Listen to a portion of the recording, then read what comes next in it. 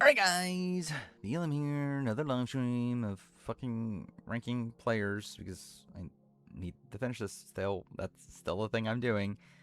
Um, yeah, just getting everything sorted here real quick. Um, yeah, do the same thing as last night. Um, so since last stream I did do some minor adjustments to things, but I guess I might as well wait for some people to show up first. Also really annoying. I guess my PS5 turned off like for no reason to where I have to fucking repair my USB drive. So that's something. Um, hey Arlie, Hyena. Yeah, generally, is there anything? I mean, like, there's Big Brother stuff going on. I'll be honest, I just have not been looking at it. Oh yeah, there's the challenge thing. What is going on with that? I like supposedly took down the challenge trailer. Like that's kind of funny slash weird to where, yeah. Like why would they cancel it though? Like that'll just be strange. Like I can see them like delaying it maybe, but like them just outright canceling it feels like, yeah, it's like why would they do that at that point? Um, yeah, maybe something to do with music rights or something. Yeah, it's like I feel like it's very unlikely that they're just outright canceling the season. Uh, like you just yeah, you would think that there's like too many resources put into that to just cancel. Unless again there's like some sort of like outside of the show controversy happening, but I don't believe there is. Um, but yeah. Tarkan episode tonight was just that. Yeah, I haven't watched it, but also it exists. uh, yeah, I generally don't care about Amazing Race Canada at this point. Also, I generally don't know what's going on in Big Brother at this point. I have not been really following what's been going on today. Um, I know there's been a lot of campaigning, and I see that there are certain people that definitely are on board with keeping Mallory over Lala. But I'm not 100%. Is that enough? Yeah, basically nothing. Cool. Yeah. Either way. All right. Trying to get everything set up here. There. Okay. Um. Yeah, I mean, like, I've just been like busy on other stuff, but yeah. Also, it's like I don't know how much new is really gonna I don't know, like happen that matters anyway at this point. And it's like worst comes to worst, I could just like listen to it on okay, what the fuck just happened? uh, this is a thing that came up. Oh no, it's gonna make me delete. Okay, let's. This doesn't matter. Why do I have 2 copies of Hollow Knight? Uh, cool. But yeah, all right. I already checked for comments. There's no new comments. So yeah, should I just jump into the player ranking? Again, I don't feel like there's that much new to talk about anyway. Again, tomorrow will be a normal stream. We'll do the power ranking, and then we'll do work on the player ranking. But yeah, tonight's just player ranking until we get it done. Yeah, so I didn't get that much done today, but I have continued the process of reanalyzing the list that we've finished beforehand. And I've kind of broken it down into more like defined tiers of like what the differences are between each tier and like exactly how they should be structured. So that has led to like some minor changes. Like all the asterisks are people that have changed. I've only gotten up to here. So like that's a decent amount of people that have changed. Mind you, a lot of those people are people that have changed just because like their tiers moved a slight bit more so than like people within the tier are moving around because I don't think there really is much of that. But again, so for sake of completion, I will like just mention the changes I did make. I did move Semhar down. I just didn't really feel like it made sense that she was with the. Where was she beforehand? Oh wait, I forgot that was the thing. I had I just outright deleted a tier. There was a tier of like it was like first boots, but there was like no actual conjunction with them. Like they were just like random fucking first boots. So then yeah, like I kind of just separated them and mixed them into some other tiers. Semhar was one of them that was in that tier. Now she's like with the first boots that had limited options, which is even, like a great description for her. But like I think ultimately her and Simone isn't that far apart. Then Nina, I actually moved up. Nina Porsche, I moved her above Shannon and Drew. She was below. I moved her above because like at least she's the second boot in their first boots. So I guess there's that. And her options weren't really limited. Again, that's not really a good description of it. It's more so a fact that I think she got like, I don't think she did much wrong. I think it's probably like a better way to phrase it. But it's like, I don't feel like making another tier out of this. I'm just going to put them all. Like, I guess technically it's more of like Marissa and Eric as limited options. And then, actually, Tifa Simone also kind of fits in that of like having a smaller tribe. But again, it's like, it doesn't really matter, the actual title of it. And then Chicken, I moved down. He was one of those in that Semhar tier that was like somewhere in this range. I moved him down to be with the first boots that had an ally that also were, I labeled it as weak. That's not really the case with him. Again, really, actually, he's more similar to these players. It's more so just like he's an outcast, I guess, more than anything. But again, he had an ally. Rachel Aiko, same thing. She moved down to this tier around Paloma and Nina Acosta, so that's something. Jackson was one of the people in that tier. He kind of stayed the same, but just like now in a different like grouping of the first boots. That, again, because he would have been a first boot. With an ally and limited options since he was in a smaller tribe. John Lovett also was in that tier. Actually, I forgot. Yeah, he also moved down a little bit. And then what else changed? I think TK I moved down a slight bit because he was in, which one was he? He was in this tier, I think. First boot and allies, plural. When it's like he really only had one ally. So it's like I feel like he fits more for the people that have one ally and then we're like limited outside that. Weak as Brule. Well, that's just the truth. Banu just moved down just based on how everyone moved around. This is a tier that did just move down. It was like a bit higher. Actually, I believe it was like up here. I just moved them down just because, again, it's a spot where like there's not much like good to praise from these people. It's just that there's not much like actively bad either. These people, I think Gio moved up slightly, if I remember right.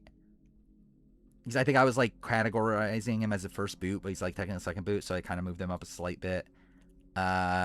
These were just moved because their tier moved. Brad moved down. I remember he was like closer to here, and he moved down.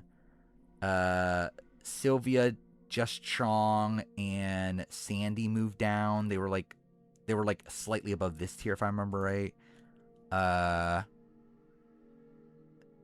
Yeah, and Annie and Marilyn were in that tier. I just broke that tier into two.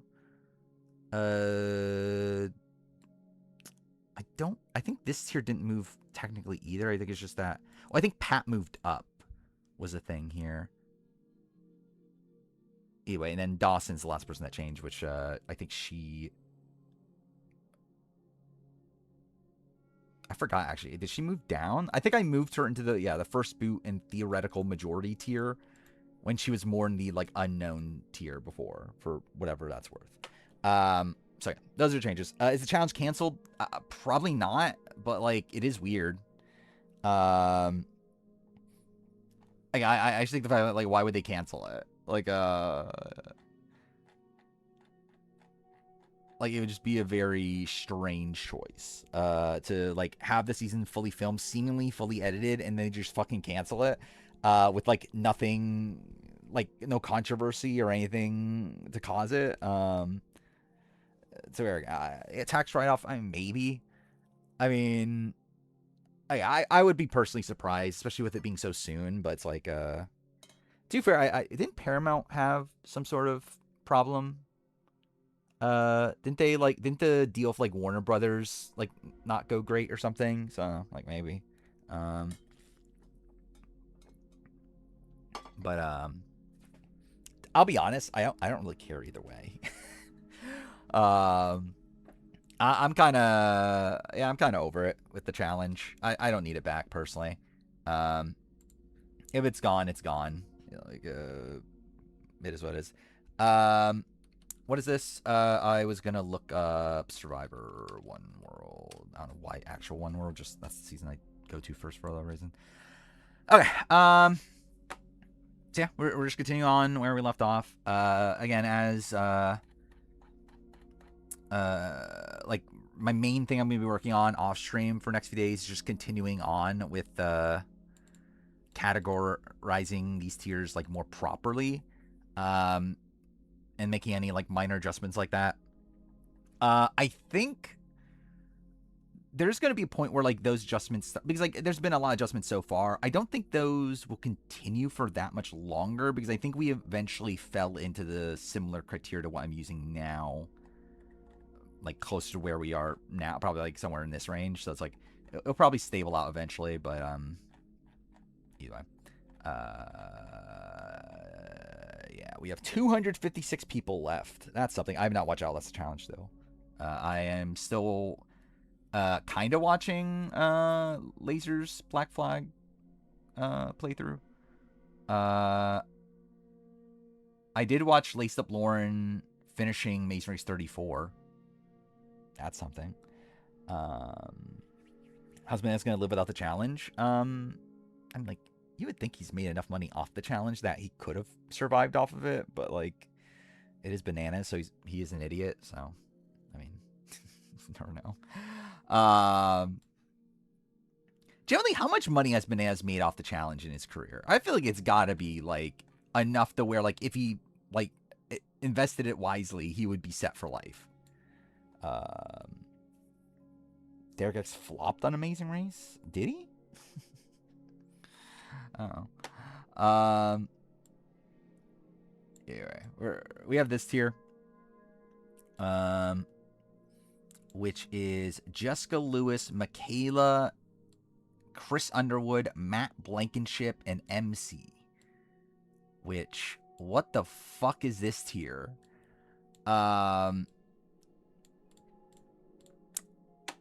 Yeah. This is something. What seasons? Legend X, Game Changers. Wait, 33, 34, 38, 44, 49. 33, 34, 38. Which 40? 44, that's what it was, and 49. Okay. Claire deserved his portion of the prize. I mean,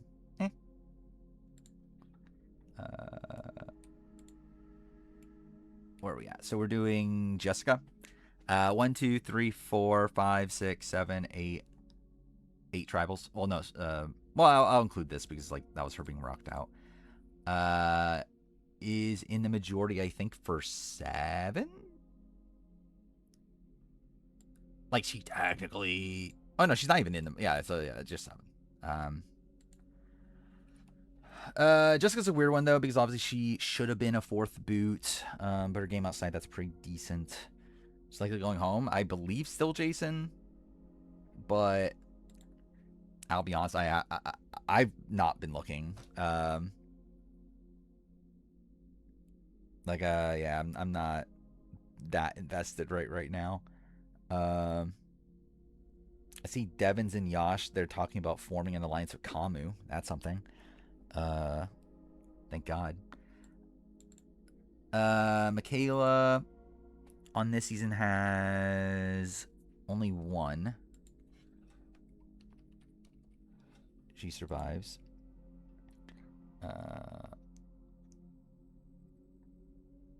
Jason's safe. Yeah, I don't believe that.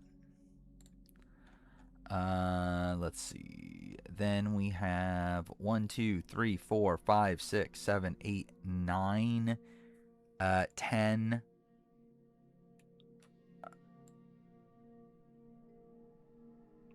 Yeah, I'll do. I think I'm counting boot ones, right? 11 for Michaela here, and she has. I'm not going to count that against her. 1, 2, 3. No, she's in the majority there. 3. So out of 11. So 8 out of 11. So that makes her record 9 out of 13. Not that that really matters. They beat your ass at work. Oh no.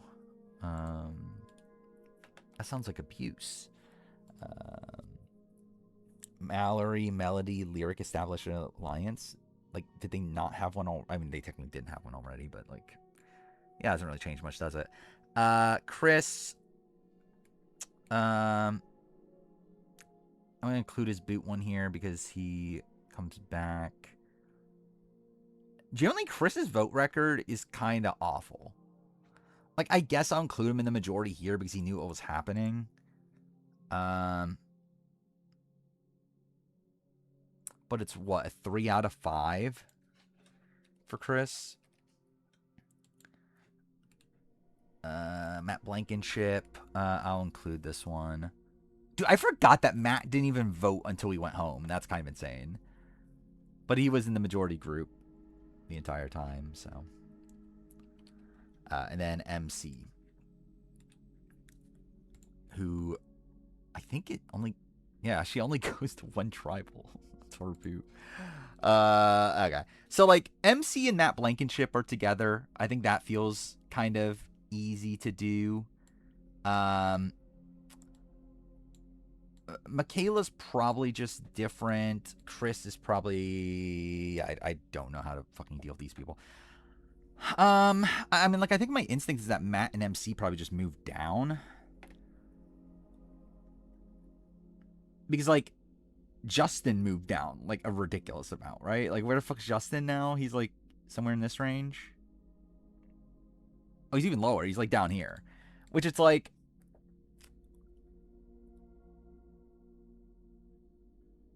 I mean, I think they're higher than this, but, like, I don't know how much higher than this I go. I mean, like, Kelly Sharbaugh is there. I think that could also be, like, a decent-ish, like, comparison point, I guess. Michelle Schubert and Jessica Johnson are there. But yeah, I think based on the structure of the list currently, I think MC and other person and Matt are moving down.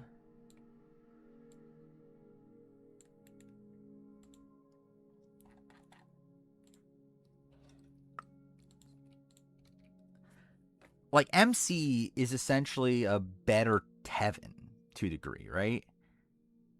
Like, she's someone that, like, was in the center of her original tribes. I guess you figured, like, her second swap wasn't good, but that was her being swap screwed. But, like, still. Like, first true tribe formation, she was running those tribes, ran the merge vote, and then gets taken out in a split tribal situation. So, like, that's actually kind of good, to be honest. I mean...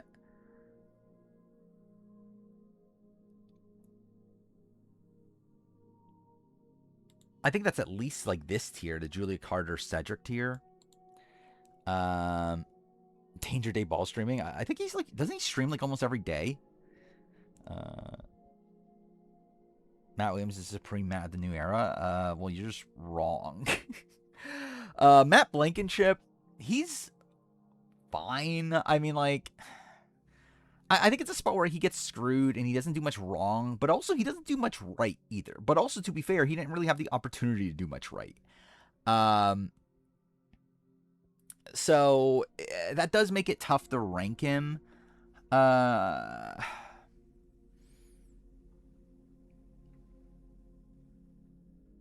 thinking both of them probably land somewhere in this range. Like, I think I do have to drop them based on the current criteria. Because it's not like their endgame paths were, like, super clear. It's like, because beyond this point, especially, like, this point, like, everyone that's after that went to at least, like, 5 or so tribals and had, like, kind of a clear, or had a clear, like, endgame path, like someone like a Charlie. Where, like, they don't. So it's like I feel like the highest I can go with them is probably something like the Jack Nichting tier. But even Jack Nichting's a spot where like he was attached to an alliance that was running things. Or like Matt wasn't. Like Matt's alliance like kind of crumbles following that. Watching the regular show on stream. Yeah, is that what he's doing? Varner over Cedric is sad. I mean, Varner's. I don't think Varner's actually that. I mean, like Varner's a terrible human being, obviously, but like, there's a 2-2 tie in a pre-merge. Is it rocks or fire making? Pre-merge, it's rocks. It's supposed to be at least. As long as someone doesn't have immunity, it would be. Because what it would be, it's like, so let's say it's like let's say it's like these 4 people are in the vote. Like, okay, wait, actually, that's probably off camera. Michelle, Jessica, Jay, Julia. Let's say like Michelle and Jessica vote for Jay, Jay and Julia vote for Michelle. So it's a tie between these two. So these two can't vote. But there's still 2 votes that are available to vote at that point. So it's like, because like the reason why you can't do it in a actual Final Four situation is because like someone has immunity. So at that point, that person has no incentive to flip. This spot, like there is no immunity, so there is incentive to potentially flip. So like they technically should go to rocks. They should technically revote, and then yeah, because like otherwise, like in the spot where one person has immunity, then the one person that doesn't have immunity, that doesn't have, because because in that spot it's like it's assumed that one of these 2 people would have immunity, right? Jessica or Julia, because they're one of the 2 people that didn't get votes. So then if there is a rock situation, let's say Jessica has immunity, that means Julia just auto goes home. Or like if there is no immunity, then there's still an ability to go to rocks for Jessica and Julia. Is how it should play out.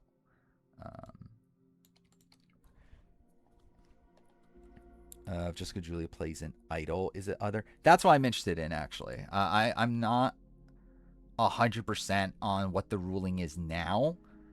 I think old rules, I think it would just be a default elimination.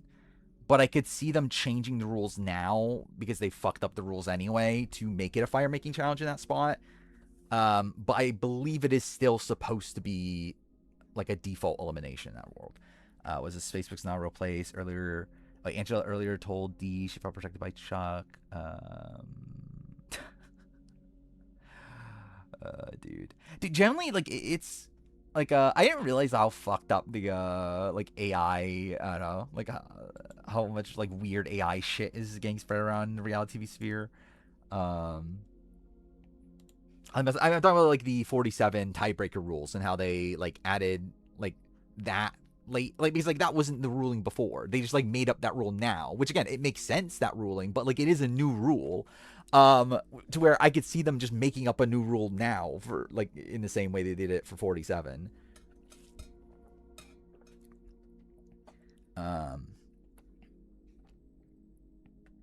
Yeah. Matt Blankenship. I'm leaning. Maybe I do go with them in this tier of Jack Nichting.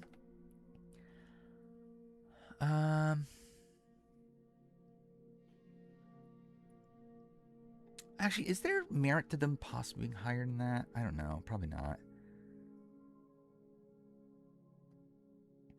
Like, I think MC isn't that far away from a Brandon. And, like, even then, Brandon had, like, that, like, got saved by an idol in the first round. So, like, MC is someone that probably should be a tad higher. I mean, I guess I do have, like, Elizabeth here. Maybe that could also be appropriate for MC. Like MC is something I'm willing to give a bit more grace to because like she was like the main person out in front and like running her group. Like Matt wasn't really that. He was more of a beta and submissive. So like I feel like Matt is kind of okay somewhere in this range. Um like he is still like kind of swap screwed. I don't know what his like long-term potential really was, especially considering like Franny gets flipped on instantly after he leaves. And it's like I don't think like Danny or Heidi were particularly loyal to them to where like I don't really feel like they had like Matt and Franny to clarify is what I'm talking about that had like long-term potential there. Where's Franny though actually? She's like down here. Yeah, like should there really be that big of a gap between Matt and Franny? It's like I think Matt, like I could definitely argue Matt is better, but like to have that much of a gap between Matt and Franny seems kind of ridiculous, right? Or like Matt is like kind of benefited from the unknown. Or like Franny, we see her game play out and she is like in need of immunity constantly. And to be fair, like Matt also like persevered through situations where he didn't have a vote, like at like 2 different instances. MC doesn't needlessly flush her idol. I don't think that's bad though. I mean, like I don't think that's that bad.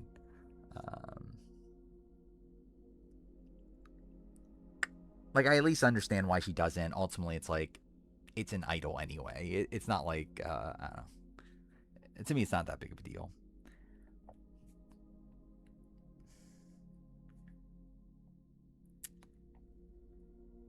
Yeah, I don't think Matt is this high, right?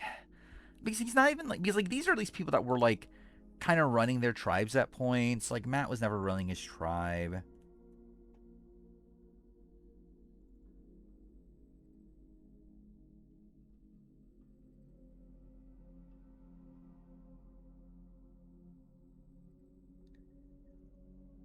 MC does need to be more like Rizzo. Everyone needs to be more like Rizzo. I mean, it is Rizzo, my man. Let's see. We got this like Libby, Chrissy, Nate Moore tier. Is that anything? Not really, right? The General, Kelly Sharbaugh, Jeremiah. They were all people that had endgame paths, which to be fair, I guess is better.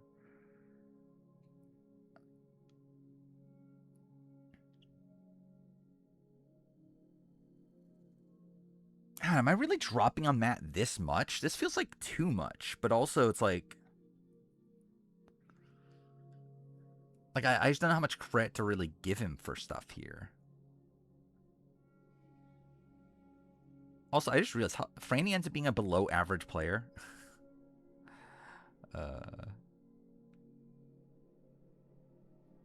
He's clearly worse than Jeff Wilson. That is true.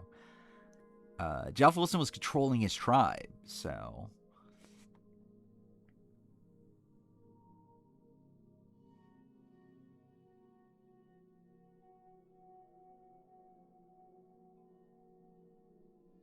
I think he might be in like this tier of like Jenny Guzan Bay and Angie.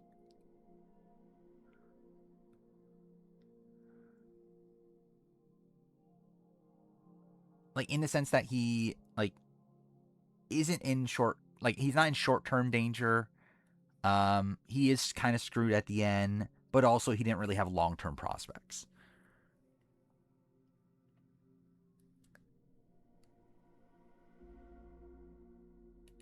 So like I think I can do this, but it feels weird to just casually drop him down like 120 spots.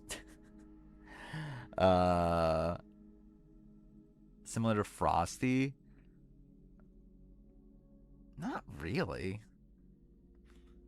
Like Frosty survived like all the tribals in his original tribe formation, got swap screwed and survived that, and then even then the post merge survived a couple votes. It's like I don't know, Frosty's just like generally Frosty's just better.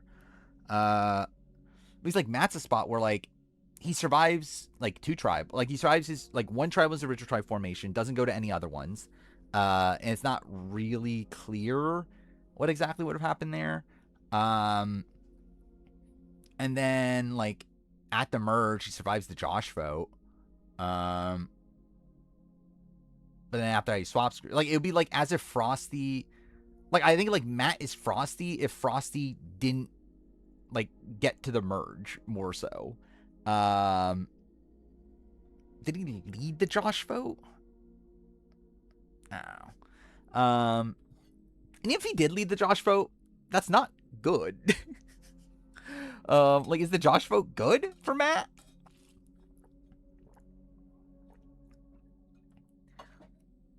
It's like, why aren't you leading the like Brandon vote or something? Like, why are you taking out Josh? Um,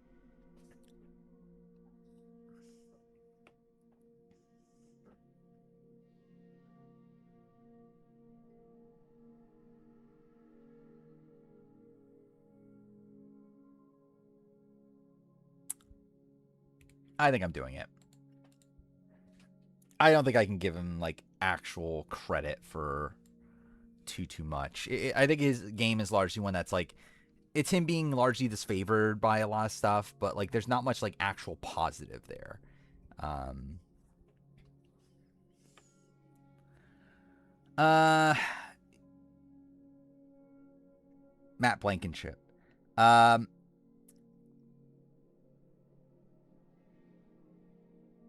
he left this shot in the dark back at camp. Uh,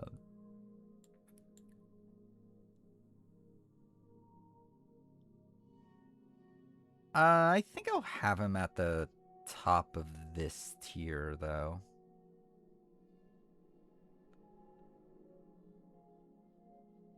Yeah, because I think with this, and actually, okay, maybe to be fair, maybe he moves up slightly more. I think the difference actually between Angie and Jenny here is that Angie and Jenny were like clearly the next to go anyway, or at least like very likely to go next. Or like Matt is a spot where like he doesn't necessarily go next. Like we don't know for sure. Um,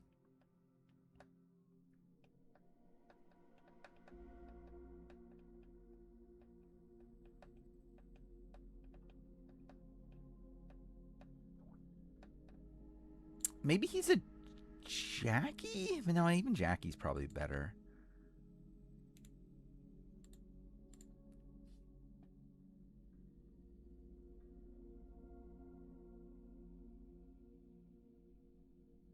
Yeah, maybe I'll go Jackie and Anna Kate here.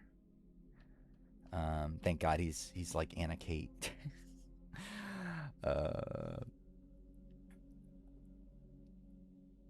what was the worst move for Christina and Sage? Voting out Sophie S or voting out Steven? Voting out Steven. I think like voting out Sophie S, I think is at least like understandable. And to be fair, like I think the Sophie S vote is probably more game ending, but I think it's more understandable. I think voting out Steven is less understandable, even though it's probably like less game ending. Well,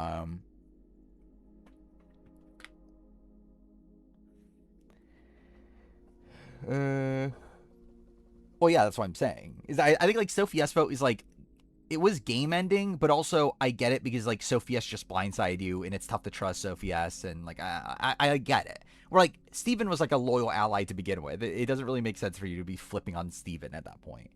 Um,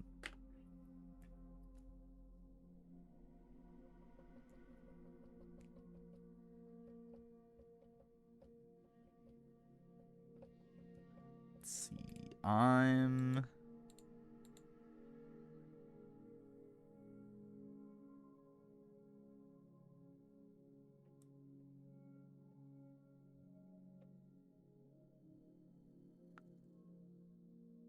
I think I'm gonna settle here. I think I'm just gonna leave him here actually. Um, Again, I think it's like Matt is someone that I don't know how much actual influence he had in his original tribe formation. Like Jackie, we know she was part of the core. Anna was clearly part of the core. Matt, it's like I don't know. But again, he was still kind of screwed out of the game.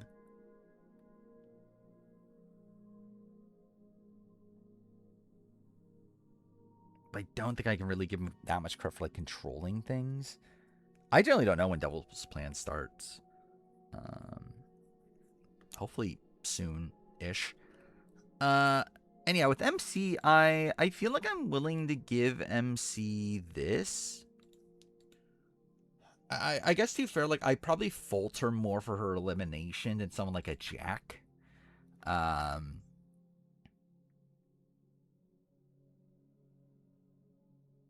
is Butch top 300? Yes. Thank God.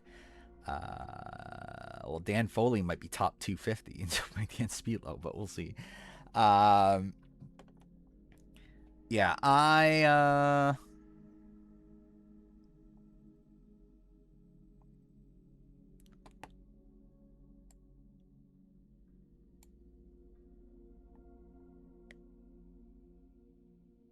actually I don't know. Maybe I do move back down to here.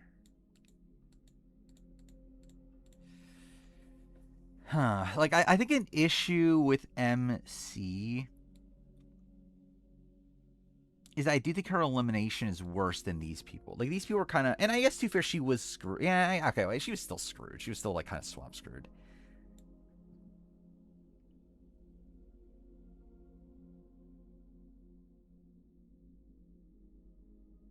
But I mean, so was like Cedric. But I guess to be fair, she was in a power position before the swap screw, where like Cedric wasn't by that point.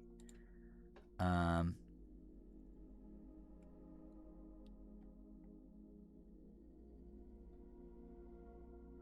trying to remember, what is Randy and Michelle Yee again? They were playing for an alliance that wasn't benefiting them, right?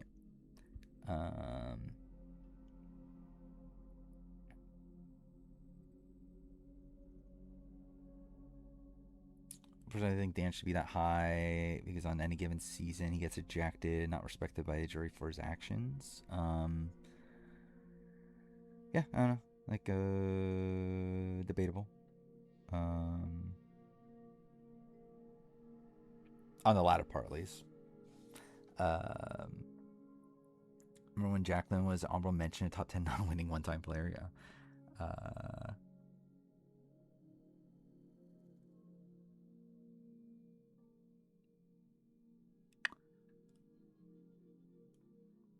I'll give her this. You know what, actually, part of me kind of wants to move Cedric and Julia up, actually. I don't know. At least Julia, like, because, like, but I guess Julia causes her own downfall, and it wasn't a swap. Actually, no. Okay, yeah, maybe not.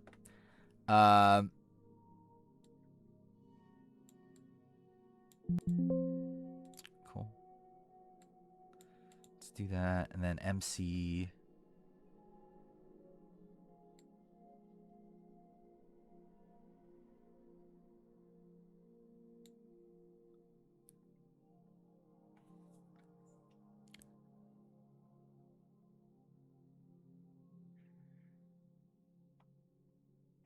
Do I go with this?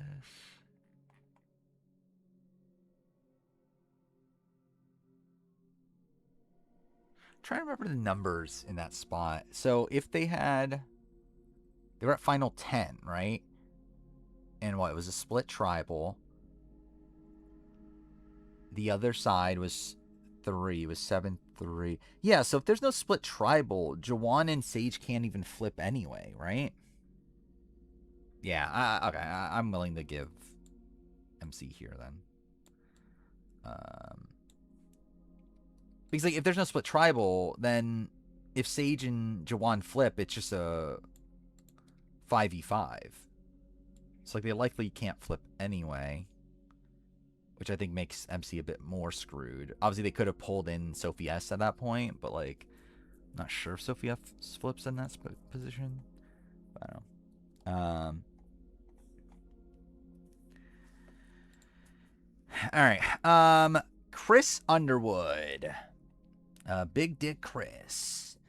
Some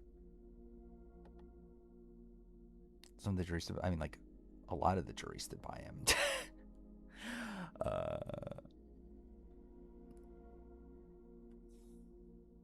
That's not what happened. The people that didn't attend the reunion show were Elizabeth and Jack. They didn't show because Elizabeth didn't want to be associated with the show anymore, and Jack is Engage tour.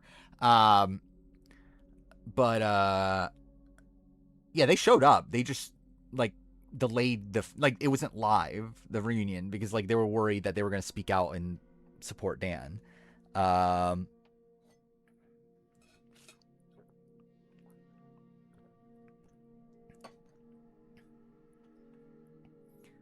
No, Elizabeth was more so just like based around the controversy that was going on. I mean, she got like really trashed on online over the Dan situation.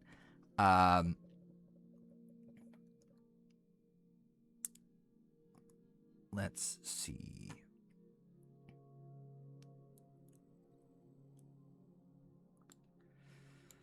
Yeah, what do I want to do with Chris Underwood?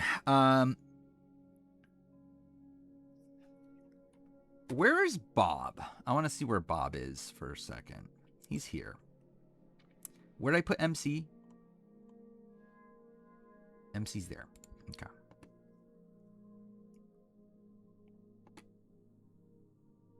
Am I going to have Chris below Bob at this point? Because I think based on the current criteria, I think I kind of have to. Like, as much as I was like shitting on Bob and everything, I think based on the current criteria, like Chris, like I think best case scenario for Chris is this, genuinely. Because like ultimately, again, he only goes to 5 tribal. He only survives 5 tribals. He's not even in the majority. Like essentially, so like his first 2 tribals are pretty decent, but even then, he's voting out Keith, who's like someone that was like deadly loyal to him.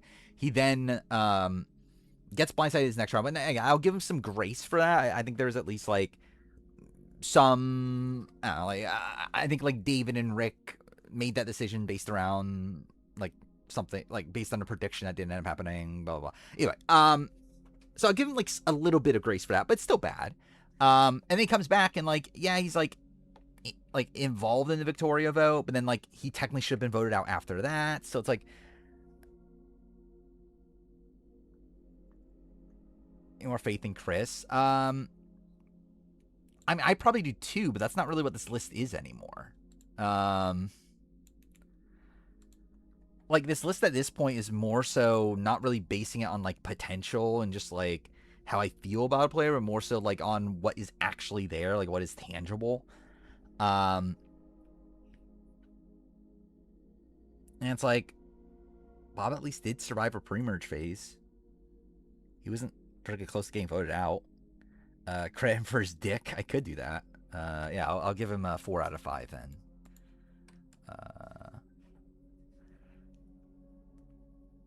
But generally, like he's technically worse than MC, right? Like MC at least was like controlling her first 2 tribe formations, and then even controlled the merge vote. I think he's probably a bit more in line with Jack, but even then, Jack wasn't like naturally in danger in the pre-merge. To where like I feel like Brandon Cotton is probably a better like comparison there. And even Brandon like had better recovery, like social strategy wise.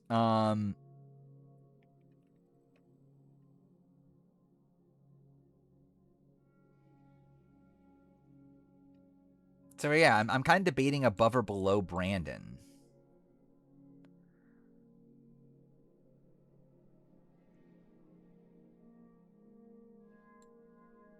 What's funny is that like he actually barely goes to more tribals than Brandon, despite being a winner. Yeah, even Dan Rengering's kind of interesting. And I guess yeah, to be fair, Dan Rengering was never in danger in the pre-merge.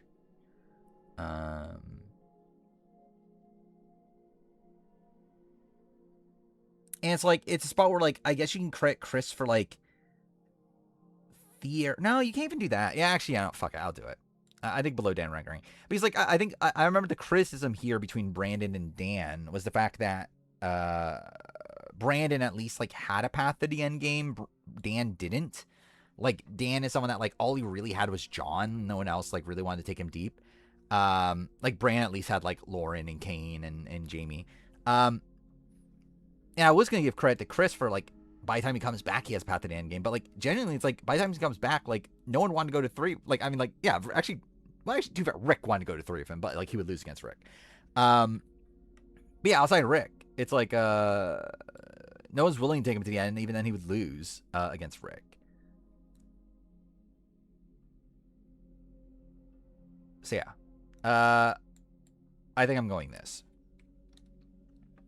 which means Bob Crowley's officially not the worst winner on the list anymore. Good for Bob Crowley. Okay, and then Jessica Michaela is going to be kind of a more difficult one.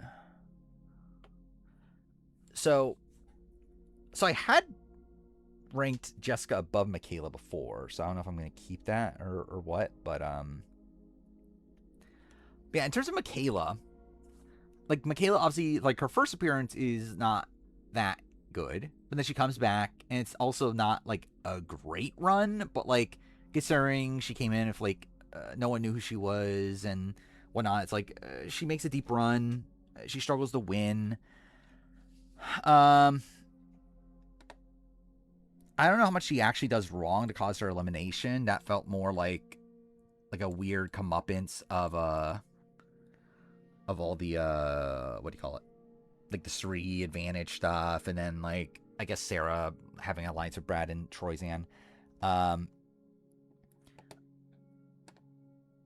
where like I feel like she's below Philip Shepard, but generally I don't feel that bad about putting her somewhere in this range. I think the issue still comes from the fact that there's not like I mean I feel like she's better than Angelina, right? Maybe. I mean, I guess like to be fair to Angelina, Angelina made it to the end on one of her seasons.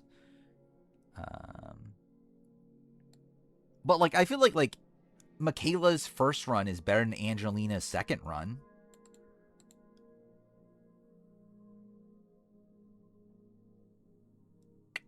And okay, I think maybe I am going somewhere in this range though. Philip top 250, yeah, it's probably gonna happen at this point. Actually, I feel very it is gonna happen at this point. Because I think probably a few more people are moving down still.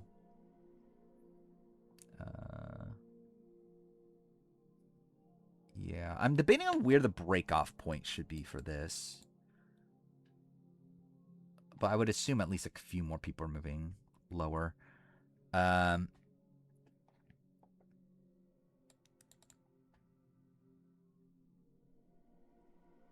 yeah, Michaela.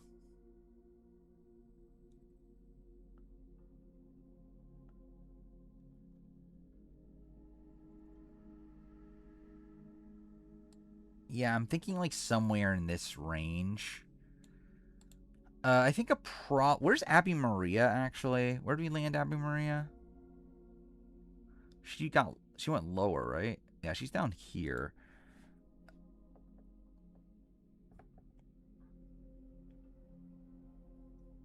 Is Michaela that low? Like Abby Maria consistently got 2 deep runs. Michaela didn't, but I think Michaela's probably a more like active player, I guess.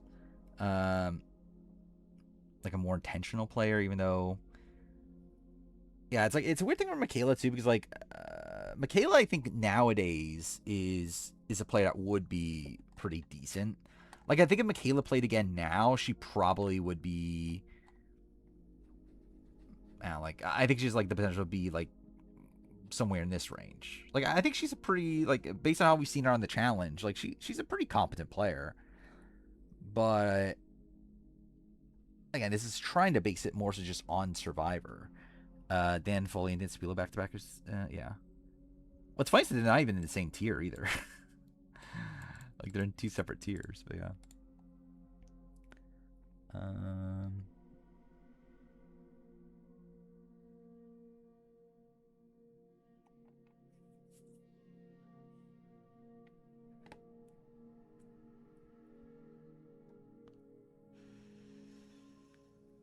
Yeah, I'm not really really sure where I want to go with this. Like, part of me is saying Angelina, part of me is saying Abby Maria.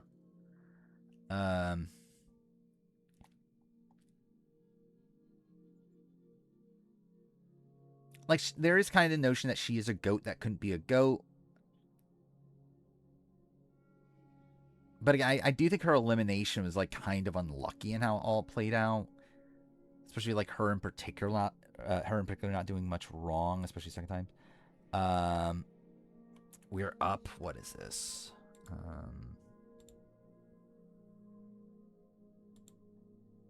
Okay, cool. There we go. There's a chill about this when it doesn't benefit them in the slightest. I mean, are we up? Like, I don't know. Does that tell us much?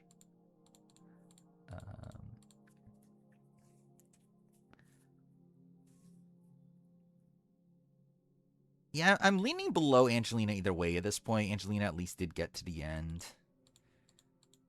on what was like a fluid season. Michaela didn't. Where's Abby Maria again? She's down here.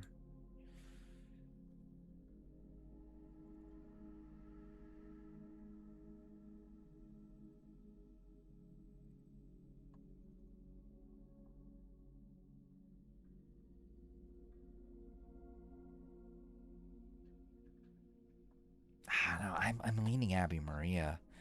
Like I think because it's just a spot where like she doesn't get really anywhere close to the end.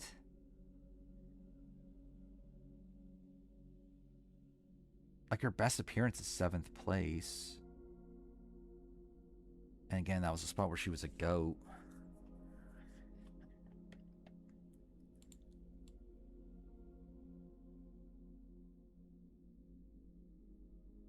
Yeah, even these players were like able to get further than her. And debatably have more win equity.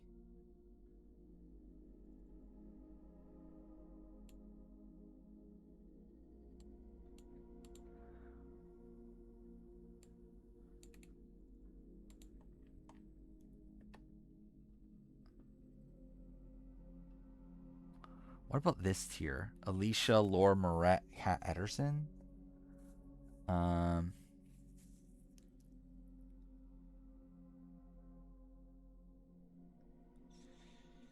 mean, Abby had like Kelly Wentworth.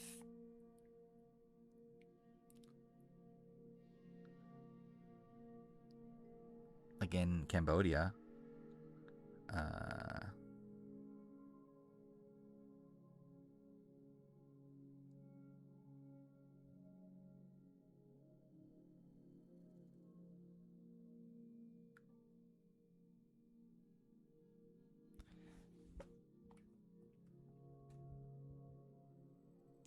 A player of influence. I mean, that doesn't really mean much though in that spot when it's like, again, Sri didn't get to keep her. Like Sri still failed to keep her. And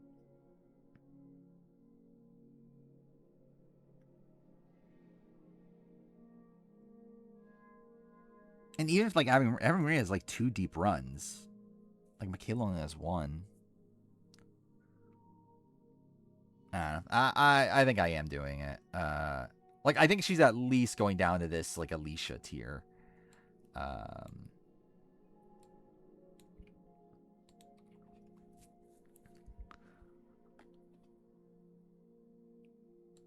mean, maybe I could do something like this Cat tier, like a. Like generally, her and Cat's track records are similar-ish. I mean, Cat had more win equity in One World, even though like people liked Cat in One World.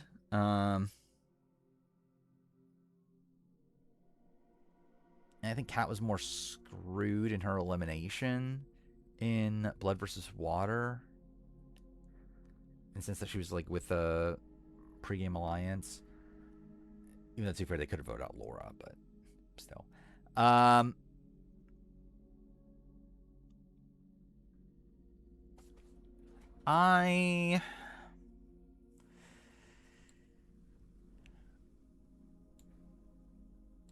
I think I'm leaning here or there with Abby.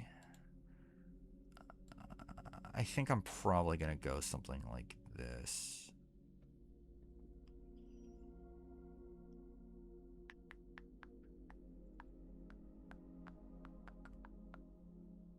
Or maybe even above Laura Moret. Laura Moret, let me think that through.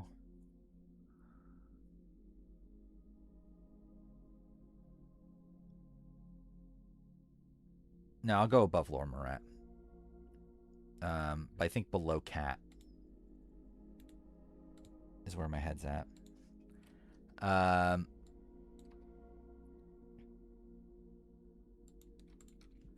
It's like there. Then again, I think her versus Alicia is also kind of interesting.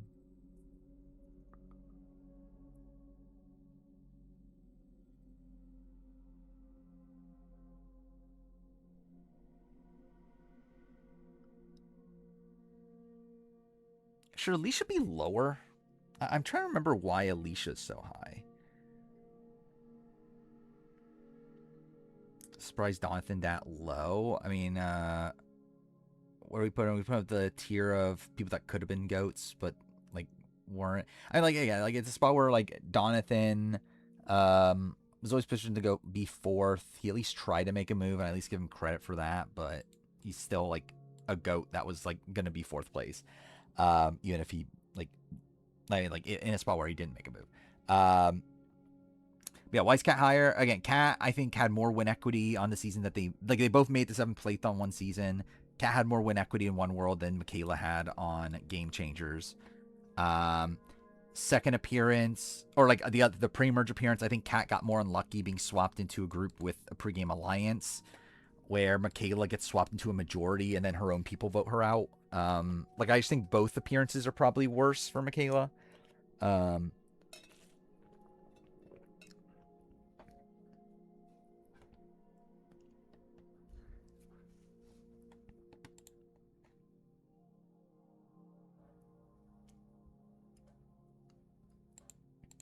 I'm debating Alicia. I actually feel like maybe Alicia should be closer to Laura Moret. Like maybe it should be Kat and Michaela above them.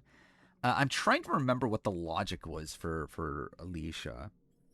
Because like in All Stars, like she gets to 7, but as a go, I guess she like almost got to 6 for whatever it's worth, but like doesn't really mean much. And in her first appearance, like she also was like at the bottom of her alliance, unknowingly. So like even if the Kuchas got the numbers, like she's still probably like the first, or no, she's like the second out. I don't know if pregame again, like how much. I guess too, for pregame did matter with the Brad Troisian of it all.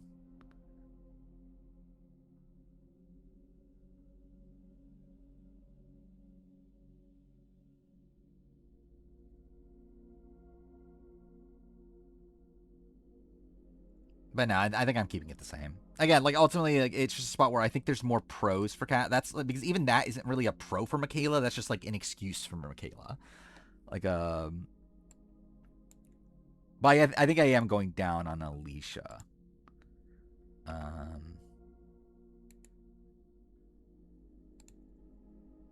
Should she even be above Laura Moret? I guess she has a cleaner path deep into the game. Yeah, actually, I guess to credit Alicia, she was like post-merge both seasons. These people weren't.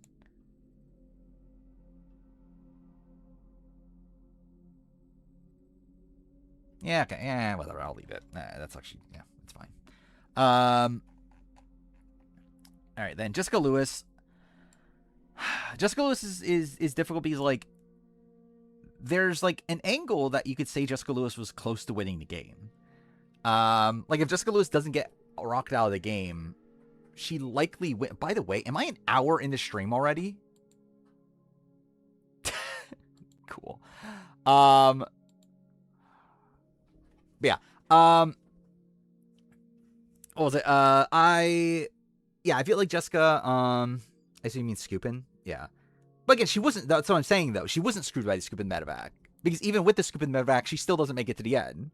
Like even if Kuchar had the numbers, it's like she gets screwed out of being like 5th place but she doesn't get screwed out of winning or anything. Like it's like, um, they're like either way. Like she was at the bottom of her alliance, but it's like yeah, it's like I guess that's better than the people that those other people. Um,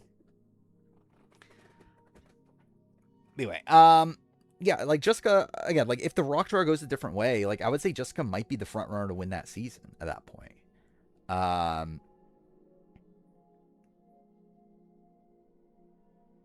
Like even if the Rock landed on like Adam instead of her, it's like Jessica probably is the front runner to win at that in that position.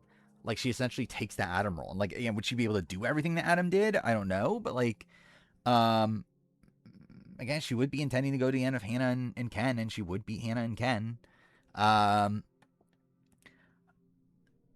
so it is like, yeah, it's like kind of weird where there is that like revolving door that feels like somewhat clear, but also, yeah, that's what I'm saying. Like, it's also the fact that she got saved by Naito in the Lucy round.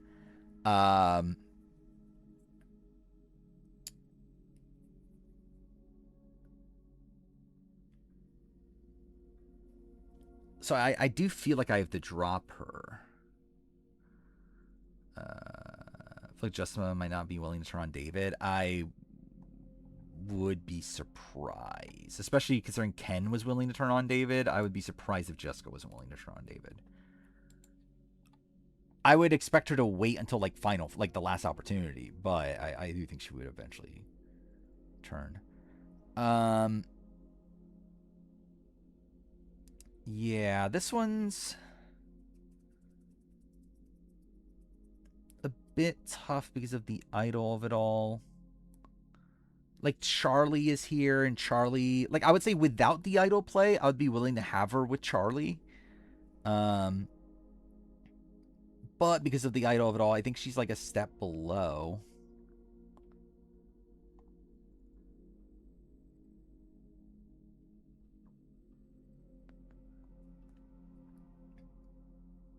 And like even then, even if like because like even if she is in the majority post Rock Draw, it's like it's not even like clear cut. I don't think she was actually upset at Ken for being disloyal to David though. I think she wanted him to own it.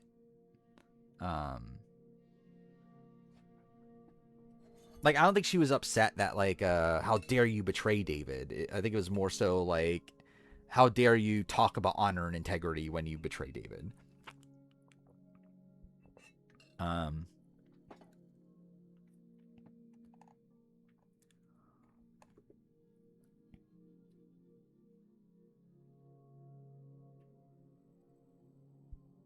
I think I'm leaning like Liana level, possibly. Liana Kim Powers. I think that kind of feels like it makes sense. In the sense that it is still like kind of unknown if she actually wins, if things go the right way. Plus also knocking her a bit for the idol of it all.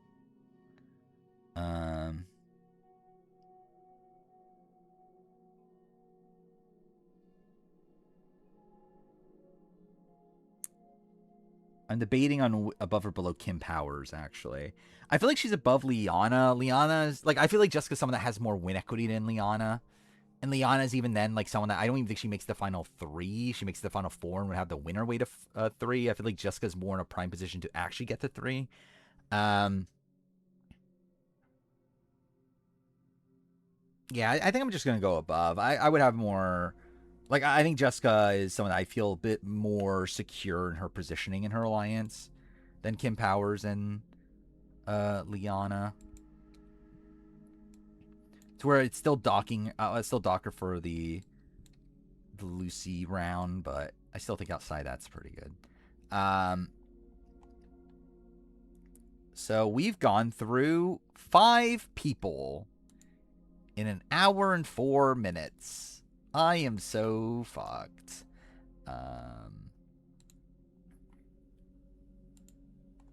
Okay. Next tier. This was like kind of the like messy, somewhat dominant players.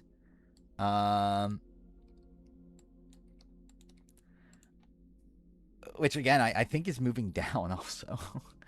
I think we're gonna like generally I think a lot of these people are just moving down for a bit, which like I'm worried how high these players are gonna get. But generally I think they're moving down until like this tier. And maybe some of these people will end up staying. I think there's a couple that could potentially stay, but like I think a lot of these people are kind of moving down just based on the current criteria. Which is making me worry that like is Dan Spilo and them gonna potentially make like top 200 or something. But we'll see. Yeah, okay. So we got John Mish. Okay, yeah, I'll just look at the voting charts first. We have 29, 33, 37, 38, 41. 29, 33, 37.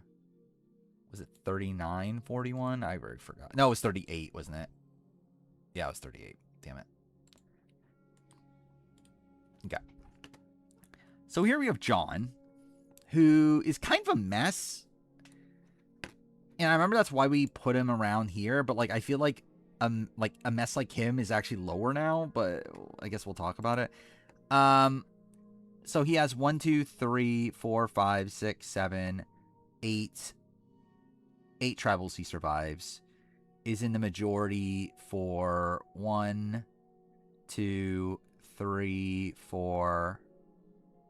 Not gonna count that. 5, not gonna count that. Yeah, 5 out of 8. Again, it's just a very spotty record. It's like he is in a central position for a lot of the game. But like even then it feels like it's like somewhat handed to him just based on the fact that he's like with Jacqueline, and it really comes from just the fact that he has Missy. Like it's like his connection to Missy is really what ends up giving him an entire like majority group, because like with him comes Jacqueline, with Missy comes Baylor, with Baylor comes like and with Missy comes Natalie and Jeremy. So it doesn't even feel like that earned for like John to be getting that position. It just feels like he kind of like lucks out from it being a Blood versus Water season. So we'll talk about that a bit more when we get all the other ones done.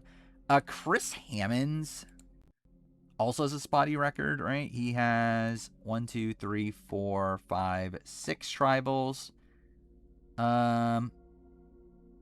Maybe it's not as bad. I think it's 5 out of 6. Yeah, I'll give him credit for that, right? Yeah, so I would say 5 out of 6. It's not horrible. Missy actually didn't flip on John, technically. Missy knew that John was going home, but she was unwilling to vote for him. Like literally going back to the voting chart. Oh wait, I can't do it from here. But she actually doesn't vote for John because she refused to vote for John. Like here, she actually votes for Jacqueline both times. Oh, you can't see it because it's blocked by chat. I don't know if you can see it now. Either way, yeah, like she knew John was going home, and like she wasn't gonna blow up like Baylor and Natalie's spot, but like she didn't actually want John to go home, and wasn't willing to like actually vote for him.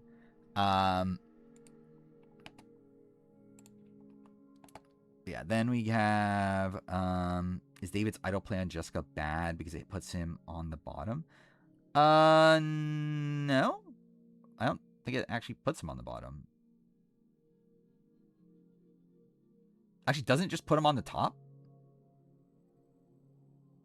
Yeah, I think it does the opposite, doesn't it?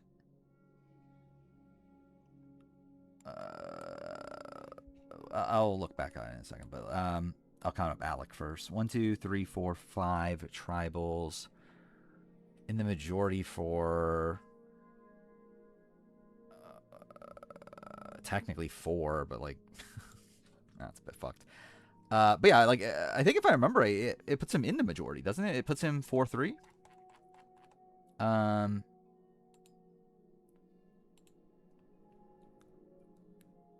Because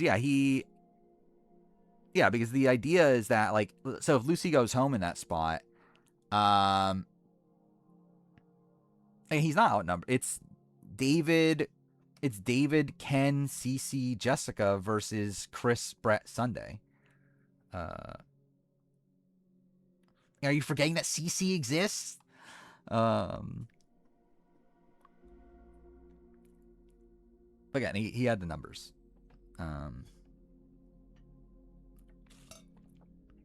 Yeah, Cece's with him. Like, Cece votes like with him to vote out Lucy, and is voting with him to vote out Paul.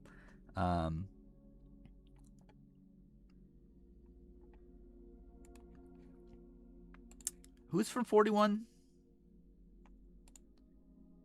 Oh, we're Danny McRae. Okay. 1, 2, 3, 4, 5 tribals. Majority for 1, 2, technically 4. But it's also. I mean, the thing is, like, these people don't have bad voting records, but they're just actually not that good.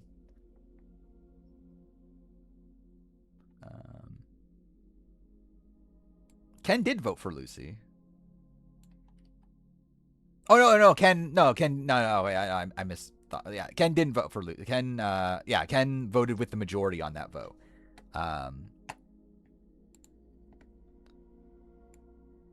From what I remember, I don't believe he knew. Yeah, like, he didn't know what was happening there either, technically.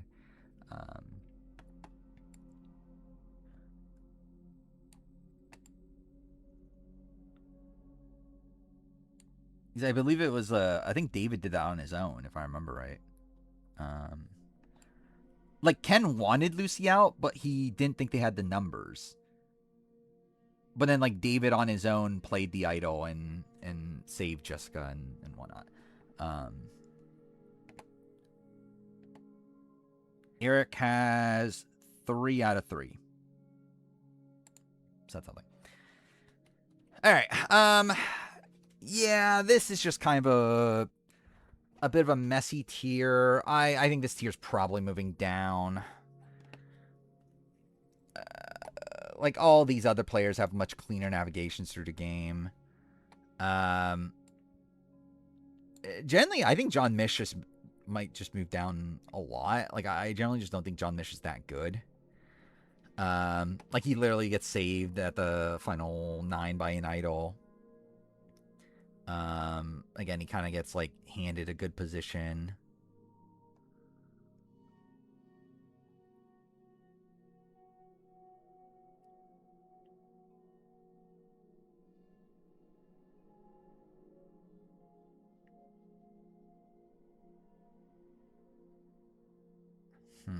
How much do I want to drop him, though?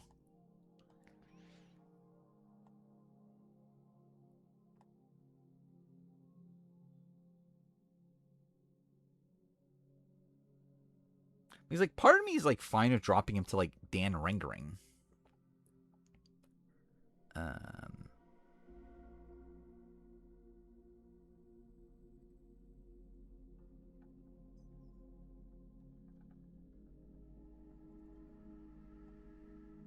I mean, generally, like, is he worse than Elaine? I could see him being worse than Elaine, even. Like, I could see him in this, like, Elaine Brandon Hance tier. But I guess, like, credit to him in the fact that, like Missy didn't want to vote him out, I guess. I don't know. He's like, he was a pretty big jury threat. If he gets to the end, he probably does win. And, like, technically, like, Jacqueline was willing to take him to the end. Technically, Missy was willing to take him to the end.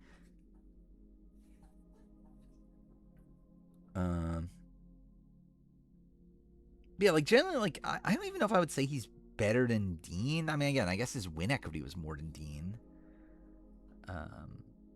But yeah, I don't think that was really, like, earned. But I don't know. I think I'm probably settling around here. Like a Dan Ringering sort of level.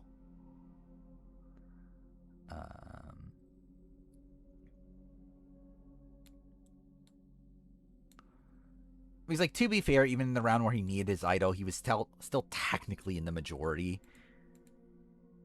So I feel like that is kind of Dan Rengering coded. But yeah, I think he I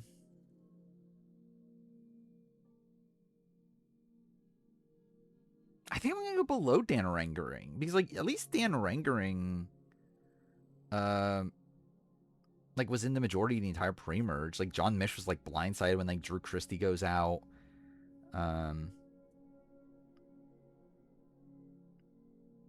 That's cool. It's kind of funny. I ended up like bidding on a whole bunch of random shit earlier today on eBay. And I've been getting like notifications all day of like, oh, I've been outbid on like so many things, which is like very funny. Which like I expected to be outbid, but it's funny that I just like kept on getting like notifications left and right about it.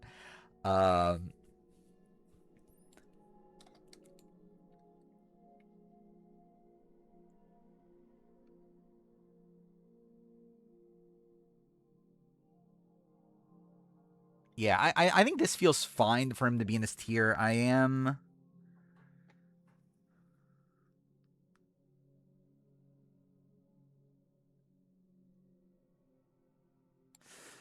think I'll actually maybe I will give him the edge over Dan Rangering. Again, John Mish at least had an end game path.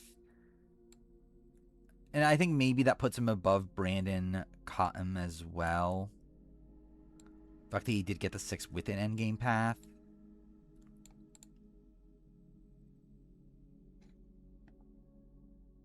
But yeah, I think this is probably where he lands.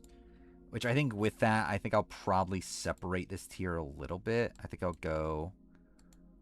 I think like Jack and MC are together, and I think the other 4 are like a separate tier.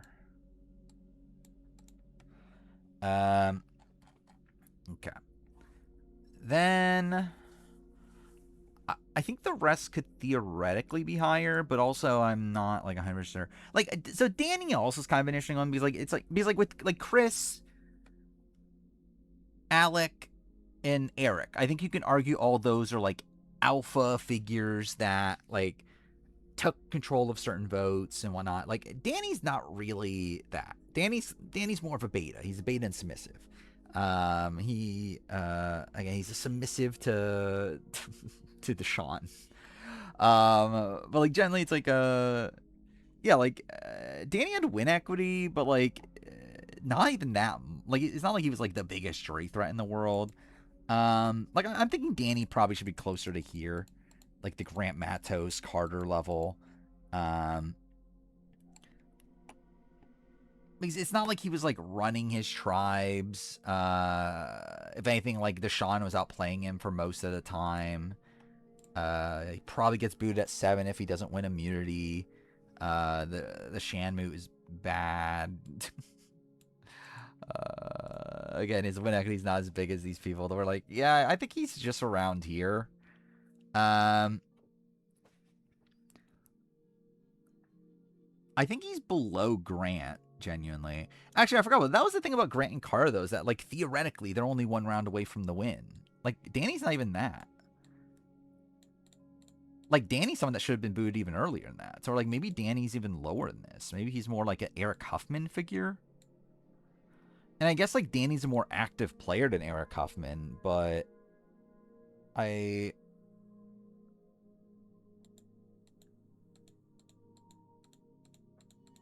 don't think that's the worst thing in the world. I guess the difference, though... I mean, to be fair, I think Eric Huffman's actually fine. Chad's in that tier also. I do think he's a bit different than Chad. But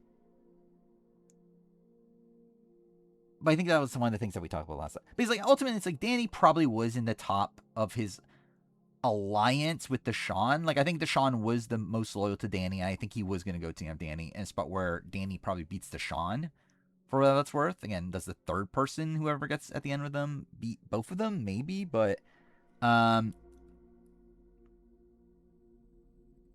yeah, I'm leaning Danny here. He's able to main control more than Eric. I think he's also a more active player than Eric. Though I think ultimately they're kind of they end up being in a fairly similar position of not really having much of a path to the actual end.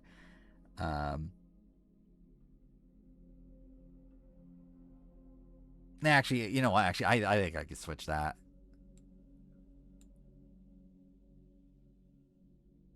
I guess the thing about Danny, you can argue he was screwed over by the hourglass, like that disfavored him.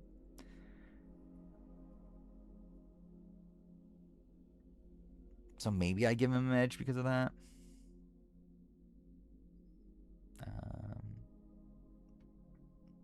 Yeah, I think he beats those people.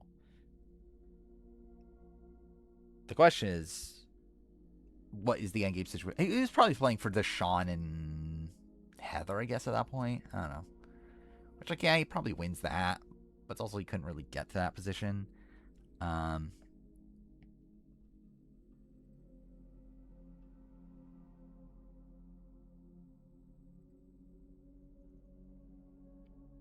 Yeah, and the thing also is that it technically played out in one of the better case scenarios for Danny, and he still doesn't get to the end. Where like, at least like Eric Huffman, like he comes to the merge like so down in numbers. Like Danny comes to the merge with numbers and still blows it.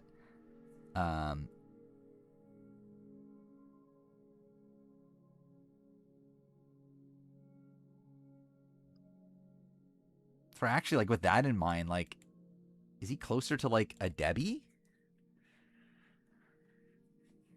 I guess he's like Debbie was like the third in the alliance, while Danny was the second.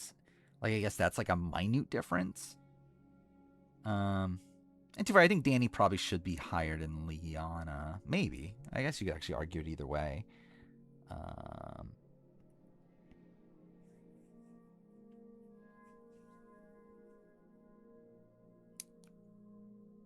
Mitch also comes with numbers? Oh, Mitch like comes with the merger numbers? Yeah, that's fair. But also Mitch like got closer to winning.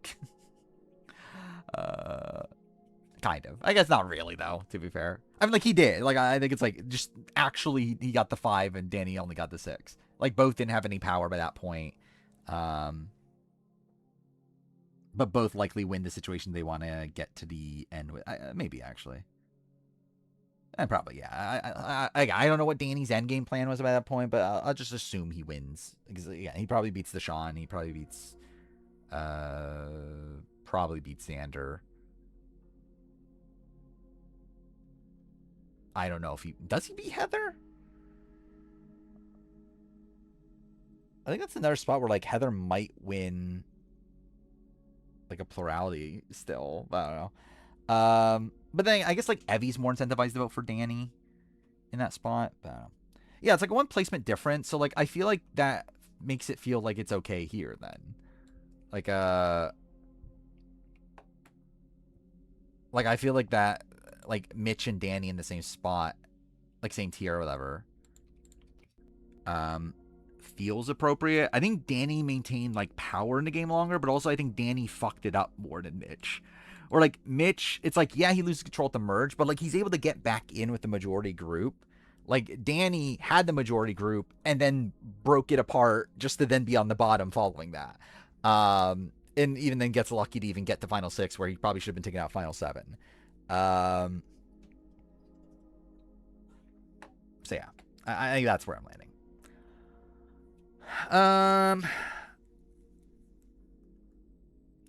Yeah, what were we doing these?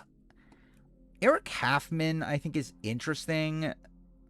I'm trying to remember why he's so high, though.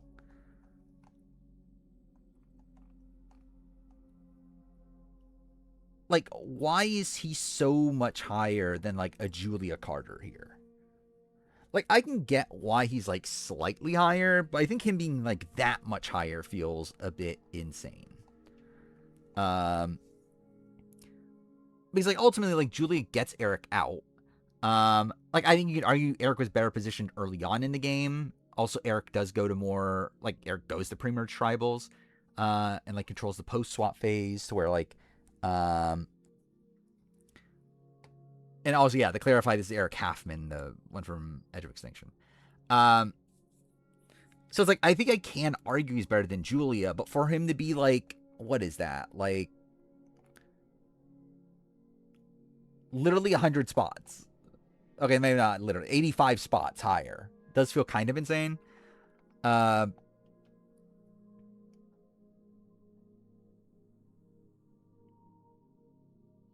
especially because like, he's flipped on like almost instantly after the merge. It's a spot where he doesn't really maintain power for that long. And it's also, yeah, I mean, like, I think he just moves down. I think it's just tough to argue why he's so much higher than Julia Carter. Like, even in comparison to like these players were like more screwed in certain situations. It's not John Mish, but like, anyway, I think like Brandon, Dan Rangering, like those players are more screwed for being like early merge boots. Like, Eric just genuinely got flipped on by his own people. So yeah, I think he's probably just closer to here, genuinely. Um,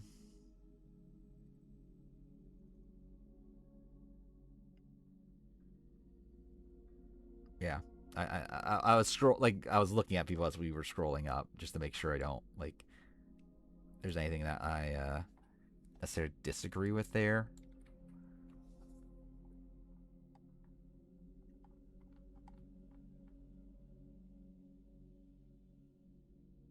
Yeah, I think I'm gonna land him around somewhere around here.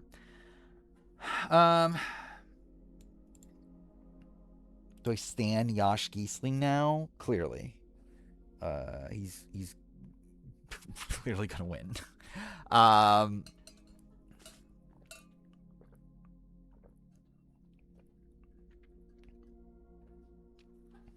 do I just settle him lower than Julia? Because then Julia literally does not play him by the end.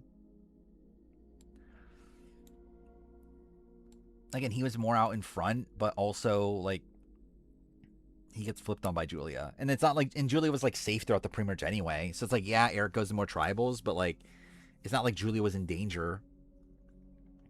Had she gone to tribals in a spot where he went to tribals. Um, if anything, actually, he might be just closer to the Tevin Sierra tier, actually. Um, I mean, even Michelle, though. Michelle was, like, taken out as a safe vote. Like, I think Tevin and Sierra feel like it was actually more of, like, a flip against the person that was, like, the best position in the pre-merge. I guess a credit to Eric, though, is that he still had, like, Rick, Rick, Julia, Ron on his side by the time he leaves, where like Tevin only had like Hunter, Sierra only had Sam and Rachel. So it's like Eric at least had more like people backing him by the time he leaves the game. Which I guess in that sense, that is kind of a more of an equivalent to Michelle Schubert. Michelle Schubert also had like, again, it was like 4 people there. Well, like 3 plus her. Um, I think I'm just gonna do this then. Yeah, I think I'm just gonna leave him here. I think he's 1 spot below Julia. Cool. I think that's the easiest thing to argue. And I think I'll actually put him in the Julia tier, though.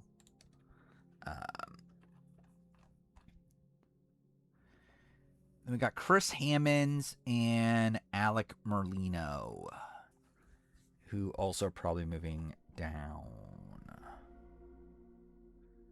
I'm very worried of how high these are going to go.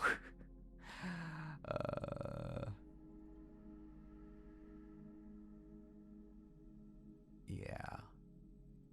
We'll see.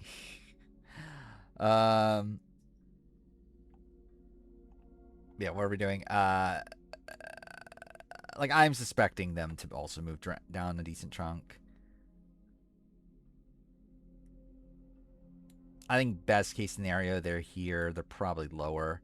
At least Grant and Carter came relatively close to having a winning scenario. they didn't. So that's not what I meant to do.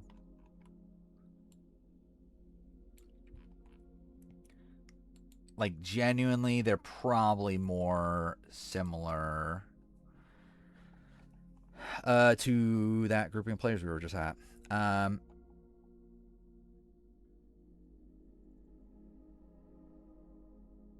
Maybe like this grouping here. But even these people were like kind of more screwed or made it like to the tail end. Chris Hammonds was like 11th place. Alec was 10th place. Like they were definitely way further out.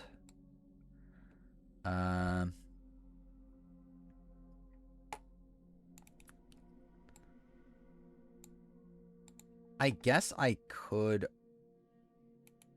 argue this tier, like the Elaine Brandon Hance tier for like Chris in particular. It's like Chris was on top of his alliance, but he didn't really have a like that alliance wasn't ever gonna run things though. Like that was never the true majority. Like that alliance was always like set up to be flipped on.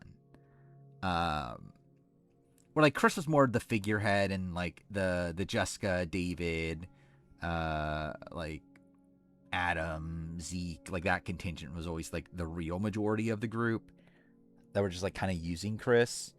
Or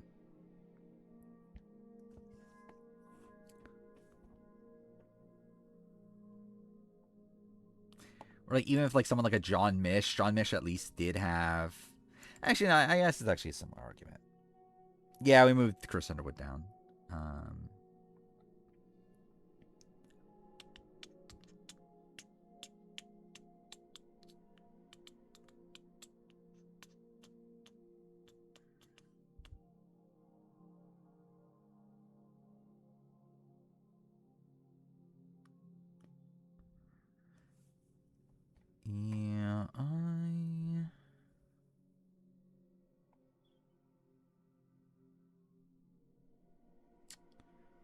Yeah, I'm leaning towards this, but then he does go to more tribals, and like is like even by I mean I guess you could argue he was on the bottom of the Gen X tribe by the end of it, but still in a good position for most of it. Was never in actual danger. In the second phase, he's controlling things there. Controls the early merge phase also. So like I guess that is pretty decent.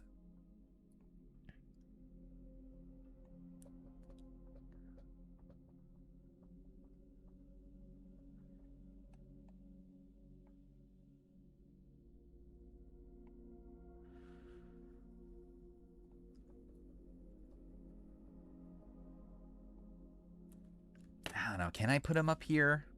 I don't know. Maybe.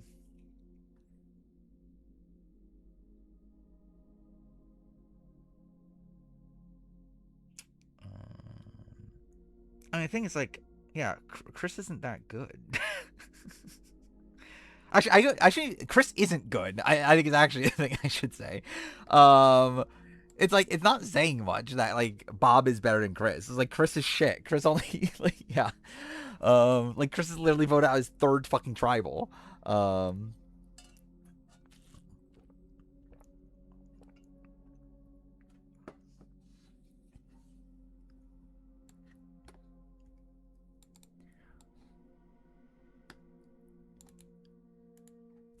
thinking about moving back up. I think I will give him credit that he ends up being the majority for 3 different phases of the game.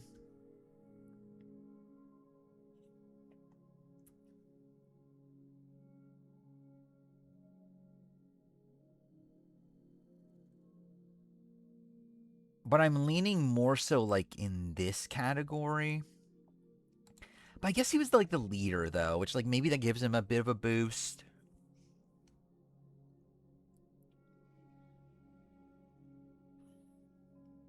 I mean, should it really be higher than like Butch though, who's like theoretically? And we are talking about Chris Hammonds now, but someone mentioned Chris Underwood.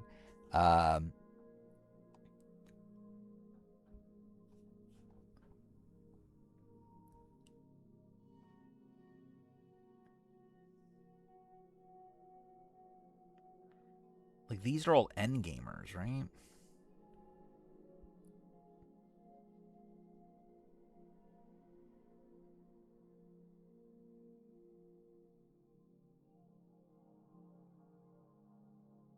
Maybe I do just settle for something around here.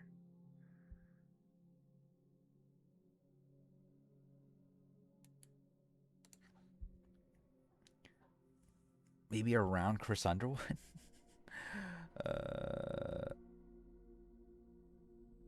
Here's an entire endgame stretch as the players better than anything Bob could ever dream of. I don't agree with that.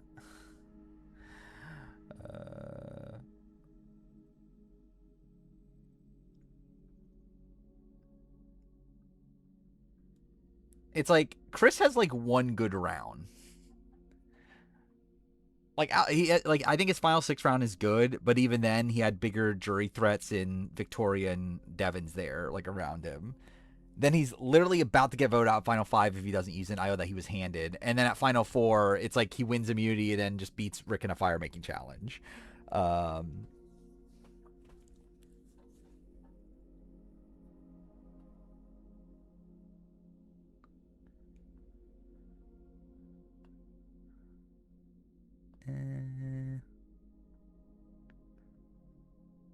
Chris Hammonds versus Dan Rengering. Actually, Chris Hammonds versus Chris Underwood.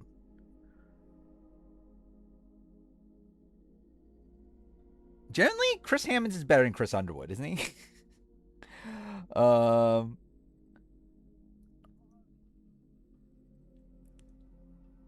Like, Chris Hammonds didn't get voted out as 3rd tribal. Then, like, runs the post swap, runs the early merge after that.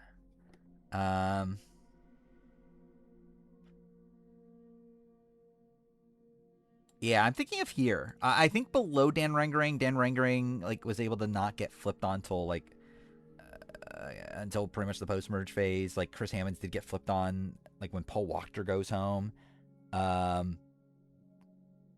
But yeah, I think Chris Hammonds feels closer to this tier.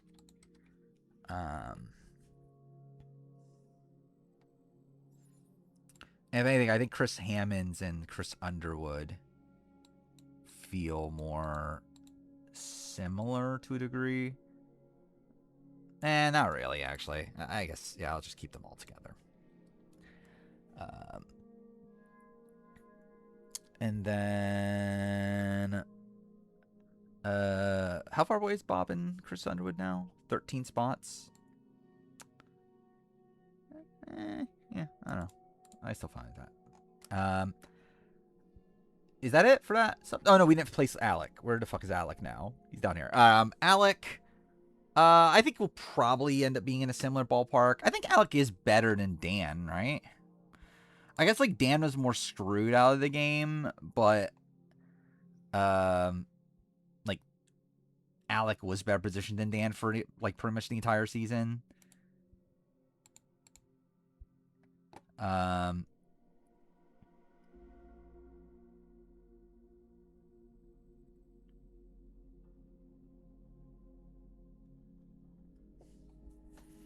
don't think he had a long-term position. Like I'm kind of leaning towards like one spot above Dan. I think like all these people, like these people like struggle with endgame.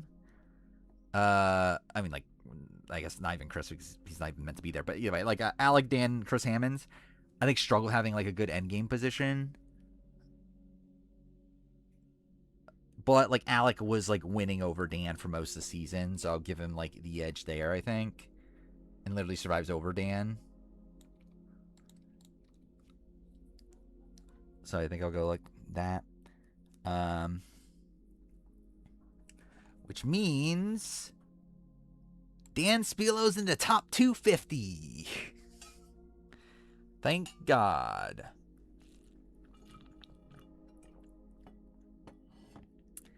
Yeah. This is pretty shit, but whatever. Genuinely, I think I think they're probably gonna be around like here if I were to guess by the end, because I think a lot of these people are gonna continue to move. Well, like I think until here, I think this is probably the point where I feel confident in moving them up here. But yeah, before that point, it's definitely gonna be more people moving down. So that's great. All right, we got Julie Berry, Tracy Hughes Wolf, Reed Kelly, Will Wall, Gabby Patscusi, and Heidi. We have reached Spilo. It's just that he's continuing to climb up. He's here at 250. And he's about to climb up again. Thank God. Actually, how far in the stream are we? I want to count after every tier how many people we've done. We've done 10 people this stream in 100 minutes. Cool. Dude, it's 1 a.m. That's fantastic. All right. So what we got? Season 9, 16, 29, 33, 37, 44. 9, 16, 29, 33, 37, 34. 9. Fuck me. Okay, mouse. Thank you. 9, 16, 33 was in there. 29, 33, 37, 34. 29, 33, 37, 44. All right, so this is Julie Berry, who I know has a train wrecky track record. What'd you miss? Dan Spilo's in the top 250. That's what you missed. Generally not much, just more of the same.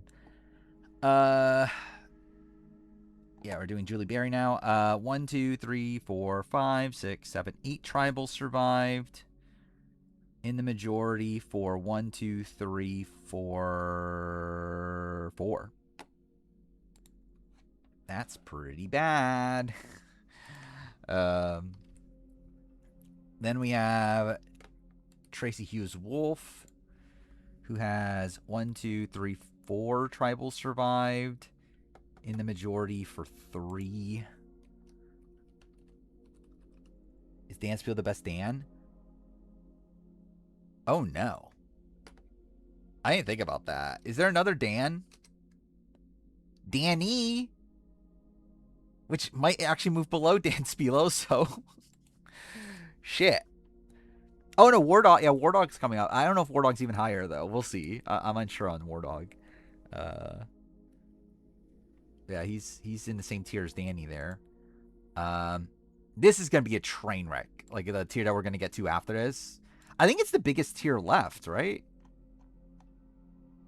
Yeah, it's by far the biggest tier left. Mainly because it's a whole bunch of people that like had like some control but like get flipped on, and it's like, yeah, I think they're moving down. But we'll see. We'll see how it works out. Reed Kelly has 1, 2, 3, 4. I'm surprised actually. I thought he went to more tribals. Only 4. In the majority for only 2. So that's a pretty bad track record actually. Will Wall has 1, 2, 3, 4, 5, 6, 7 tribals. Majority for 1, 2, 3. That counts for 5, 6. That was out of 7, right? 1, 2. Yeah, 6 out of 7.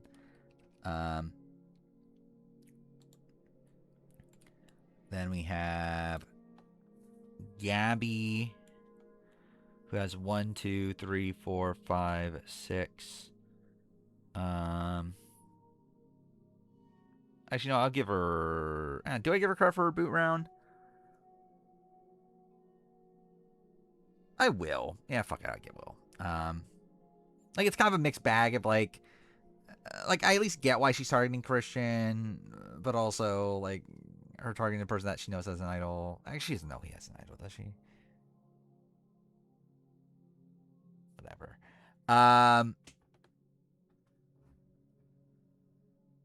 Yeah, Yeah, 1, 2, 3, 4, 5, 6. And then the majority for 1, 2. She doesn't know what's going on there. 3, 4, 5.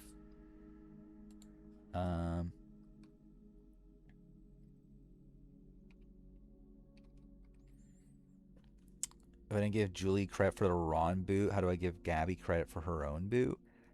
I think it's this part where Gabby led the vote onto Christian. Christian got the majority of the vote.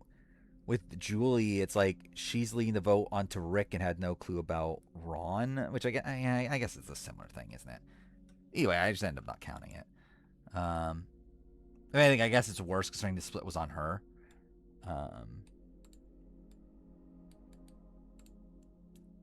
Heidi has a 1, 2, 3, 4, 5, 6, 7, 8 tribals, is in the majority for 1, 2,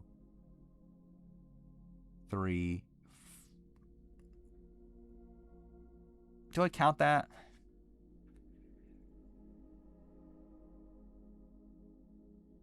I don't even know. 4, 5.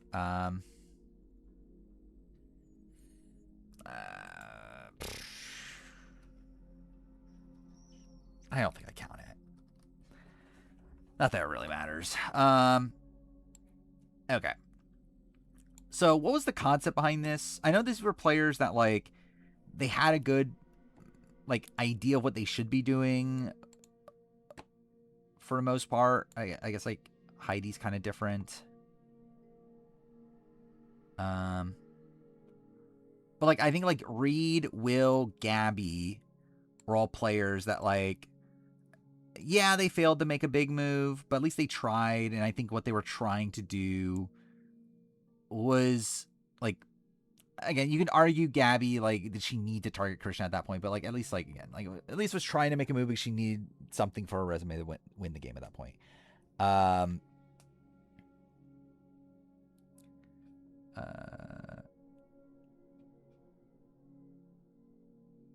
Where actually, I guess actually it is different now that I think about it. I think the Gabby thing's different because, like, they didn't know Christian had an idol, where they knew that Rick had an idol. So, like, from the majority's perspective, they knew that the idol was going to be played and they knew that Ron was going home. Where, like, in this spot, it's like, yeah, they split on the Gabby, but it's not like they knew that Gabby was going home. That was just, like, just in case. Bow.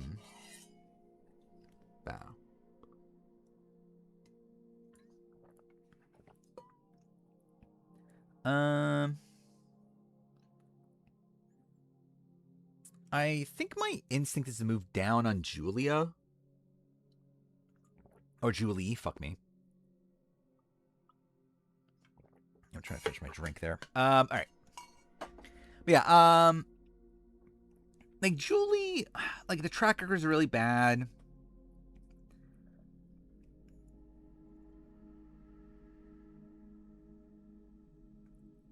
Like, she has some good recovery skills, but, like, generally, like, is she even better than, like, a Mitch? Like, I don't even know if she's better than a Mitch. Like, in terms of, like, win equity, it's like, does she win if she gets to the end? Probably.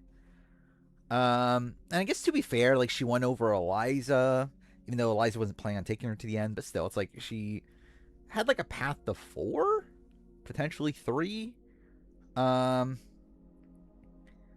it's like she starts off the game in, like, a weird spot. She's just, like, so, like, she's just on the outs for so long. The men were bitter at her, but it depends on, like, what the situation is. Because it depends on if she picks up all the... Actually, no, actually, it is pretty difficult for her to win, isn't it? Now I think about it.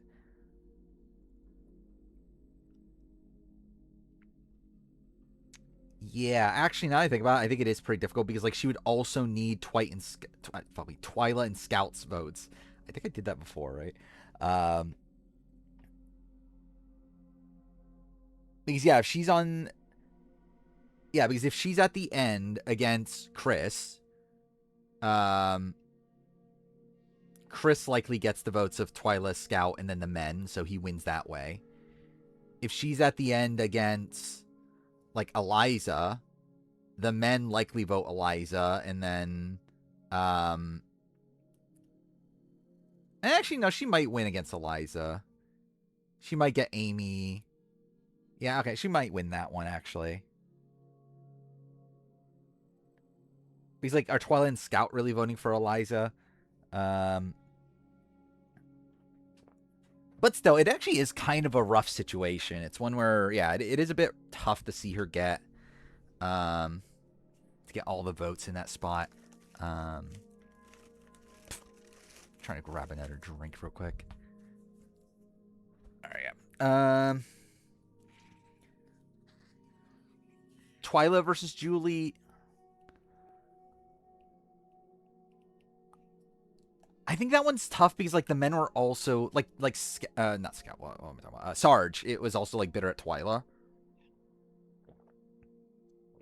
So, like, I'm not like 100% on like how exactly that vote would have gone.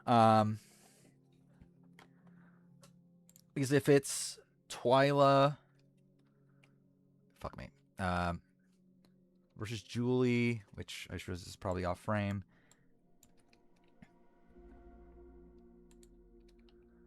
Like, Chris probably goes Twyla. Eliza goes Julie. Amy goes Julie.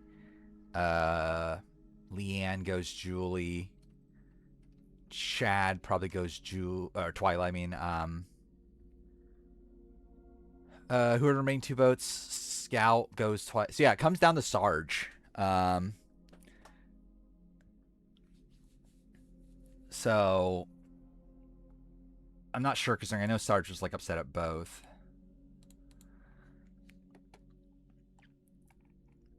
But still, yeah, like,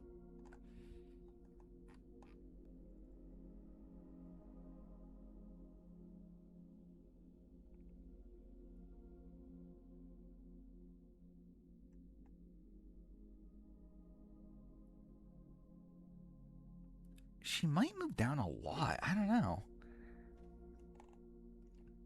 I'm not sure where exactly to put her, but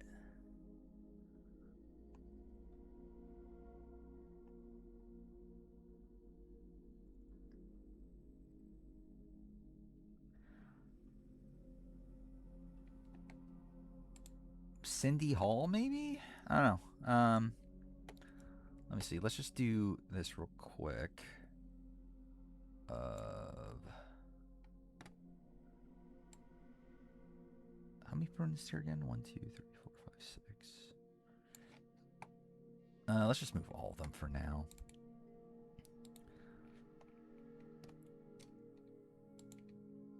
Yeah, like Julie versus Cindy Hall. Cindy Hall was technically in the majority for more of the game. Like, I think Julie does better, like, actual work at points and like getting in at the majority. The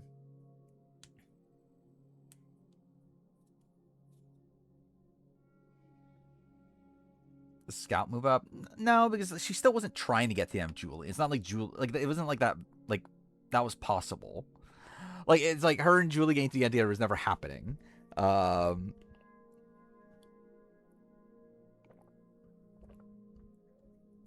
it's already her being boosted for the fact that she came close to her actual winning scenario.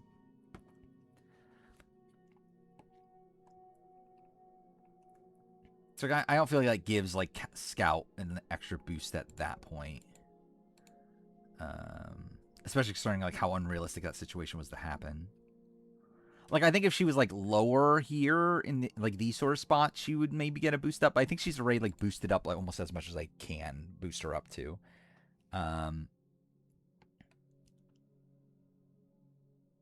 Lose to Eliza. I think it's close. Like, Scout Eliza. I don't know where Chris actually goes in that spot. Like, just for sake of argument, let's say Scout. Twyla goes Scout. Julie goes Eliza. Amy goes Eliza. Leanne goes Eliza. Chad. I don't know. Yeah, actually, that's one I don't really know. It depends on where Chad and Sarge go, and Chris. It really is a spot where like the men essentially decide it. And I'm not like 100% on where exactly they go.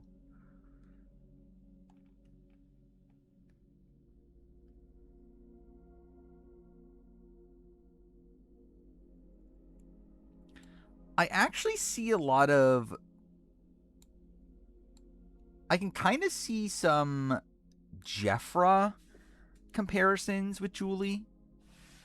And it's like it's one where like Jeffra's voting record is better, but like in terms of just like the type of positions they were in, and like I guess to be fair, Jeffra was actually more in the majority still than Julie.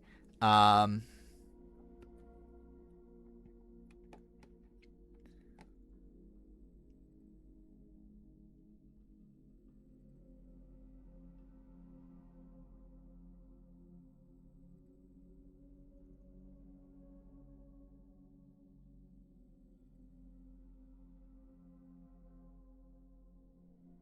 yeah, I really don't feel super confident in any like particular spot with Julie. Like I just don't really see a spot where it makes a lot of sense. If anything, like maybe here, but like that feels too low. Um,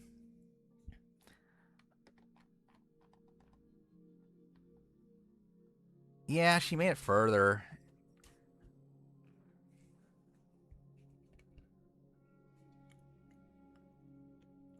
Yeah, I think Julie's one of these I probably just have to try to balance it out in some way.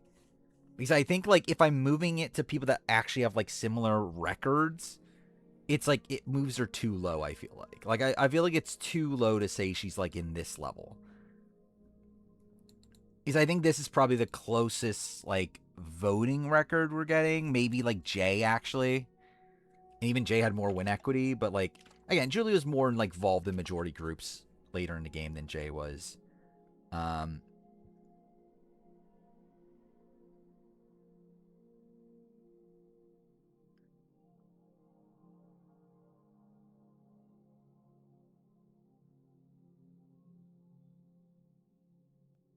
and again, I do think Julie did good work too, even though again I qualm with like strategic decisions.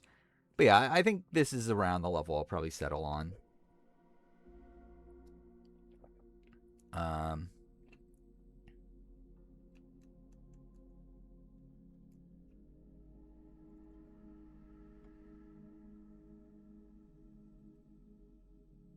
yeah, I think I'll go with Jeffra, maybe.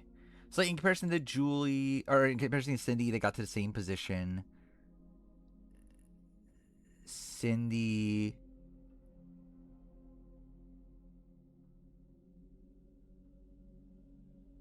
Yeah, Cindy was definitely in the majority for longer. Debbie.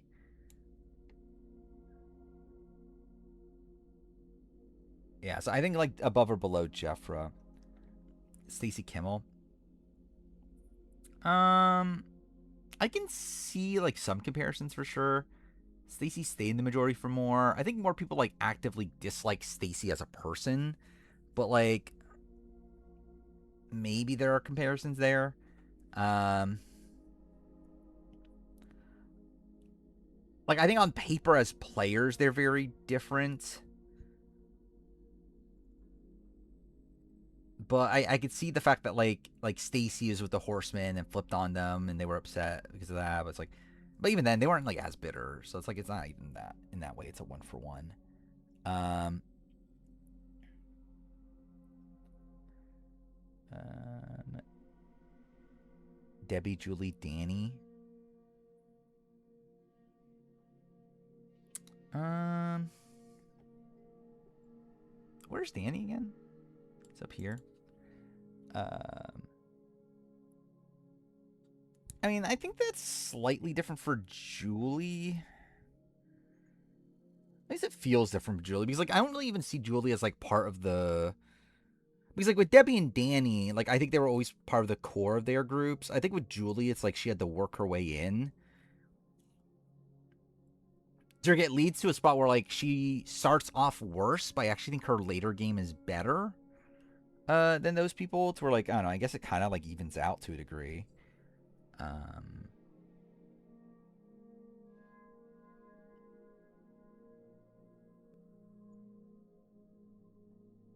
and I just think Danny was in.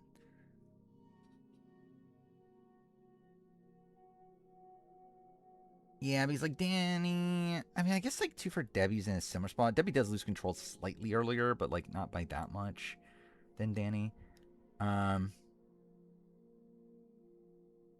yeah, I think I'm settling on Julie here as like kind of this middle ground between Jeffra and Debbie.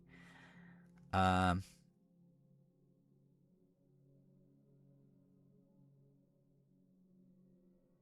yeah, I'm debating on what to do with Danny in that sense.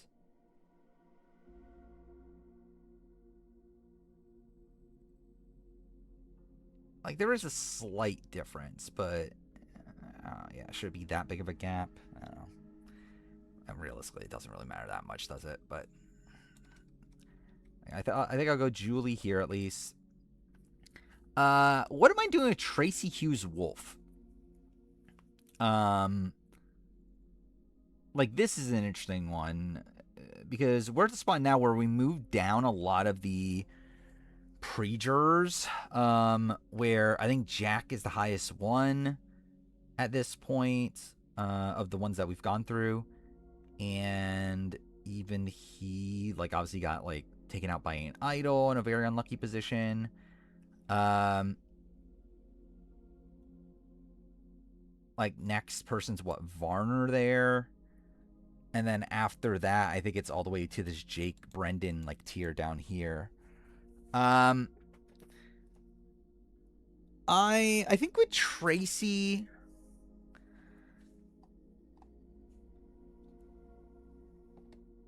I think the start of her game is better than Jack's, if we're just going by that. I think the fault I would have is the fact that she is still like naturally voted out in a spot where like they could have voted out Eric, they could have voted out Amy for trying to flip on them, but they did vote out Tracy. So like I think that is still like a flaw. It's not a major flaw in the grand scheme of things, but like it's still like a flaw to call out.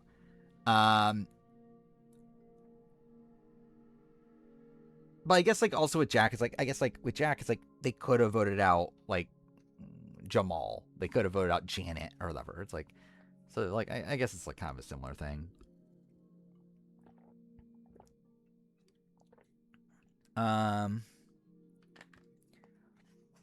Yeah, I got screwed by Chet quitting to a degree. Again, like we still don't fully know what exactly what happened there, but it definitely didn't help her.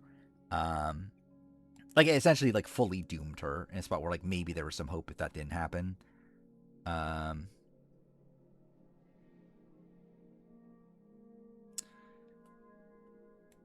I think I would just go with Jack level at this point.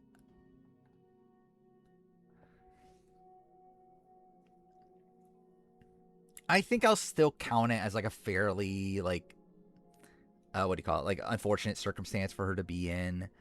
I don't know. Like I think with like how we're been rating things since then, it's like I don't know if I could really put her higher. Like I think ultimately I am looking at like this sort of area for like the highest a pre-merger's probably gonna get at this rate. Except for maybe Marcus. We'll see what we do with Marcus, but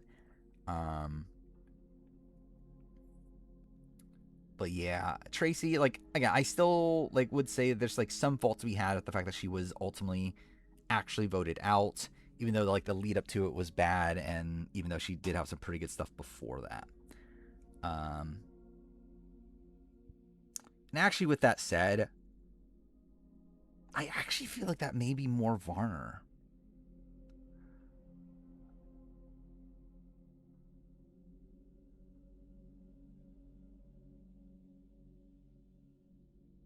Yeah, genuinely, I think I'm leaning more Varner actually.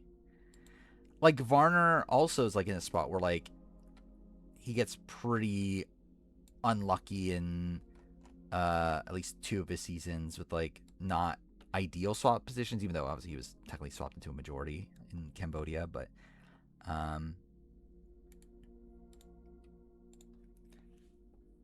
she did more impressive things than Varner.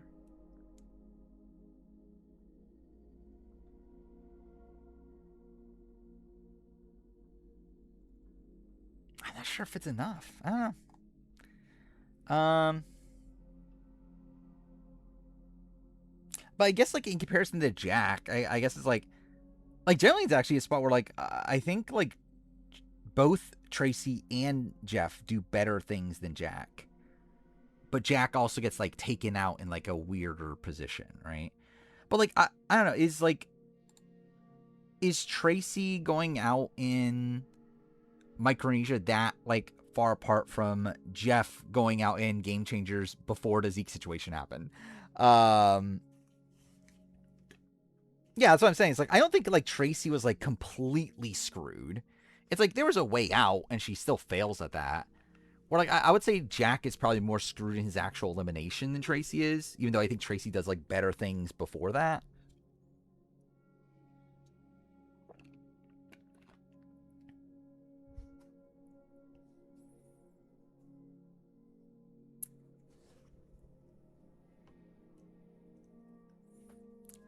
Check quit doesn't happen to Varner, but I mean like the Sandra vote still happens. That's still like an unlucky circumstance either way. And again, for all we know, Chet just gets voted out anyway. It's like, I don't think that is like enough of an end all be all.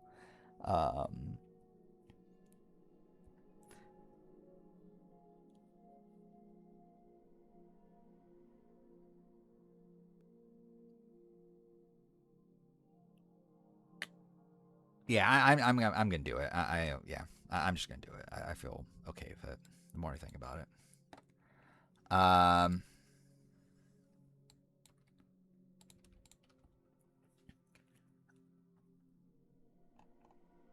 Especially because like I think at this point Jack's the only pre-merger that's even up here.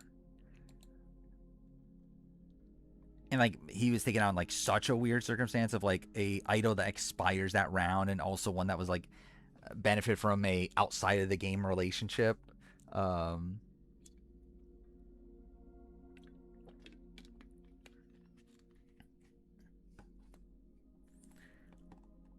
yeah. Then we got these people. Reed Kelly, Will Wall, Gabby being together, I still think makes sense.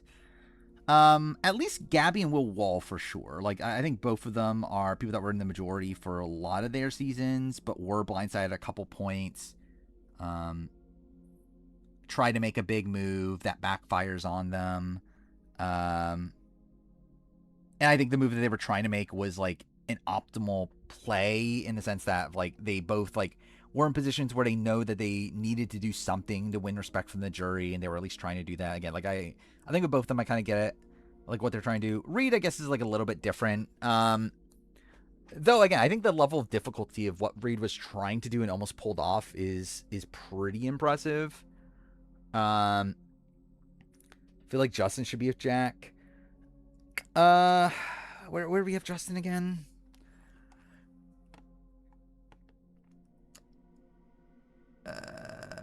Yeah, he's with Jake, right? I just feel like it's a spot where, like, again, Justin gets screwed out of his elimination, but ultimately his position's not that different from Jake's. So it's like, I think if, like, Justin's moving up, Jake is moving up. By the way, who's average now? Oh, it's still Hunter. Okay.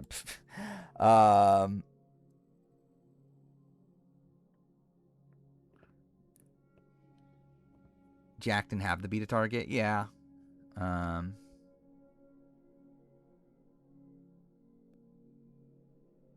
trying to remember who else is on that tribe. Yeah, like Janet and. But I guess too for. Well, I mean, yeah, that's still criticism. Is that like Jack wasn't close enough to Kelly.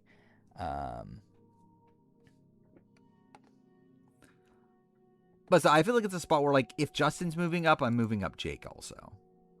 And probably also even Brendan. I don't think I'm going to move them to Jack level either way at this point. I think I could move them up to the Tracy Varner level, though.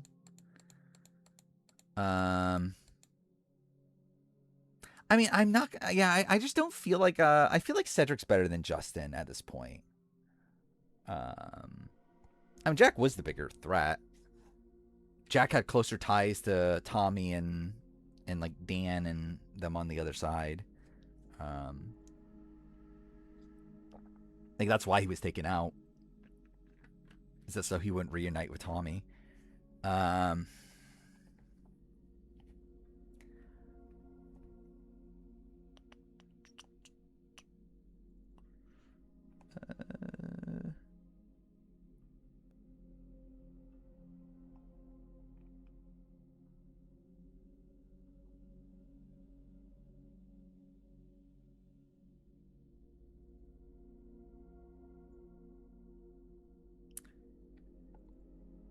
Like I can't argue them being here. I feel like, or even like here. I just don't know if I feel like it though, if I'm being honest.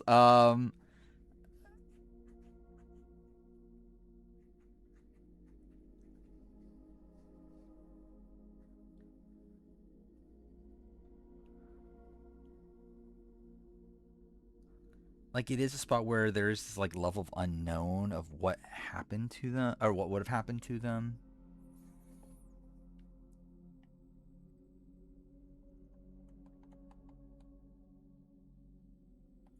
Yeah.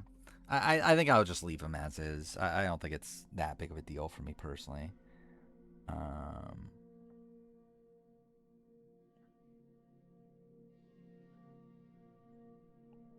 Sure, Jack had allies, but they also blindsided with the other tribal. They went to tribal together. Yeah.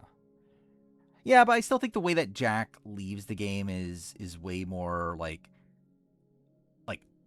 unprecedented in the sense that like he's getting sniped by an idol that because like with Justin, it's still a spot where like it comes down to his relationship with Cedric.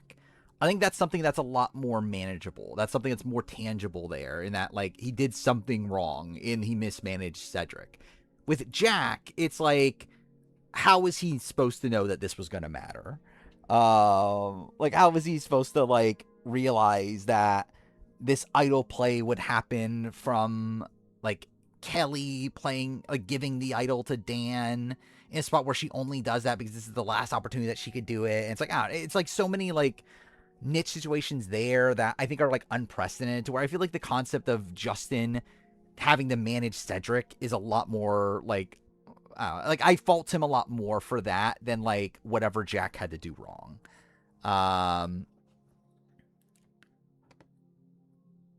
Where yeah, it's like with Jack, it's like one person, or I guess two if you're including Nora, but like still, it's like the majority of that tribe was still backing him. Like yeah, like both Janet and Jamal were probably the most loyal to him. Like in a spot where with Justin, it's like by that point, like obviously like he didn't have much of a connection with Say. He didn't have much of a connection with Mary. It was really a lot of just his relationship with Cedric, which that he drops the ball on. So it's like I think there is more at fault there, even though he is still very screwed.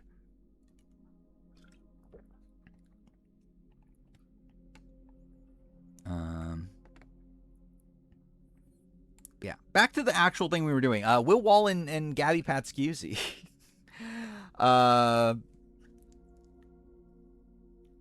Both got 8th place also. I kind of forgot about that too.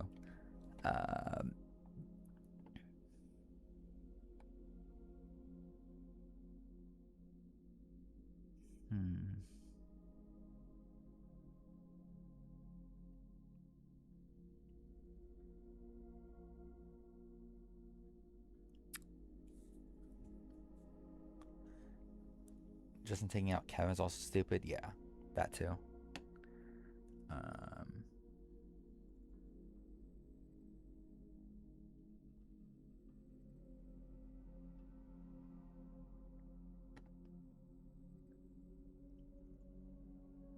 Donathan is here.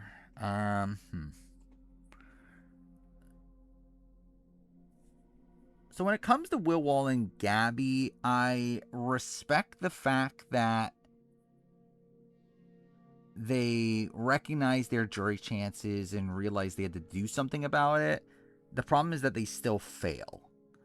And the thing is, like, even if they didn't do that, like, I think it's a spot where, like, either way, they likely weren't getting to the end. It's like, they likely weren't getting to the end even if they made a move. They weren't getting to the end even if they had made that move. So, like, at least with Donathan, he has, like, one situation where he at least gets the forward, where, like, I'm kind of leaning towards maybe that they're somewhere, like, there, like, below Kara K.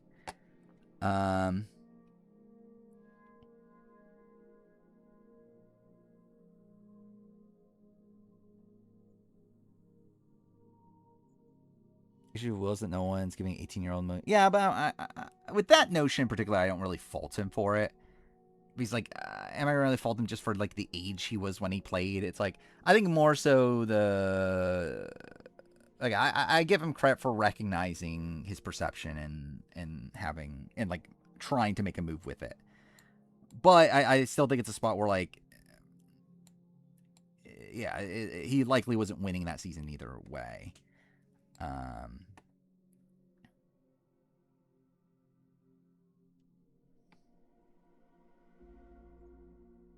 Yeah, but Rudy's more of a thing where, like, he's going to get voted out because of his age. No one's voting out Will because of his age. Like, I feel like with Will, it's more so, like, it's, like, perception based over, like, Rudy being, like, reality based of that he's actually old and can't do challenges. Like, I think that's, like, a different thing when it comes to, like the age thing. Where it's not like people are like, oh my god, Will sucks in challenges because he's too young. We can't keep him around.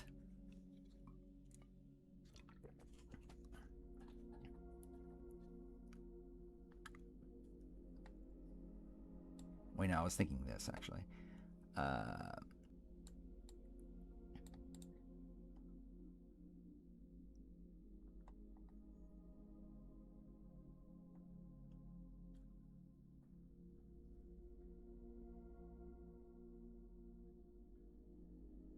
I forgot Dara's right there, actually.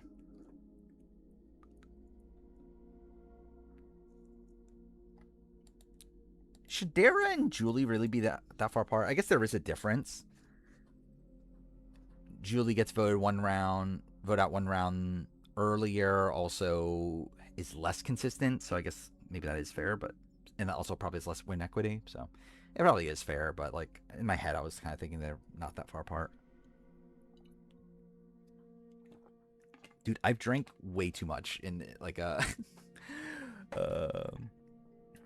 like, I drank an entire, like, 28-ounce thing of water, and then now I drink a fucking, how much is 16 ounce of tea? So that's something.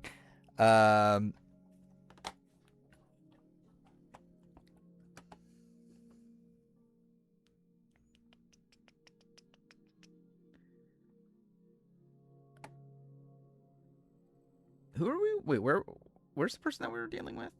Oh, there, Will Wall and Gabby. Okay.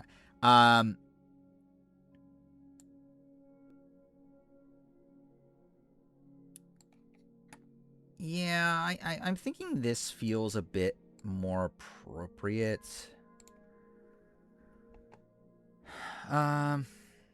Thinking Jessica is there, which is kind of weird, right? But then again, like, Jessica, if the rock drop played out, I do think would have been a very likely winner.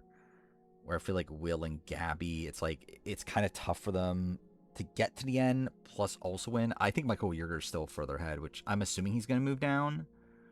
Actually, where the fuck is Michael Yerger? How far did we move him up? Yeah, up to here. Yeah, we'll get to that.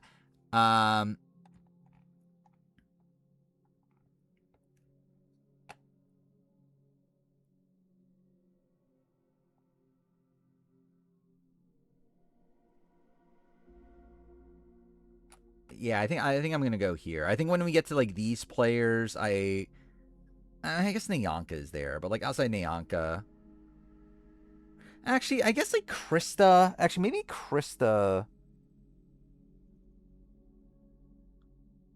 Um, Wise Michael's High. So like again, this is like back to what the criteria was in the last phase that we did. We put a lot more emphasis on optimal play.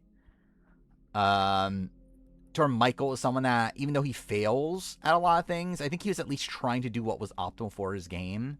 So we gave him a lot of credit for that. But again, we're kind of in a spot, and that's kind of the same thing with like Will and Gabby, why they were as high as they are, is because I was kind of giving them credit for like trying to do something that was right. But like with the criteria we're currently using, it's again factoring in more like what you actually do than like just the general notion behind it. So again, like it's players like that are moving down. I think optimal matters less if you can't execute, I think is the thing. Like I think with like Will and Gabby, it's like they had the right idea, but they couldn't execute. So what matter does it? Like, does it really matter then? Like, am I going to give them credit for something that they failed at? I'm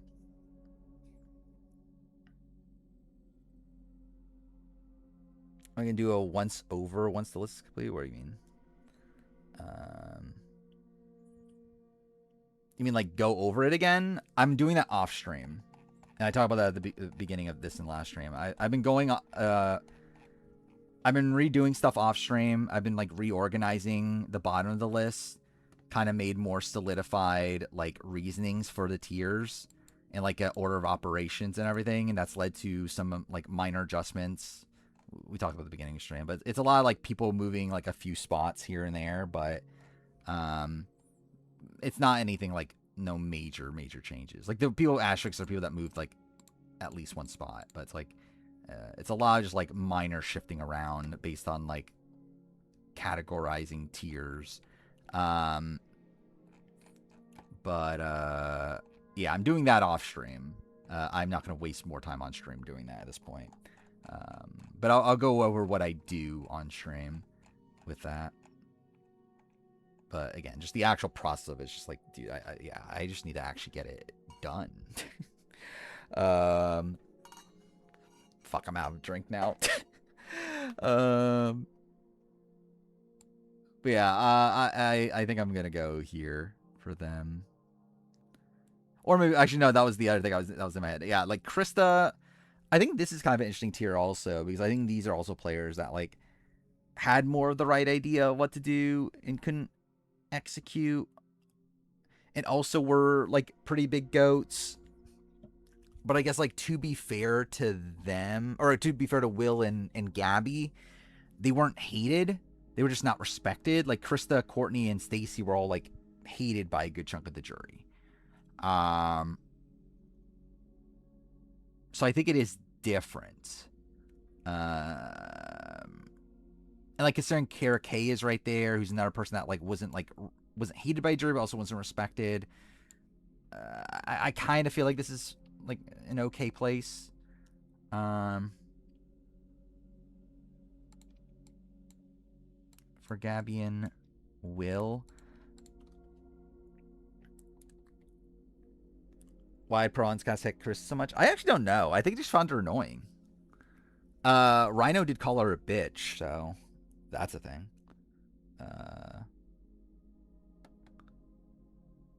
Yeah, Reed Kelly. Reed's probably also moving down because I think it's a similar logic. I'm not sure if I'm also putting him there. He did also get 8th place. His game's actually like way more rocky. Like he's like definitely on the outs way more than Will and Gabby are. But I also feel like he almost actually does execute. And I guess to be fair, Gabby almost executes the Christian move, but like it's not like that was the greatest move in the world. But I guess to be fair, Will does execute the Zeke move. So it's like I guess they both do execute a move. Where Reed like, and I guess you could credit Reed for the Jeremy vote. I guess that's a thing.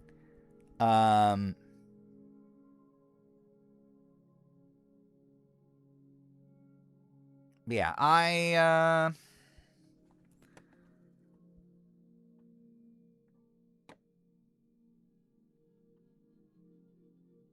Yeah, maybe he is still also in that kind of ballpark. His navigation through the game though is way sloppier. But I guess Julie Berry's right here, who also had like a very sloppy navigation through the game. But I guess to be fair, like Julie Berry made the 5. Reed made it to only made it to 8. Am I streaming twice tomorrow? I don't know actually. I've been thinking about it. I think I'm leaning no, if I'm being honest, but I'm not like fully decided. I don't know.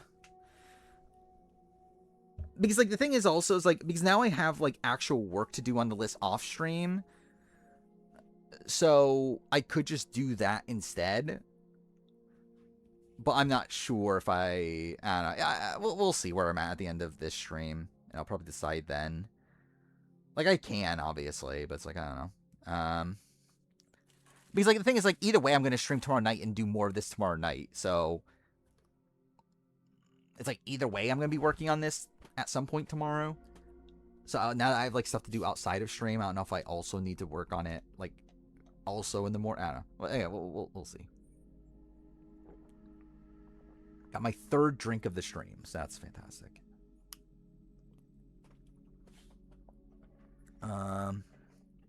No, I only streamed once. Yeah, yesterday, yeah, I just ended up not streaming earlier in the day. I could have, but just decided to relax instead. Tomorrow's a lot more like tomorrow's easier to stream. Like I have nothing going on tomorrow. Earlier in the day, which is also like, do I need to? I don't know. Like, do I really need to stream twice in one day?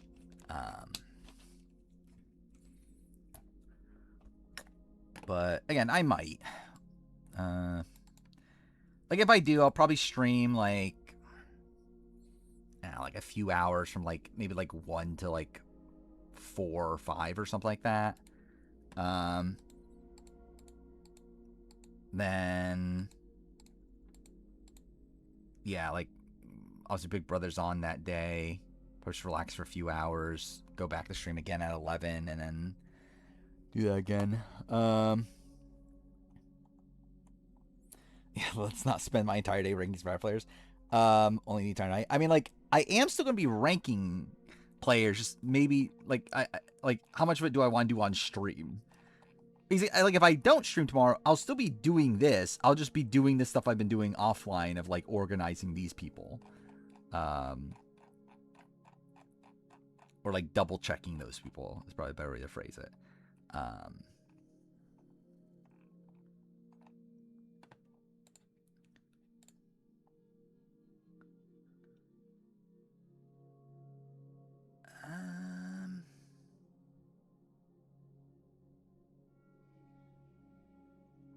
Yeah, Reed.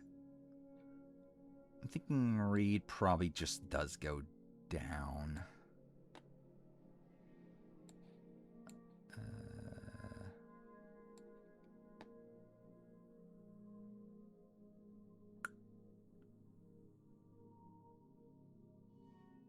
I actually think I put him below both Gabby and Will.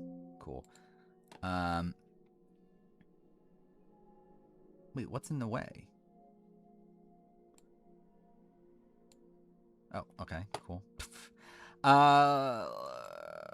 Again, it's a spot where like I think Reed's like 4-3-2 plan is probably more impressive, but his early game's worse than Will and Gabby, and then also he was voted out like. Actually, no. I guess the last thing's kind of the same. Actually, if anything, Gabby's elimination's probably the best, considering she gets sniped out by an idol. But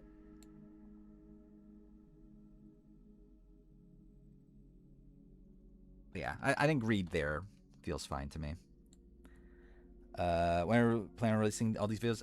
Part 1 is intended to be. Let me double check this, make sure it doesn't. Oh, fuck me, chat's gonna be in the way too, isn't it?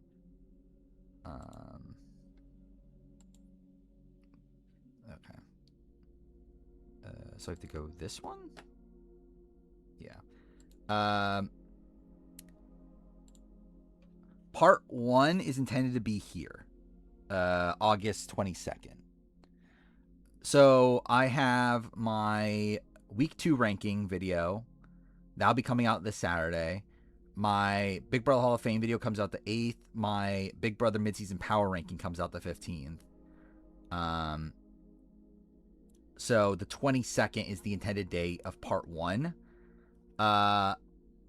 In terms of when they'll all be out, I'm not 100% at this point, to be honest. As of right now, the schedule is for it to be all out by like the mid-season power ranking of 51, which I think is like somewhere around here. However, I am thinking about maybe drawing it out a little bit more. Because like to do that, I would have to release like 2 parts a week, where I'm kind of leaning towards like, do I really need to do that? Like, could I just do 1 part a week? And then that way it fills up the schedule until like probably like December or something. And that way it gives me a bit more time to work on like other projects, and also I don't have the rush to get like specific videos done and everything. Or like I might still, because there's still like a few shorter videos I do want to make that I might still make them. It's just that like I don't have to like rush to make them. So I'm possibly going to do that. We'll see. But again, the intended start is for sure that August 22nd, whatever day it is. BB28 review, the intention would be right after I finish this video. Like right now the plan, so like also that's the thing, is like that schedule is also considering I have a slot for the BB28 player ranking and the BB28 season review. So yeah, the BB8 season review is the next project I work on after this. After BB28 season review, I work on the 49 review. Then when the 49 review's done, I think I'll probably have the start to 51 review by that point. Though if I don't, then that's probably when I'll watch Panama. I think that's kind of like the timeline of things right now.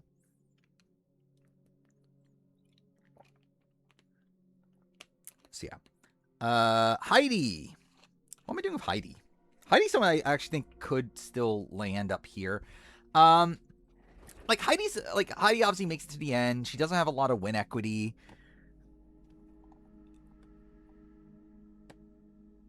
And like her navigation through the game's kind of sloppy. Where's Susmay? Susmay's down there. Okay.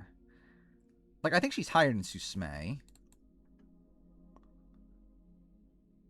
She's also someone that like recognized her jury position and tried to make a move to change that, even though it ultimately didn't.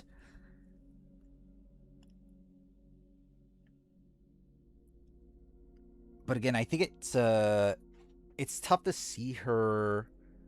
To clarify, this is Heidi from 44, not Heidi Strobel. Actually, where the fuck is Heidi Strobel? Why did I put Heidi Strobel? Where is Heidi Strobel? Oh my god, she's all the way up here. What the fuck? We'll deal with that later. But yeah, this is Heidi from 44. Yeah, again, I think jury-wise, it's tough to see her winning a final 3. Like, even her best-case scenario is probably like a Jamie, Heidi, Carolyn final 3, and I don't think she wins that. I guess maybe we could play it out. But, like, I would lean towards her not winning that. Let me see. Who is it? Jamie, Carolyn, Heidi. You got Jam votes Carolyn. You have Carson votes Carolyn. You have Lauren. Let's just give it to Jamie. I don't know, actually. I don't know where Lauren goes. Lauren could really go anywhere. Who's after that? Danny votes Heidi. 8th place was Franny. Franny votes Carolyn. 9th place is Kane, who I also don't really know. But I'll give it to Jamie for sake of like, and like same thing with Brandon. than Matt is. Yeah, either way, I think it's a struggle to see Heidi win. So I think that's a big issue. And like her game's fairly turbulent. But again, I do think she was making like an optimal play towards the end. She was in the majority for a lot of early game. Like realistically, should she be that much lower than like a Julie and an Owen?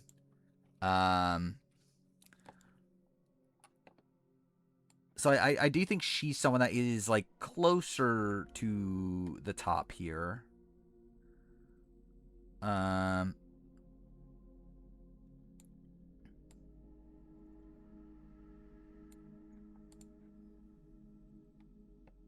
even with Ben and Teeny, I guess she's not in. She's definitely on the outs more than them. To be fair.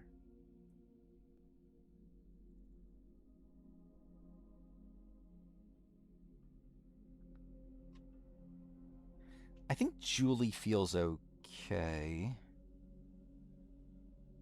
Yeah, I mean that's fair too. The fact that like, yeah, she need to win Final Four immunity. That's an issue.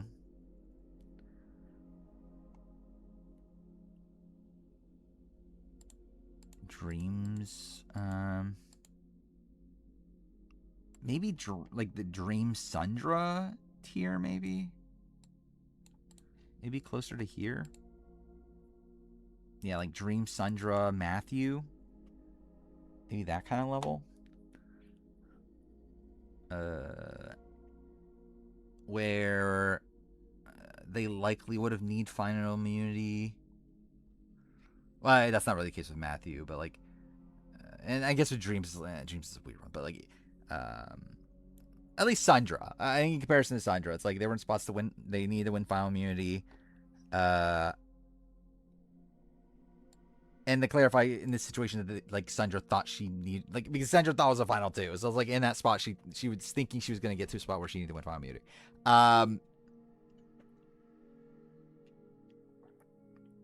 Both were like with the majority for a good chunk of the season, but definitely had some points where they weren't necessarily, even then, weren't like particularly active. Actually, I guess too for the Heidi actually was a fairly active player. She just didn't really succeed at the points that she was active, and then probably was too passive at other points.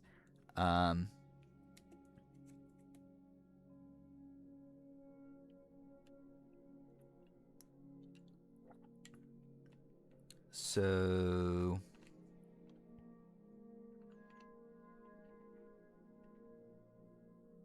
yeah, I think I'm settling on that area. I think that feels okay to me.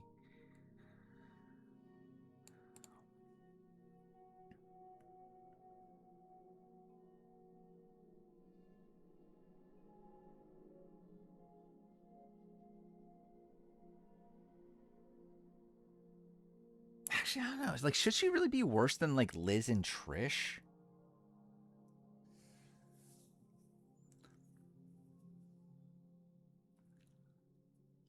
I mean, I guess so. I guess like too for Trish.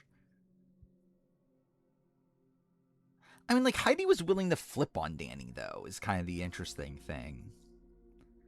Even though when she did it was the wrong move to make, but like at least that shows like a killer instinct there that Trish didn't have, and Trish was like more so just playing for Danny, or fucking for Tony.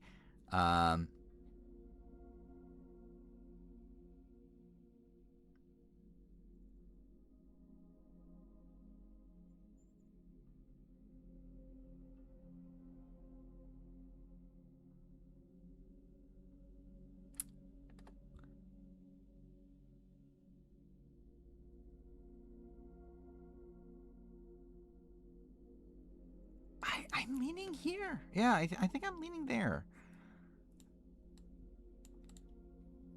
I think between Liz and Trish feels okay to me. Like, because also Trish couldn't even get to the end. Heidi at least like again was actually then again I guess actually the difference is that Trish actually like executed at a point, even though like It was still not. Okay.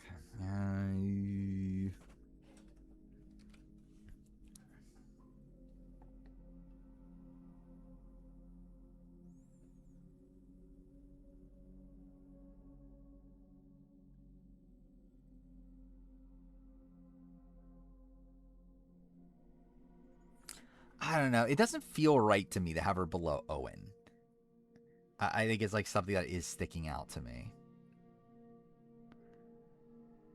And I don't know why that actually is. I mean, like, I know why it is, but it's like, it doesn't, like, I don't know. Like, it actually doesn't make sense on paper, though. Because, like, again, like, Heidi's track record is actually not that good, but, like, it feels like it's better than Owen's when it's, like, it's not really. Like, it's actually kind of the same. Um, then again, I think Heidi was better positioned early game, where, like, Owen, like, kind of has a better, like, tail end game stretch.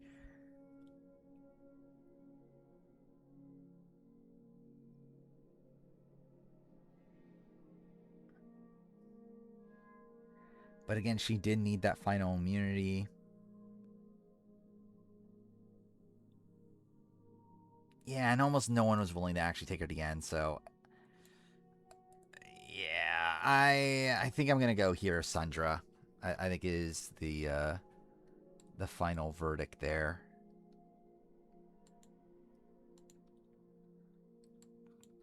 And I think we'll move Sundra down with her at that point.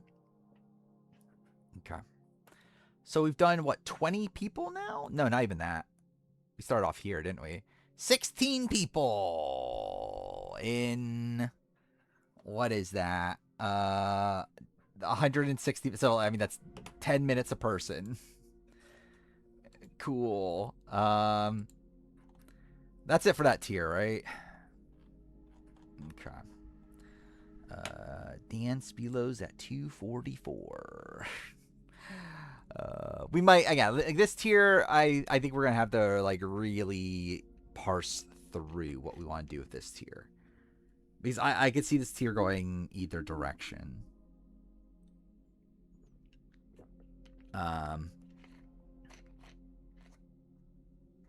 Yeah, I think this is an interesting tier because like again these are people that like had a decent amount of control for a good chunk of the game. It's like a lot of these people, not all, but a lot of these people were running the game for at least like half of it. So, yeah, that's pretty good. A lot of them are early merge boots, which is like a bit of an issue. But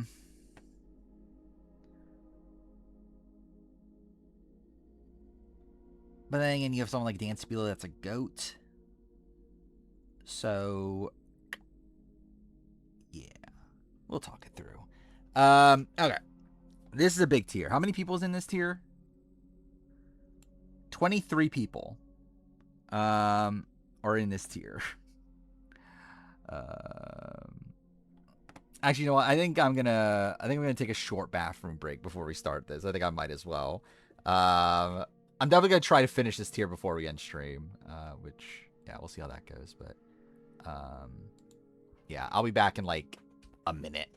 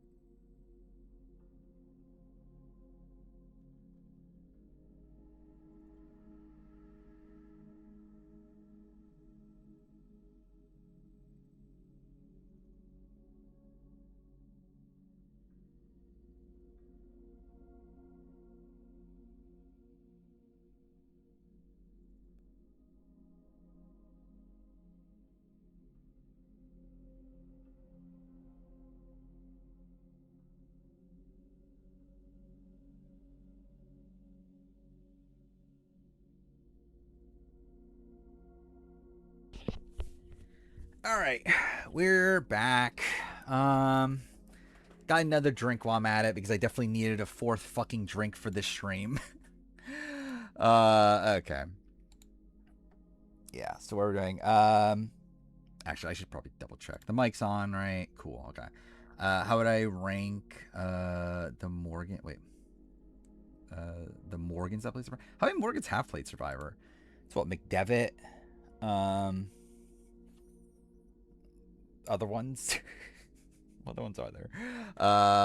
McLeod. Are there more? Generally don't know. Can't think of any right away. But let's see. Make sure this is back up. Okay.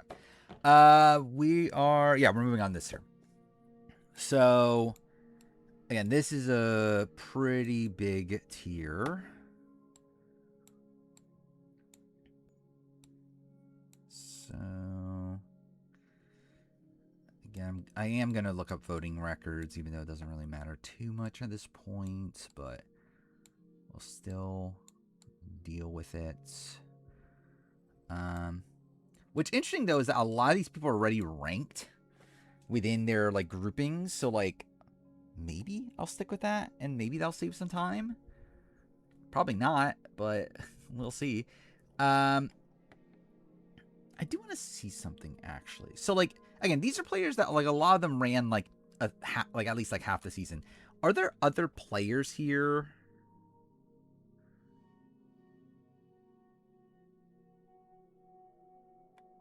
Okay, actually no, maybe okay. I'll look at voting records first. I think that'll be more telling actually. All right, 4, 6, 9. 4, 6, 9. 19, 23, 25. 19, 23, 25. 28, 29, 32. 28, 29, 32. Was it 38, 39, 41? 38, 39, 41. And then 40, like pretty much 42 to 48 outside of 46.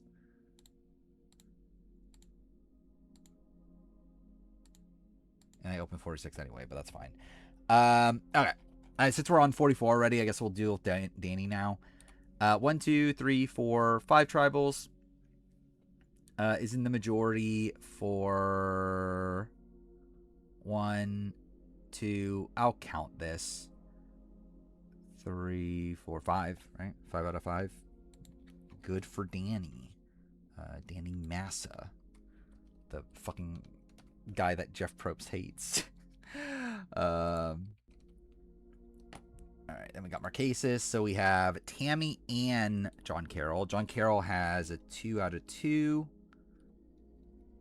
And I would assume Tammy has a 3 out of 4, I think. Yeah.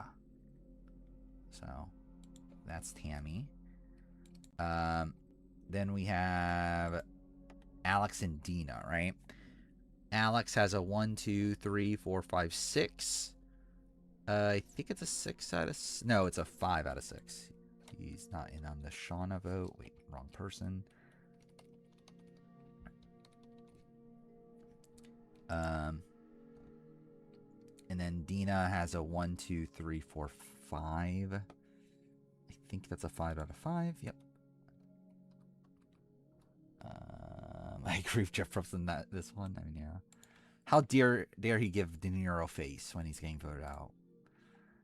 Leanne has a 1, 2, 3, 4, 5, 6, 7. I think it's 7 out of 7. Yes.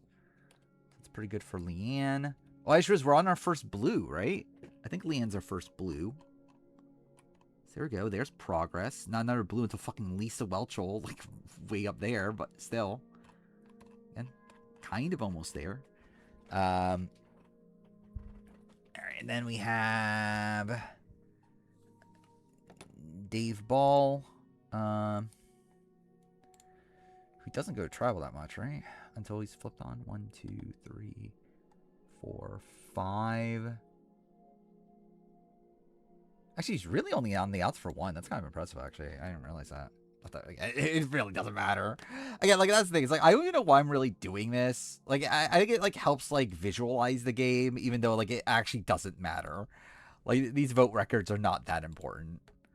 But whatever. Keith, I'll give him credit for all. Like, even his boot round, he's in half and half. No, actually, no, I won't give him credit for his boot round because Cochran flips. And, like, this counts, though, so whatever. Then we got Jim Rice here, too. I think Jim is... Yeah, 4 out of 6 for Jim Rice. Then we have Jeff Kent and Pete. Pete has a 2 out of 3. Jeff Kent has a 3 out of 3. Then we have LJ. Fuck me. There we go. LJ has a 1, 2, 3, 4. And is in the majority for all. Josh Canfield has a 1, 2, 3, 3. And is in the majority for 3. So again, these numbers are so irrelevant, but whatever. Wrong. Jason has a 1, 2, 3, 4, 5, 6, 7, 8. No, 7 tribals survived. In the majority for 4. Actually, that's pretty bad. I kind of forgot about that. He only votes people. Yeah, he only votes people out in the pre-merge. That's kind of insane.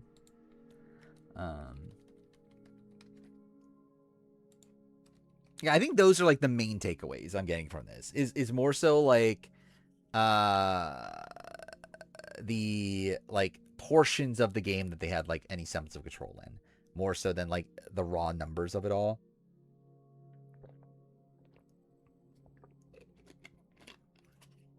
Three what?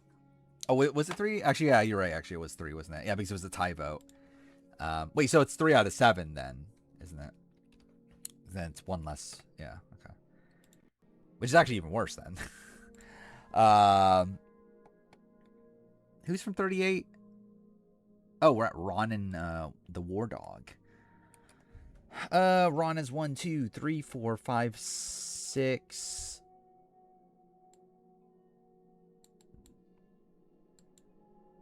Do I include this or not? No, right? 6 and is blindsided at 1. Okay. So that'll be more than that, actually. Then we have the War Dog, who goes to... That's an insane amount. What the fuck? I think it's a tie, but still. 1, 2, 3, 4, 5, 6, 7, 8, 9, 10. Goes to 10, like survives 10 tribals. Survives or like is in the majority for 5, not there, 6, 7, 8, 9 out of 10. That's pretty good for the War Dog.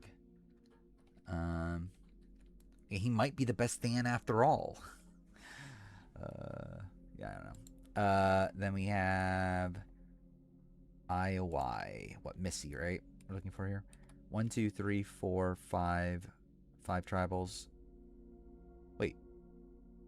No, 6. 1, 2, 3, 4, 5, 6. Yeah, I'm dumb.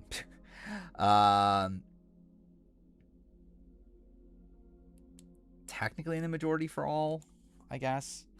I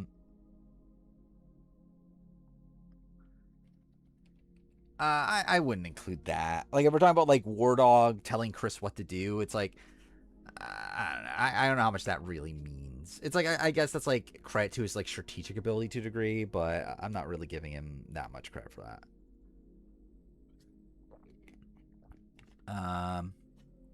We got a whole bunch of fucking New Era people. This is the Sean, right? 1, 2, 3, 4. Wait, 1, 2, 3, 4, 5, 6, 7. No, 7. Yeah, it's just 7. Okay. In the majority for 1, 2, 3, 4. I don't think I even include this. Like he's just, yeah, that's just to save himself. 5. Yeah, 5 out of 7. I think is what I'll give him credit for. Then we have Drea, aka Voldemort. 1, 2, 3, 4, 5, 6. And is in the majority for 1, 2, 3, 4. I'm not counting that. 5 out of 6.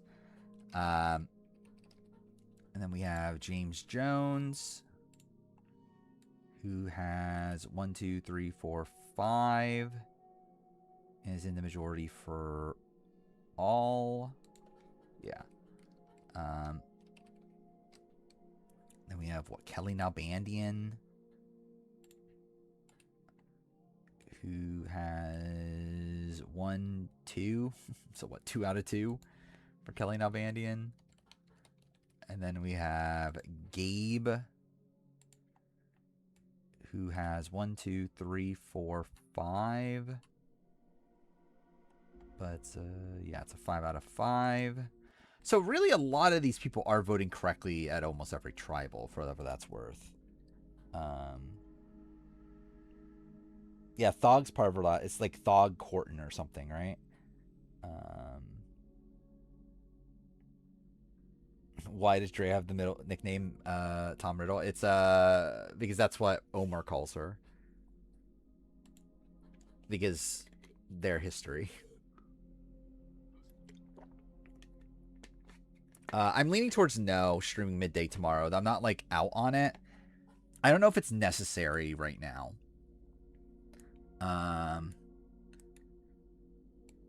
Because like I still have enough to do off stream, considering I'm actually like working on this, like on the like organizing the bottom of the list off stream, and then I still actually have to make my year in gaming video. So like I have enough stuff to do off stream to where I don't need to like rush it. And like I'm still gonna be streaming tomorrow night, so I'm just like I don't know. I'm leaning towards no.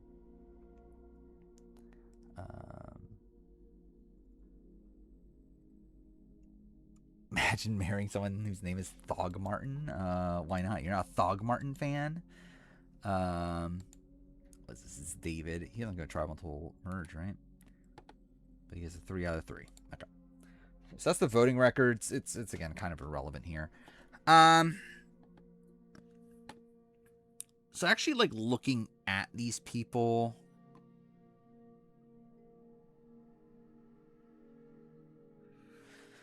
Okay, how do we break this down? Again, this is just a lot of people. Like,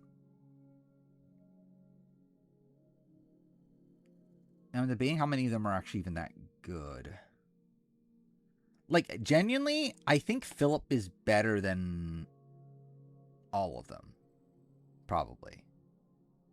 Like, I'm leaning towards Philip just... Like, generally, I think Philip is probably just moving up to, like, somewhere in, like, this ballpark.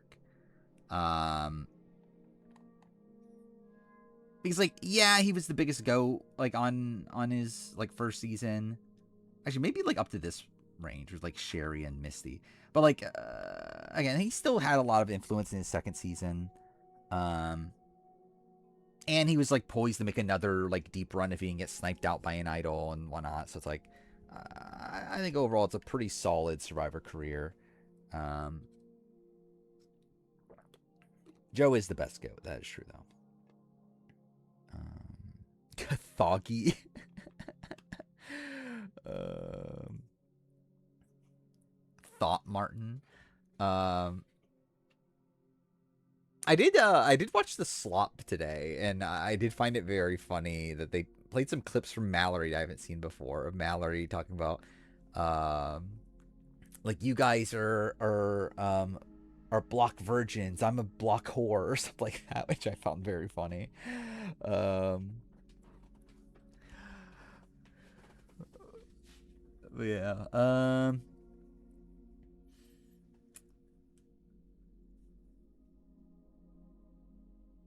I mean, just looking at these people, like, a lot of them are fairly similar, though.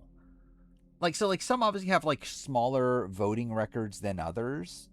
I just want to be friends with Mallory. Generally, like, I think Mallory might be, like, my favorite, like, person on this cast.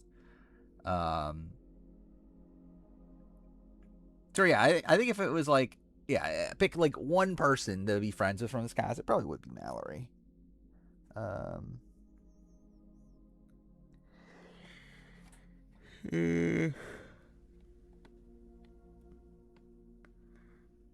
think Kyle Jason's probably just lower.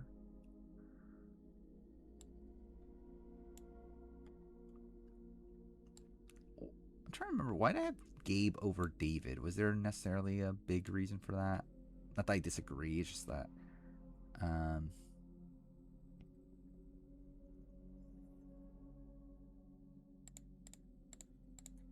I mean, I guess, like, maybe a differentiator is also, like, when they got flipped on. I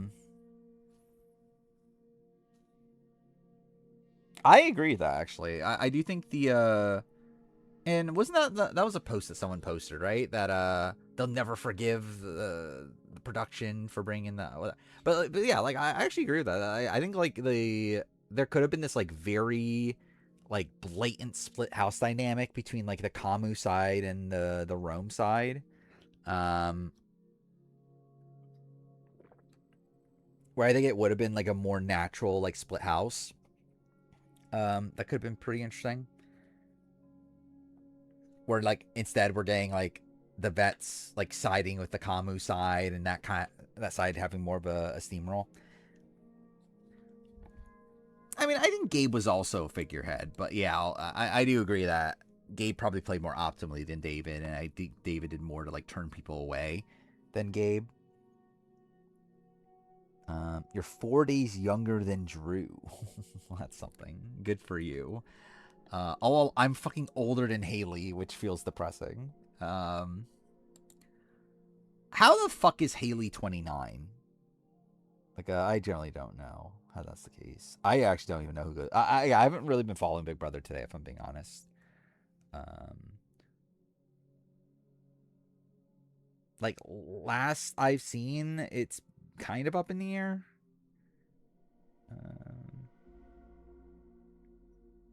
BB's reheating 50s nachos, pretty much. Yeah.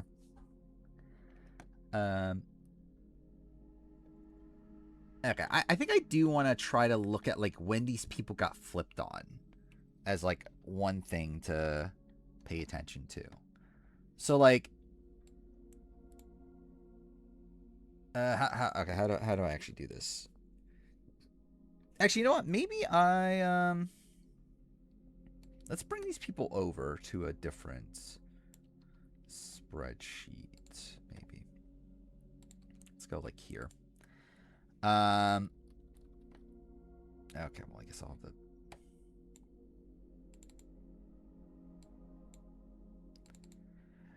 Yeah, like, so, like, Tammy and John Carroll, they got flipped on at, like, the final 9. Leanne gets flipped on the final 7. Alex gets flipped on the final 7. Dina gets flipped on the final 8. So it's something like that. Dave Ball technically gets flipped on, like, back at, like, what, the final, like, 10. So he's kind of the worst there, theoretically. Pete gets flipped on the final 9. Which is here. Keith gets flipped on at the merge. So it's down here. Jim Rice also gets flipped on at the merge. And then Jeff Kent gets flipped on at the final 10, which is around where Dave Ball does. LJ gets flipped on at the final 9. So that's around where Pete is. Josh gets flipped on at the final 11. So I would say that's closer to the Keith and Jim Rice. Even though, to be fair, he gets actually kind of unlucky with the Julie quit. Yeah, I think Jason still goes, yeah.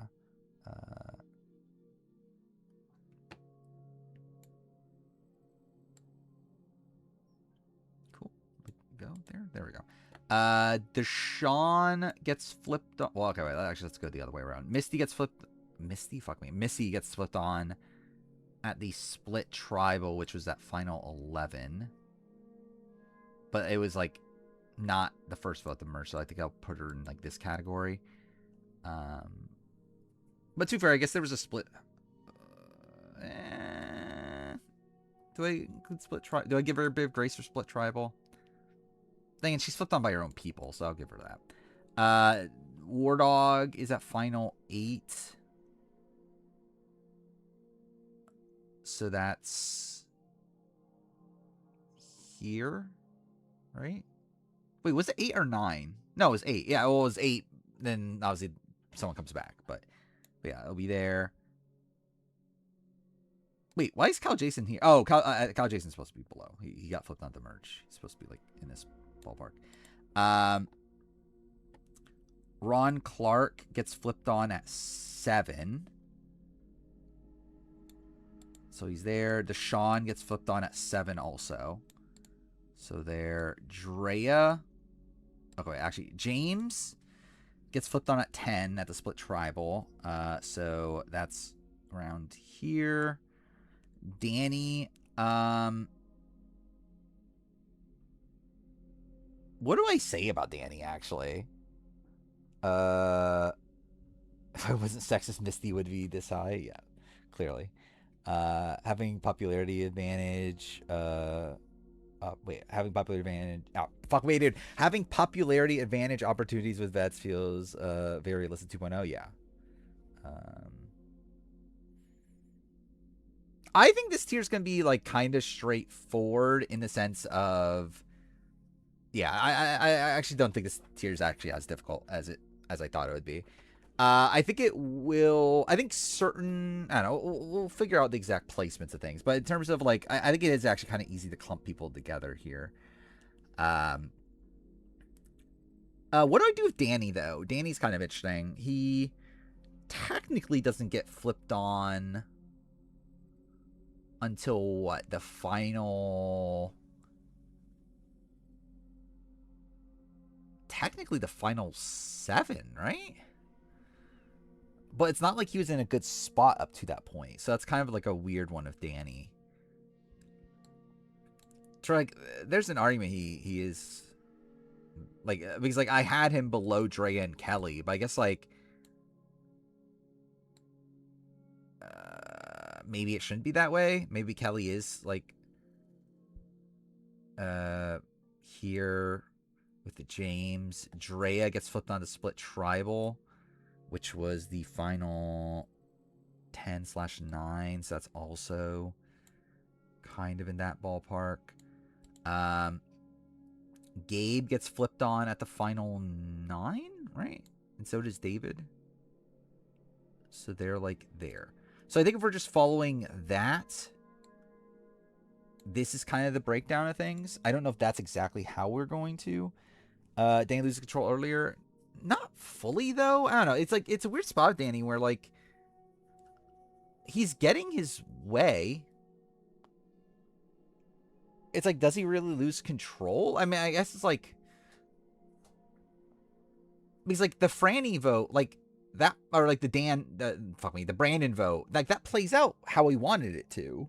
It's like, yeah, he was like technically to a degree like on the bottom of the numbers, but like he wanted that to happen. Like he wanted it to be like he wanted to play his idol on Franny and save her. Like that was his entire like intention. How's Keith Darkgreen? I think Keith played better. I think Keith is someone that like had Savai gotten the numbers, Keith is in the position to win over Jim. Um, where I think Keith is the person that was like in the center of everything on Savaii. Um, he's 70% of the reason Cochrane flipped, though. Yeah, that's fair. I don't know, 70, but like definitely a reason. Um,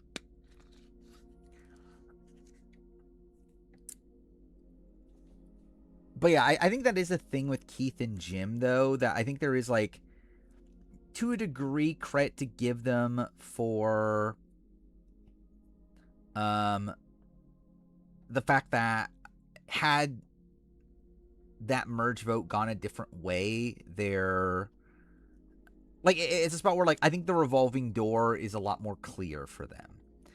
Where I think for like certain people, like a Jeff Kent or even like a Gabe or David Kinney, it's like tougher to really see the end game. Where for Keith and Jim, it's like easier to see how the end game works. Jim likely does. Like, I think it's a spot where like likely, yeah.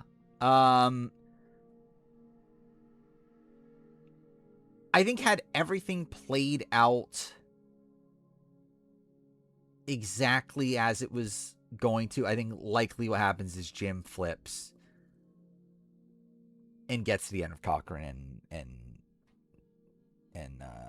what do you call it? Cochrane done. But again, I do think Keith is the central like figure within that tribe. Like he's the one that like in the pre-merge is the one that's like in the center of everything. Like he's the one that ultimately decides like what's happening at like the Elise vote, and like, he's the one that's the most connected to Ozzy and connected to Whitney and connected to Jim. Like he's the central pillar within the majority group.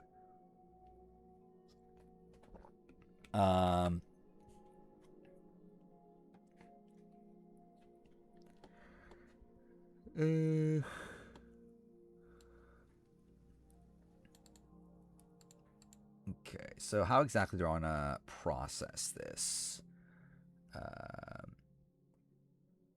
I guess we will deal with these first. These are all the people that got flipped on immediately at the merge. Okay,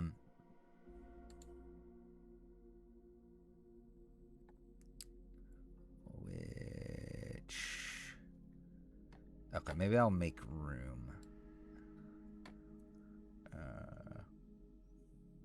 Okay, way too far. What the fuck? What time are we at, by the way? 2:40. Okay. Okay, I think we might be able to like finish a good chunk here before we end.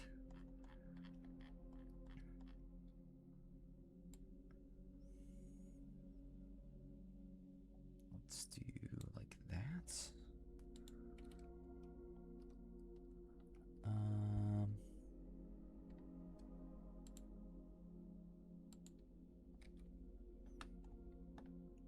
Okay. So Kyle, Josh, Keithan, Jim, and then oh no, that was all of them, right? Anyway. If Savaii wins, is the end game more dynamic? Maybe.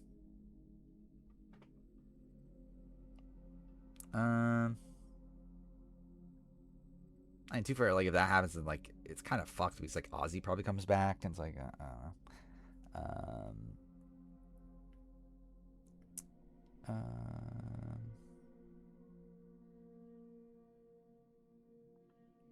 I mean, like I think like so. Okay, the argument for Keith is more so for giving him credit for pre-merge than it is about endgame.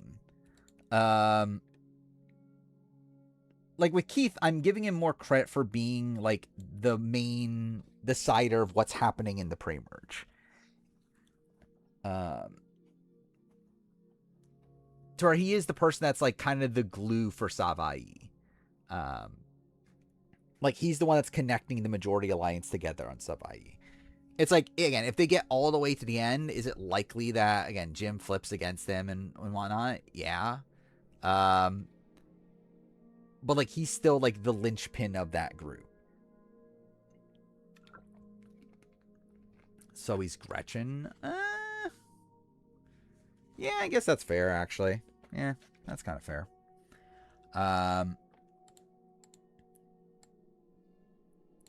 Let's see. So, yeah, fuck it. I guess we'll move Keith down. I think Cal Jason. I mean, generally, I just think it's a spot where I think all of these people are moving down. I just like they get flipped onto merge. I don't think they control enough of the game to prop them up this much. I think like some of these people, especially the people that make it deeper before the flip, I think I'm willing to potentially have up here, but I think these four in particular are likely dropping. The question is to where.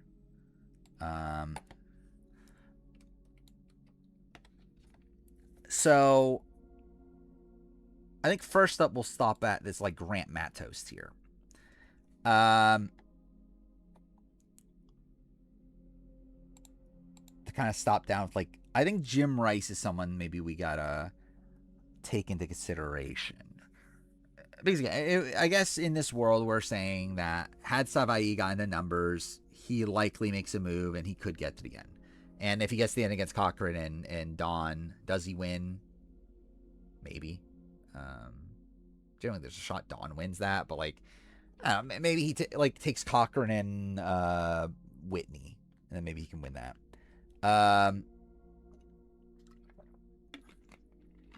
So yeah, I think like I'm trying to remember up here. Where's like the Elizabeth people? They're here.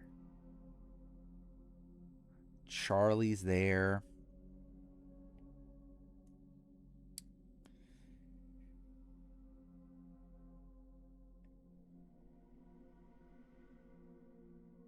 Yeah, do I leave him here? I think it's a spot where I think it's still too speculative to give him this credit. Like to give him like the Dan Foley credit.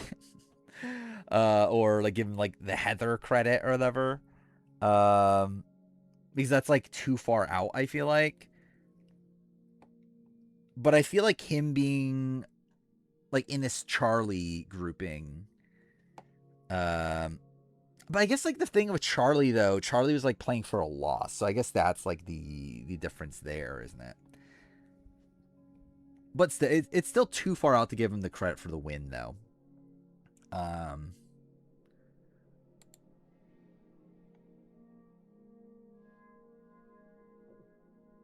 Maybe he's just like here. Maybe he is like.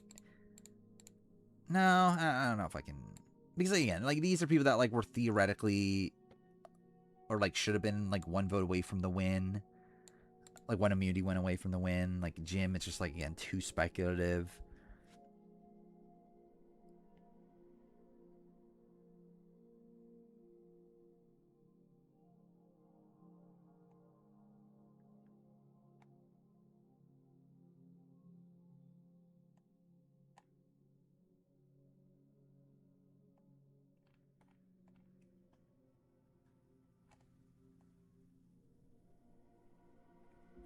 I'm leaning here, and I'm leaning towards he is going to be with like this tier when they move down, because I feel like this tier is probably moving down when we get to it. Probably also these people, because I think that's kind of the criticism of these people as well, is that a lot of their stuff is like maybe a bit too speculative for the current criteria. So I feel like they're likely moving down. I feel like they move to around where Jim Rice is, to where maybe I do leave it here.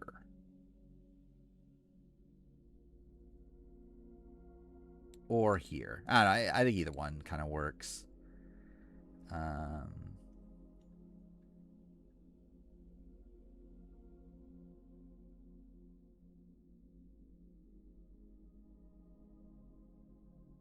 I think I'll go here.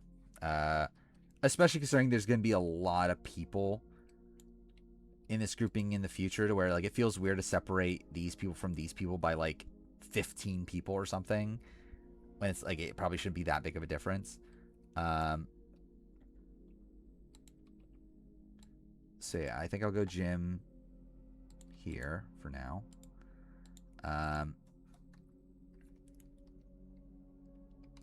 Yeah, I think that like the Marcus sort of tiers is probably in this range at this point. Okay, then we have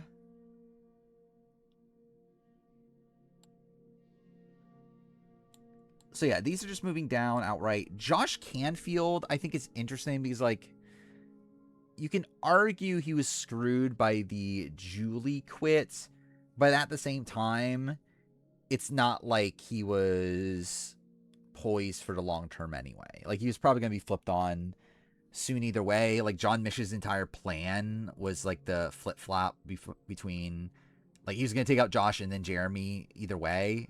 It was just the order. So,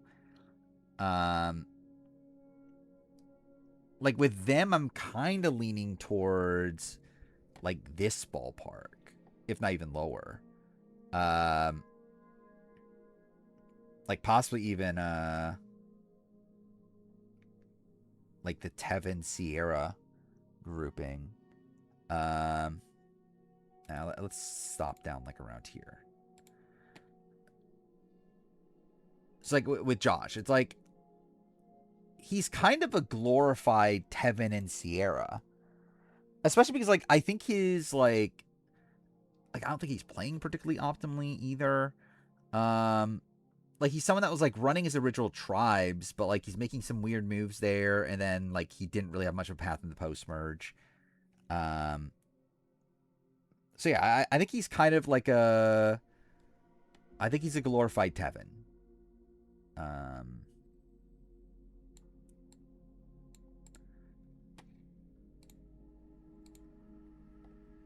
the question is above or below. I'll probably go above. I mean, like, actually, I don't know. I guess like Tevin is able to control a couple votes in the post merge. Actually, where did Reed go again? Reed's higher now, isn't he? Which, like, too fair. I don't think that's like I can go either way with that. I don't really have that much of a vested interest. Yeah, like Reed's up there. Okay, maybe that's too big of a gap though. But I don't know. Maybe Reed should drop a little bit more.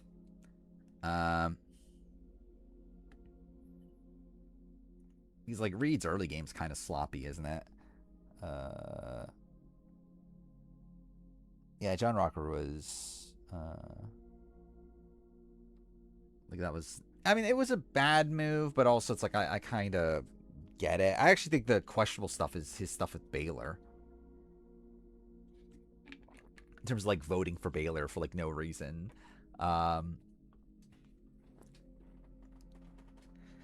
Yeah, I think Josh in this ballpark makes sense. I'll go above.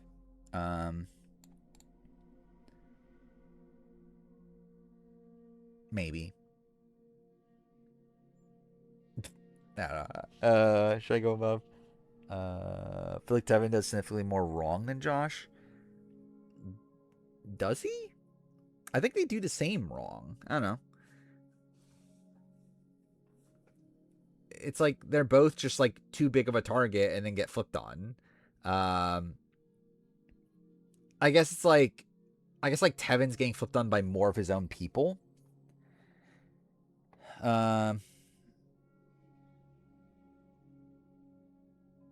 Voting Soda out was awful. I mean, it wasn't great. Like, yeah, it's bad, but it's like I don't know if it's like that does that like it's like at the end of the day, it's like yeah, even if Soda stays, it's like Tevin's still probably going home next anyway. Like I think the grander issue of Tevin is just overall threat management, like more so than it's like yeah, voting out Soda was bad, but like it's not like that ended his game. His game was done even before that. But again, that didn't like help his game. I think I'm gonna put Josh here. I'll put Tevin. Yeah, I'll break down the tiers like that. All right, then we got Keith. Um,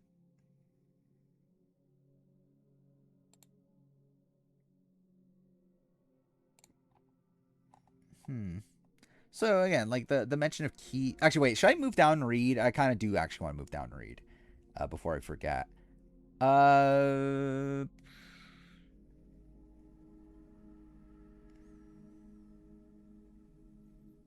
Maybe somewhere in this ballpark. Like, yeah, I think Reed's like early game so sloppy. Like maybe John Mish actually. Maybe go somewhere in that range. Um.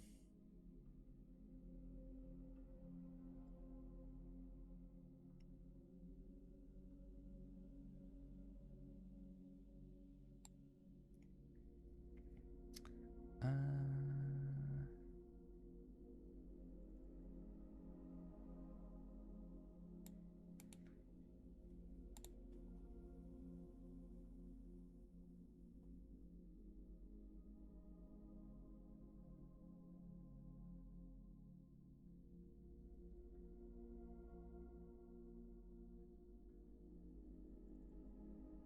and the problem is that he doesn't really have any like long-term allies too. Like the only allies I even had in the end game stretch was really just due to his connection to Josh. Um, but he does almost pull off a pretty big move. Does have a pretty bad starting position. I'm thinking somewhere around the Chris's. Where I guess like Brandon. Actually, yeah, John Mish was actually in and out the majority. Brandon literally needed an idol, so I guess maybe that isn't the worst thing in the world either. Uh,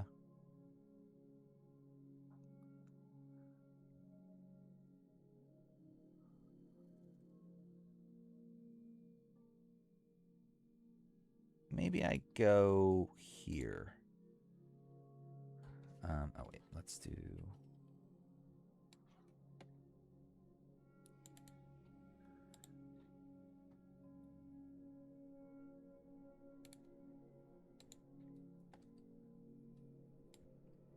Like I don't know if Reed should be that much higher than John Mish.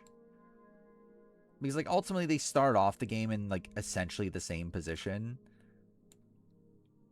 If anything, John was actually in a better position early on. And it's like, yeah, Reed almost snipes John out of the game, but John was in a better spot for more of the game. So it's like, yeah, whatever.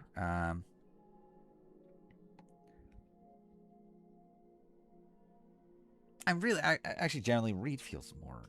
Whatever. We'll fucking keep it like that. If I need to change the tier, I'll do it later. Yeah,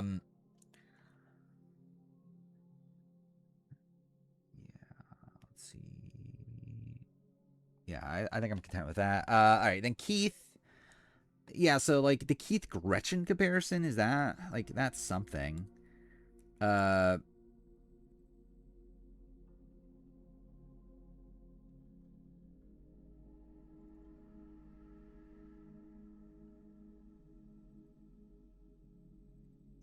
Yeah, I mean like Whitney's right there too. So like him being in like this ballpark is probably not the worst thing in the world. Like obviously like Keith was better positioned than Whitney, but also Whitney survives longer and whatever. So it's like and like it's not like it's that like Keith was obviously loyal to Whitney. So it's like whatever Keith did, like Whitney would have been there too. So it's like yeah, they probably shouldn't be that far apart.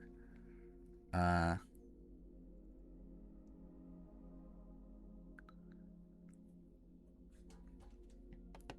I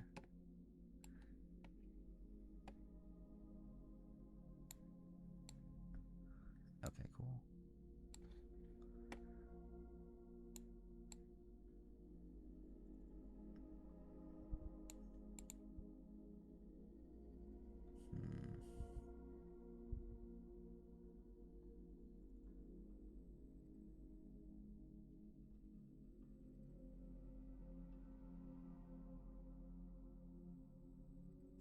Yeah, it's like because even these people controlled a couple post-merge votes. Like Josh at least had a control of a post swap tribe.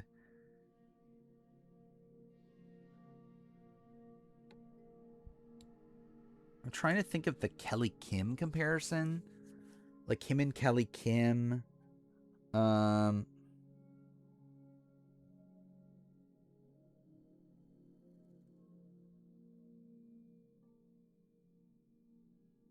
Even that was like 2 tribe formations. Just gets flipped on at the merge.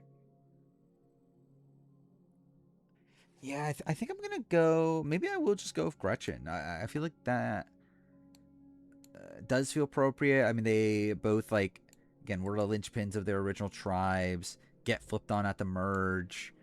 Um, and like I think it's like with Keith, there's more to argue that he doesn't even necessarily get to the end, even if um his tribe wins out. Where like you can actually argue Gretchen does, but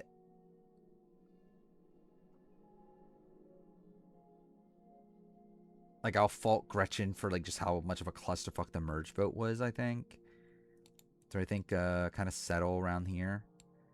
Um,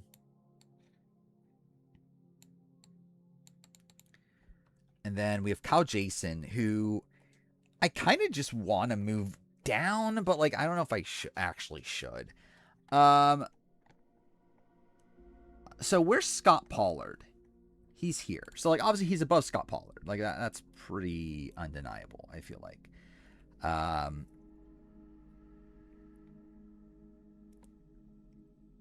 like they're both like they play the game together. Jason undercuts Scott by taking out Jennifer early on. Scott has the better connection to Sydney, or sorry, Jason has the better connection to Sydney. Uh, Jason obviously survives longer. Jason had more win equity for even though they both were not doing great win equity wise. But anyway, it's like yeah, I think like Kyle Jason's definitely higher. Like but ultimately, like he is kind of drawing dead in the post merge. Maybe he's like a J level. Yeah, maybe Jay and Marty. Actually, I actually feel like maybe that's an okay uh placement in the sense that again, people that like controlled their original tribe formations, though, have pretty rocky games once they get to the merge. Um, though for like Jay and Jason, at least they're able to still navigate fairly deep. I actually think I'm leaning Jay. I don't know. I like Jason had more of an alliance for longer term uh than Jay, where like Kyle like still had Scott and Ty for a few votes in the post merge. Jay was just kind of on his own with his allies kind of dropping him. Um but Jay does get the final 6 with a lot of win equity. Jason gets the final 6 with like very little win equity. I mean, like, generally, can he even win by the time of the final 6?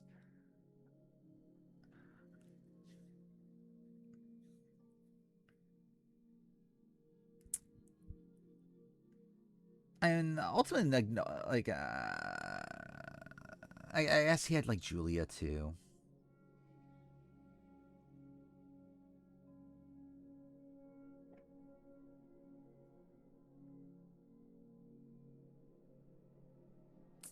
But again, it is the lack of win equity that's like holding me back. But yeah, maybe I do go above Jay.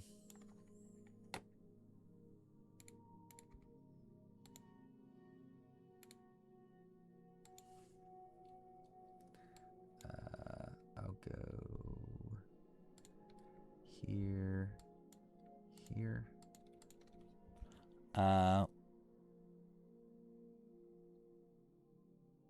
Joe and Ty, I think Ty probably wins that. I mean, we can play it out. Jason, Ty, Joe. Michelle probably votes Joe. Um, we got Aubrey votes Joe. Uh, Sydney votes Joe or Ty. I'm not 100%. I don't think she votes Jason. I'll give the edge to Joe, I guess. I don't know. I don't really know where Sydney goes. Julia goes Jason. Scott goes Jason. Debbie goes Joe. Does Joe win this? Nick.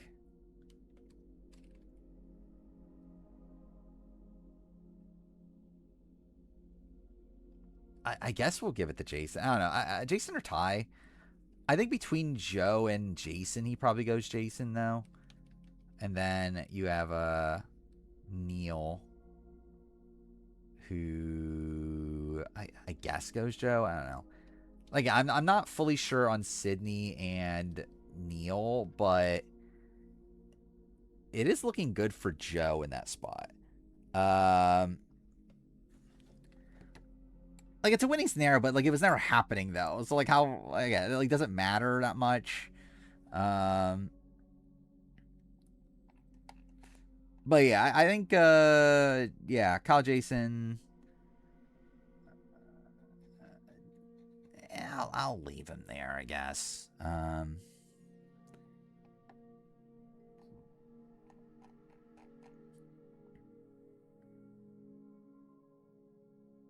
Maybe. Yeah, fuck it. I'll leave him there. It's fine.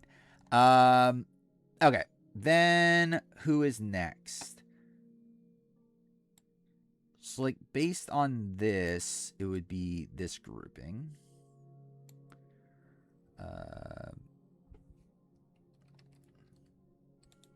Let's see. So it's Dave Ball.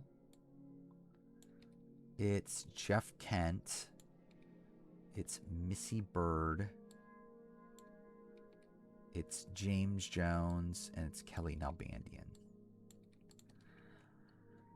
Okay. Yeah, I think this tier might also move down. I don't know. Okay, so like to piece this tier together, I mean, like these are people that got flipped on around after the merge. I mean, I guess not necessarily. Actually, maybe that's how I should construct this actually a bit more. Because I guess there is actually a different, because like I did it by like round number, but I guess like when it comes to the early merge, maybe it's better to do it by like by how many rounds after the merge. I think Michelle was really the only wrong move during wrong for everyone. But it was really the wrong move for everyone. Yeah.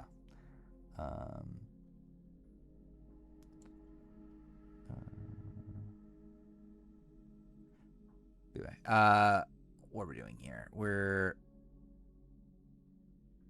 Because like yeah, like Tammy and John Carroll get flipped on the second round after the merge. So we're like, yeah, it's at 9, but like it's technically like the second round after the merge. So like that's more similar to that of a Jeff Kent and a Kelly Nalbandian. Well, no, Kelly Nalbandian was technically third round. But there was a split tribal of it all, which is like weird, but yeah, whatever. Drea was third round.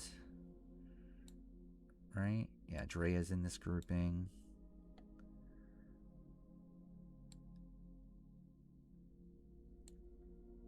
Dave Ball's kind of a weird middle ground of second and third round, but I'll give him third round, I guess. Pete was fourth round. LJ was third round.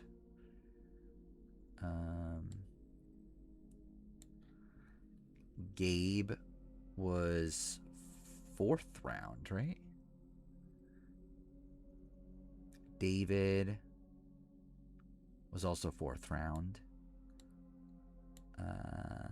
Anyway, we'll deal with the rest at that point. But yeah, like I feel like this is probably more appropriate to do next is Tammy, John Carroll, and Jeff Kent.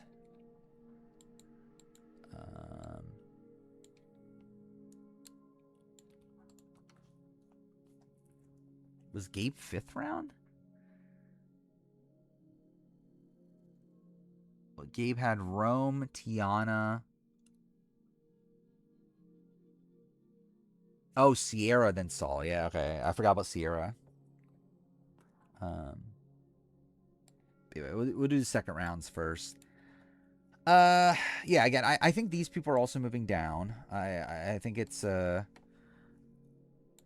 think once we get to like the final 7-ish, I think that's what like or maybe final 8, I don't know, whatever. Like I think a bit deeper we can take more consideration to putting him up here, but I think for now these people are still moving down.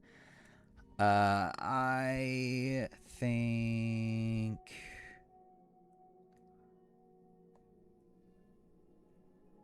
again, let's just stop down here for just to think about it. I don't think they're going here. Like Jeff Kent, I don't think had enough of a. By the way, also I need more space. How many players have I done today? I would say probably like 25.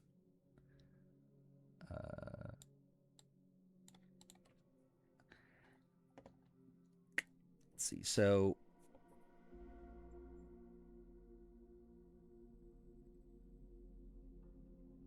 yeah, it's just they're flipped on too early.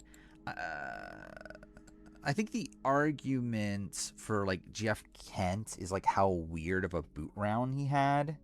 Yeah, because like it's a spot where like yeah, if Penner doesn't win immunity, he's safe, and then even after that, he's like taken out in the plurality. So like it is a bit of a weird boot round.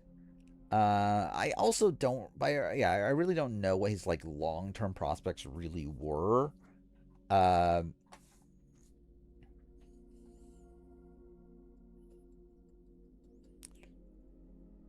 like I guess he is better than these people because of that though. Why Penner vote Abby? I believe he actually believed that they were voting for Abby.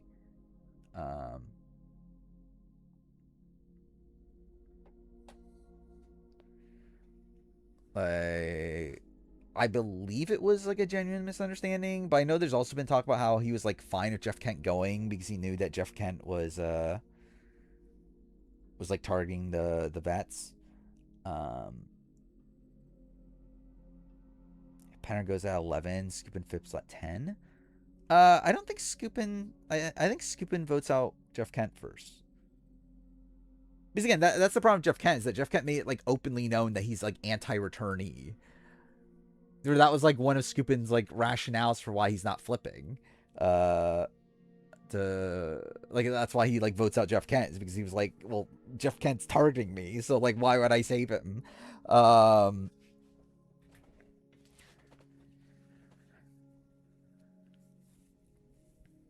the way, we haven't gotten to Scoopin yet. Where's Scoopin? Is he soon? Dude, he's not even soon. Oh no. He's a ways away. If Penner's vote out 11, where's RC land? They might just vote her out next, right? Like they probably vote her out next, then probably Scoopin. They might vote her out next, and then like vote out Jeff Kent, and then Scoopin flips after that. I'm trying to think, is that too late? I don't think it is. If he has Lisa with him. Because yeah, it'll be Malcolm, Denise Carter, and then it'll be Lisa and Scoopin flip. So yeah, probably it's like what Artist, then Pete, and then yeah, and whatever. But I mean, Lisa eventually flips anyway. So it's like, I don't know. Like, she flips at the actual 8. So it's like, I would assume she would just flip when push came to shove. Like, obviously, she did it at 9. But, like, also she knew Scoopin was flipping. So it's like, oh.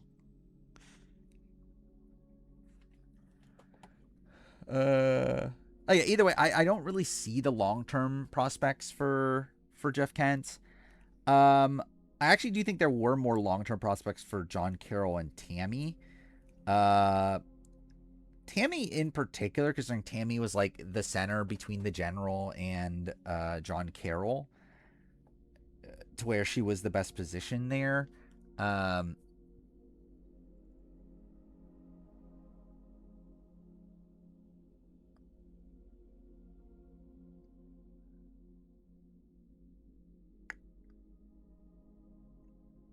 so I feel like them in like somewhere in this ballpark isn't the worst thing in the world. Jeff Kent, though, I kind of want to move Jeff Kent closer to like the. I guess he is better than this though, because he is in the majority of the entire pre-merge. Actually, I guess is he? He's kind of like Dan Rangering level though. Uh,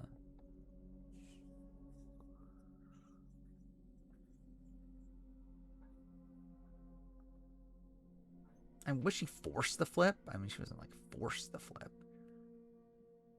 He's like they split the vote, didn't they? Like if Lisa wanted to, Lisa could have like told them about the split vote and then still voted with Keith and or Keith, fuck me, voted Pete and Abby and them.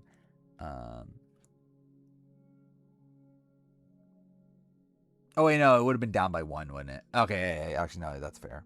That's at final 8. I'm dumb, not 9. Um,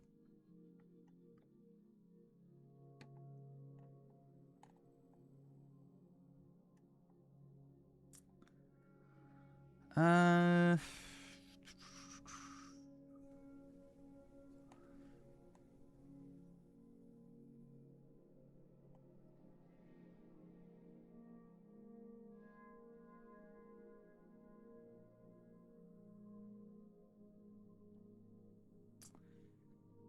again, I think Jeff Kent gets unlucky in his elimination, but I just don't see the long term.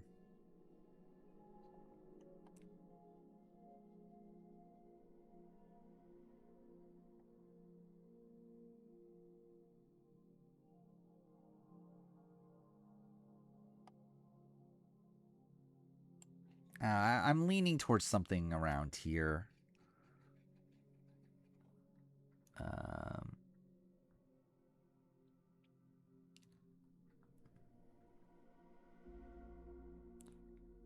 Jeff is with Jason and Jay. I don't think he's that low, is he? Actually, no, I guess to be fair, yeah, he is control. Yeah, I guess they are controlling the same pre-merge. I think he's better because like he at least like was in on the RC vote. um, maybe he's like Eric Halfman then. Actually, I mean they do go to the same amount of tribals. Actually, yeah, he is Eric Halfman. Yeah, he literally just is Eric Halfman. Again, a bit more unlucky of an Eric Halfman, but yeah, actually, now I think about it, he is literally just Eric Halfman. Oh, fuck me, I hit the wrong key. But yeah, so I think that's probably what we're doing. Yeah.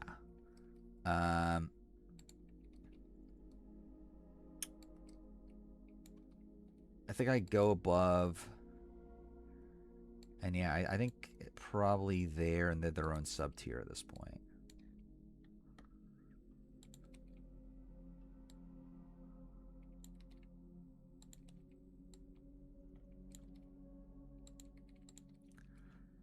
Okay. Who's the other one? It is well the John Carroll and Tammy. It's crazy how Tandang fumbled, having all 6 members make merge. Yeah, it's all Scoopin's fault. Yeah, John Carroll and Tammy. Tammy is one that I think you could argue is in the Jim Rice level.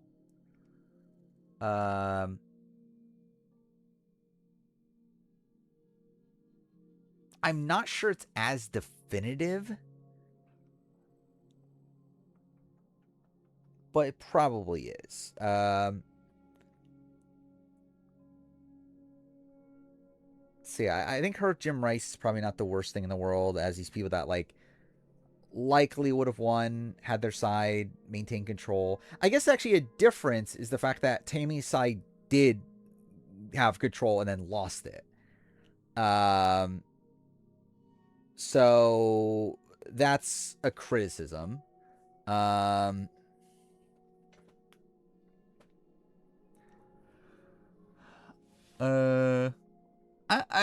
saying it's less definitive just because like I don't know if that group actually sticks together to the end, even if they maintain the numbers through that round. Like obviously if it got down to John, like the actual Road to 4, then it's like, yeah, like Tammy wins that. But I'm more so thinking there's at least like more of a shot of like Pascal and Nalia want Tammy out before the end, and I don't know, like there's like maybe a more like stuff going on outside that. Because I know Nalia and Pascal are like more connected to John than they were to Tammy.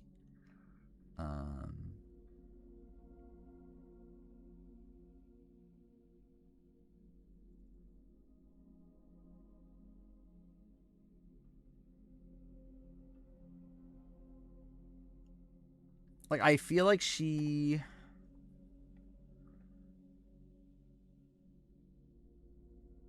above this.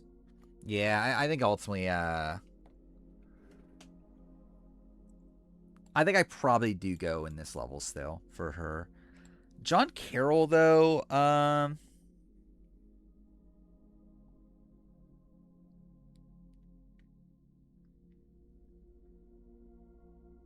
actually, I don't know. Like, I guess, like,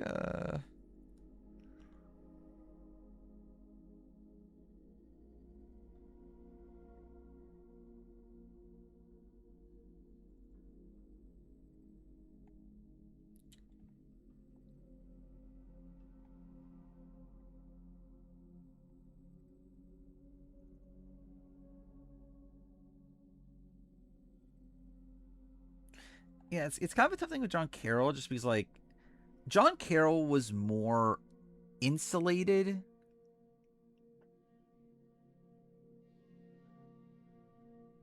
Like, okay, how do you describe it? So, like, because, yeah, like, John Carroll, again, I had more connections with the, like, people outside of the Alliance. Like, he had more connections with, like, Pascal and Nalia. Even though, again, it got very hostile, he had a relationship with, like, Sean. He had more of a relationship with, like, Rob. Um, like, he was the one that actually was doing more of the, like, bonding with the other players on the tribe. Um, but, again, Tammy was better positioned within the Alliance. So if that alliance won the day and got to the end, Tammy's more likely to win in that position, especially because like Tammy was more liked in general than John, because John obviously burned relationships along the way.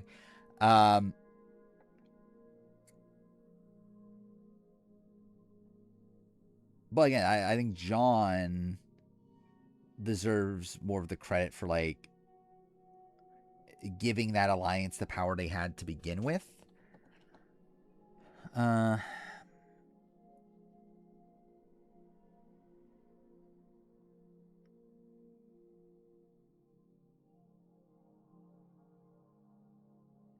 Maybe I just put them both here.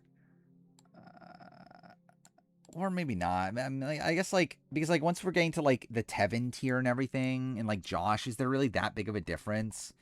Yeah, yeah. It's like generally, I think that's probably the case. Is that John probably is just them.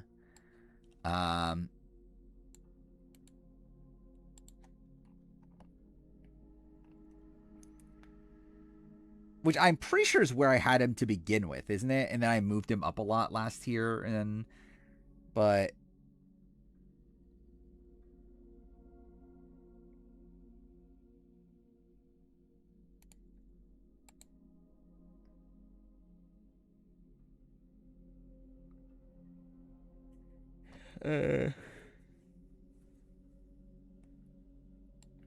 yeah, I think I'm probably just gonna go with this. I'm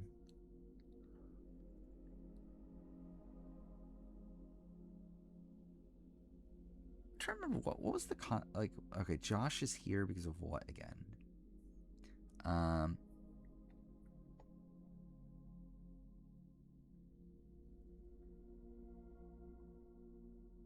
You know what? Yeah, actually, I feel better about that. Yeah, Eric Halfman and Jeff Kent. Which Duvers actually like where he was anyway, wasn't it? Like I literally like I just moved Jeff Kent there anyway. Yeah, because like they all like survived their round after the merge. Yeah,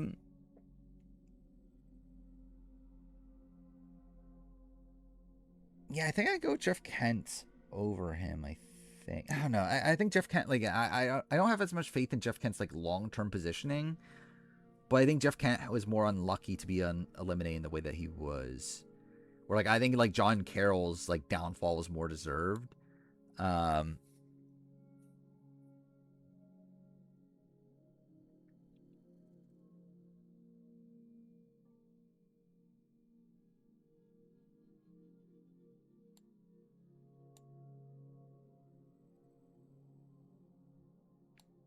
I think I'm gonna go John Carroll at the bottom of these. At least Eric like was able to like win over Rick. Technically had more people on his side than John by the end.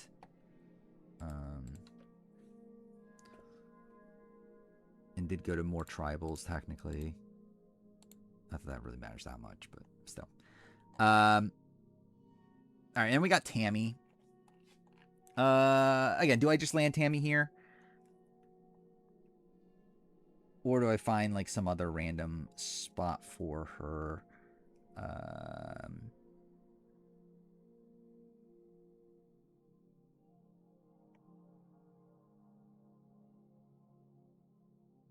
I'm trying to remember what the Eric Huffman logic was. I think it was more so the fact that he didn't really have a side by that point. I guess in this world, Tammy would have a side, right? Like if like let's say the vote didn't flip, Sean goes home at 9. Then at that point the row 2-4 have 4. And then you have what? Pascal, Nalia, Vesepia, and Kathy. Vesepia and Kathy are probably the next 2 to go. Maybe. I mean, too for like who knows with fucking Zoe, but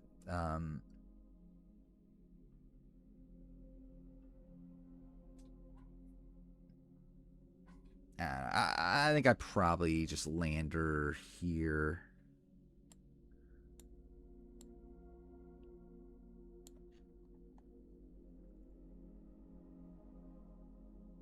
And again, I think I will go below Jim just because of the fact that I think she was less connected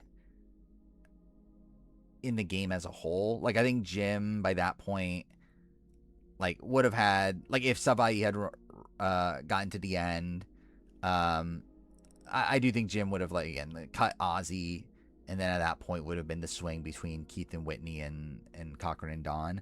Where like with Tammy, it's like I don't think her positioning is like as secure as that. So I think I'll give the slight edge to Jim.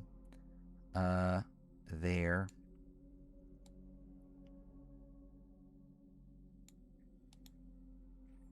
Okay, where do we start again? We start here, right?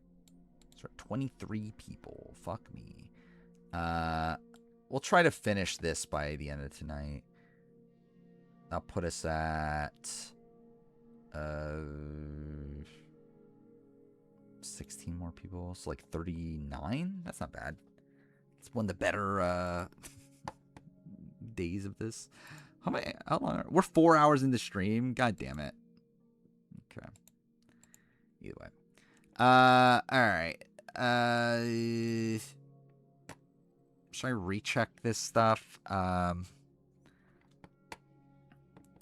So yeah, Dayball flipped on at the 3rd tribal when Laura Moret goes home. LJ flipped on the 3rd tribal. Missy flipped on at the 3rd tribal. I think Kelly was at 3rd. James was at 4th, right? I did not watch Majors Canada. I'll watch it tomorrow probably.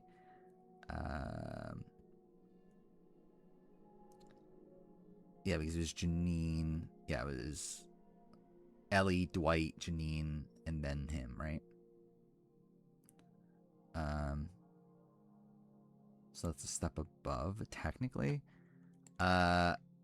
Drea, like, so Drea's a weird one because, like, obviously she survives. Like, so she gets kind of flipped on at that split tribal. Like, gets out of it, barely. And then after that, like, technically survives over high and then gets voted after that. So it's like, I'm not sure where to land Drea. Like, in all that.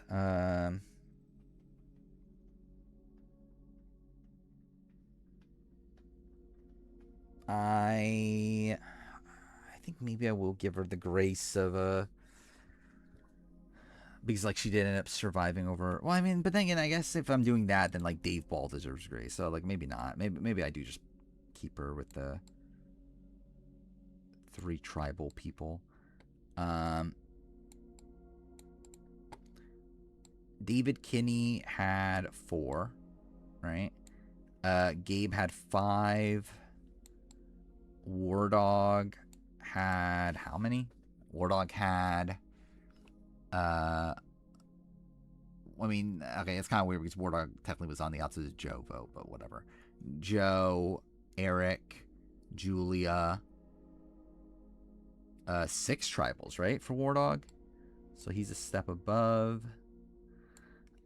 Pete Yurkowski gets flipped on at the 3rd. Yeah, when Artist goes home. So yeah, he's down here. Dina gets flipped on at the 3rd. Danny.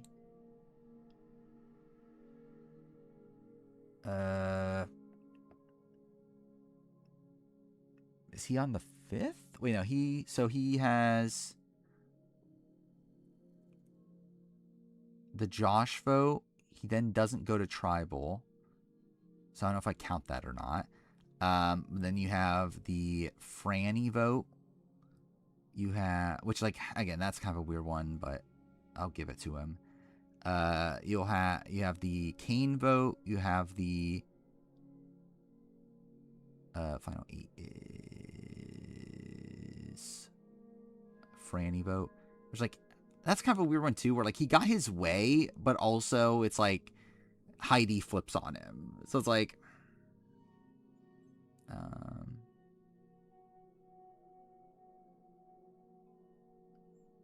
this metric benefits those who go to pre-merge tribals?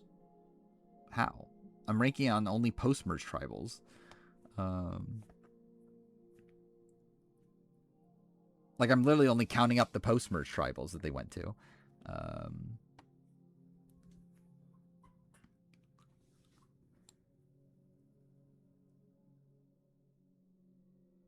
So I think I give him credit for 4. Ron is technically 1 more than War Dog, right? Well, but then he gets flipped on at the Eric vote, so that's kind of a weird one too. The Sean, you have what? Final 11, final 10. Final 12, final 11, split tribal, final 8, and it gets flipped on at the 5th tribal. So he's more in line with Gabe, kind of.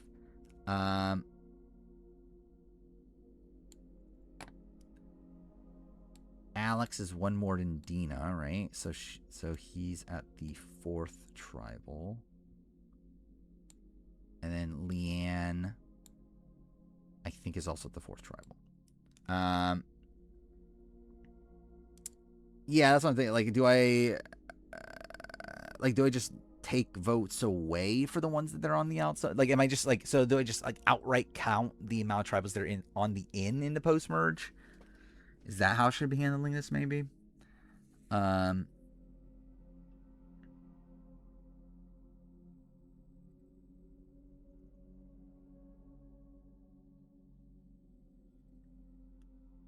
Because if that's the case, then what changes? Like War Dog is there. Deshaun doesn't change. Oh yeah, I mean, well, I'm only counting up to the flip, so yeah, that I think these stay the same. Same.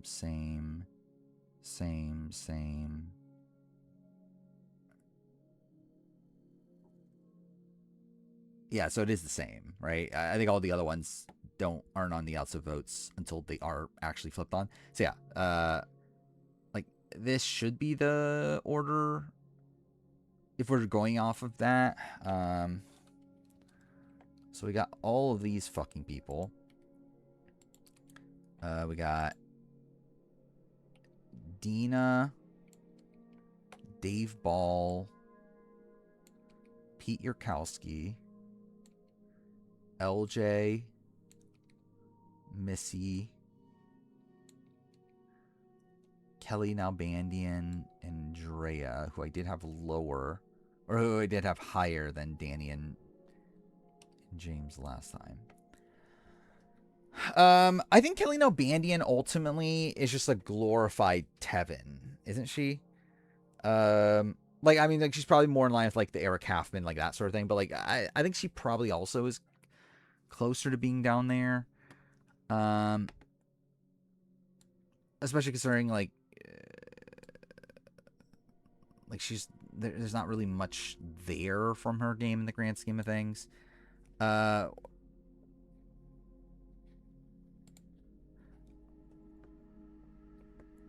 then, like, I think Dave is someone that's, like, maybe a bit closer to this, like, Jim Rice Tammy.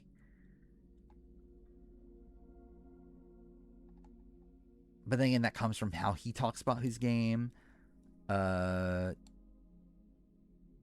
again, if we are believing him, then, like, he's up there. Pete Yurkowski.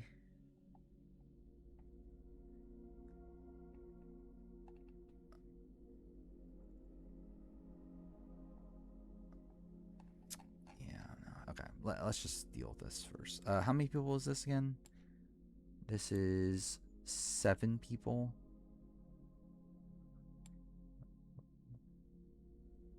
That's that.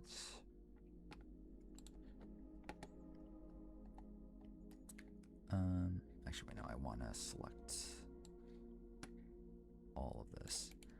Okay, I think we'll start off here.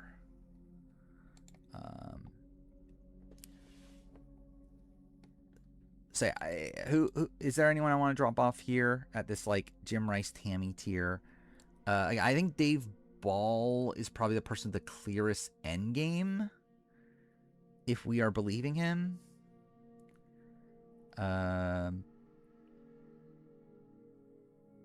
according to him, if Galu won the day, it would have been like him, Laura, Brett, Kelly Sharbaugh that would have run the show.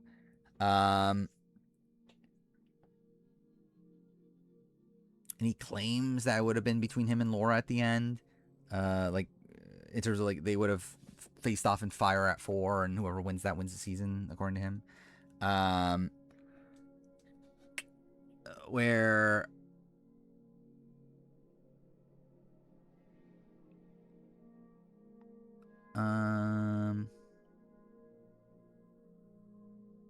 I mean, there are a lot of like things like that in like, I don't know which one's the real one. Is the thing from Samoa. Like, obviously Laura and Brett definitely had a connection there. Like, Laura, Kelly, Monica had a thing, and then like Dave Ball claims he has a thing with I mean, in that world, Brett's not the underdog that he was, so I'm Brett wouldn't vote her out for. It's Kelly and Dave. Like, Kelly and Dave were a duo. Like, Kelly and Dave were a duo, and Brett and Laura were a duo.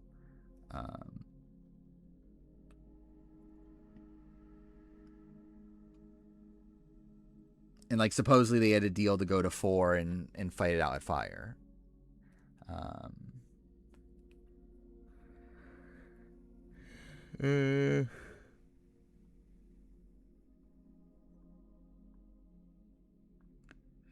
trying to remember the numbers of all this. So like if Laura, like let's say at 10 they win the battle there and like Natalie goes home, they could Pagong, Russell, and again Idol, whatever, Pagong, Russell, Jason, and Mick. They get down this, and I guess Shambo too. They get down to 5. Well, actually, no. In that world, Kelly Sharp was already gone. Actually,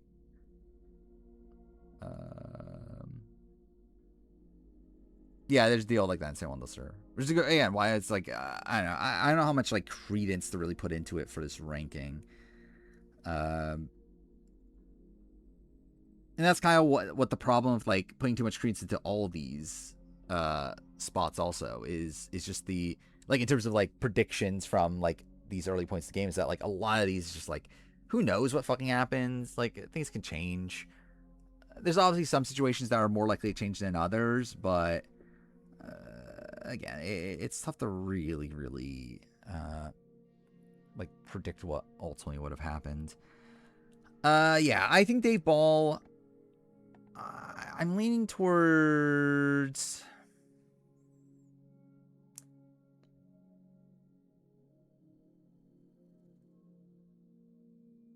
maybe this like Chad, Eric Huffman tier. Because I think Dave's someone that if he gets to the end, he's a very viable winner. I think for the most part, people like Dave and respect him. Again, he would have had a tough time actually getting to the end in this scenario, but it's not like impossible.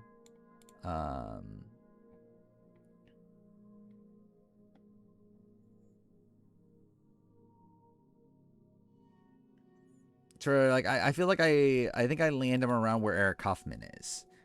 Like I feel like that's kind of like the middle ground of things of like Eric Huffman's like also like kind of like an unknown in that like kind of caliber of like maybe he could have won if his side had numbers, but we just don't really know as much.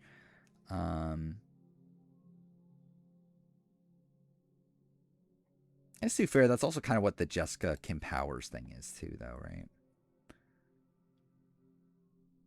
But yeah, Jessica I docked for the idol play, and then Kim Powers I also just like I don't even know where her position is in that power structure. Where like I think Dave's like a little bit more clear, but maybe that's maybe it is still like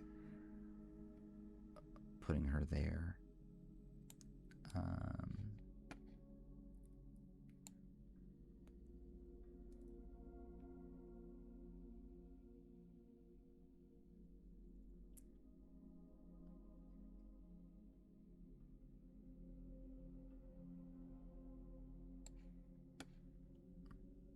Yeah, I'm struggling with where exactly in this tier. I think I'm gonna go above Chad. No, maybe not. Maybe I go here, like above Jessica.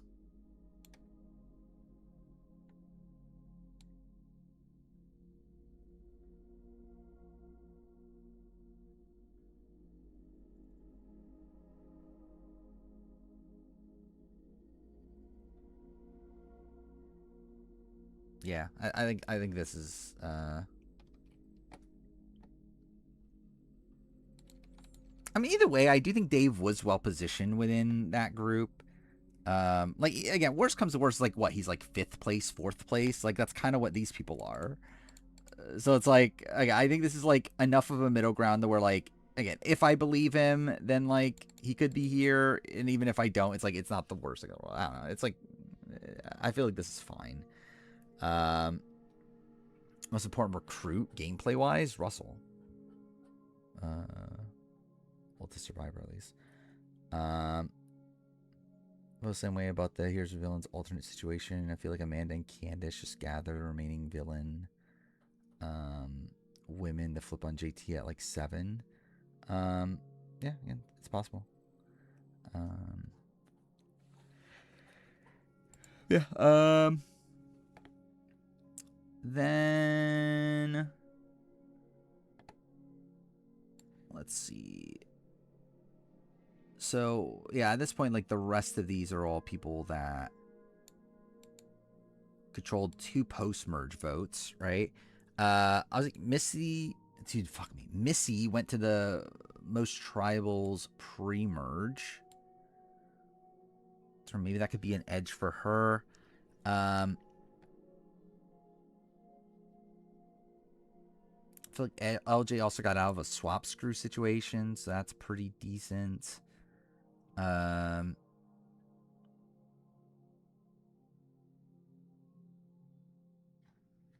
again, I feel like Kelly's definitely dropping.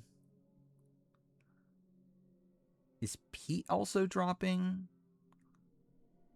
Like, is Pete, like, really Pete's like kind of like a glorified Julia, isn't he? I guess it's like he's a Julia that like didn't take the fall immediately, but like took the fall the next tribal after. He's like, it's like both were like well positioned in the pre-merge, controlled 2 votes in the post-merge, and then are on the outs. And again, the difference is that Julie gets voted out there. Pete survives 1 more tribal, and then he's voted out there. So yeah, I'm leaning towards I think I use the word glorified a lot in general.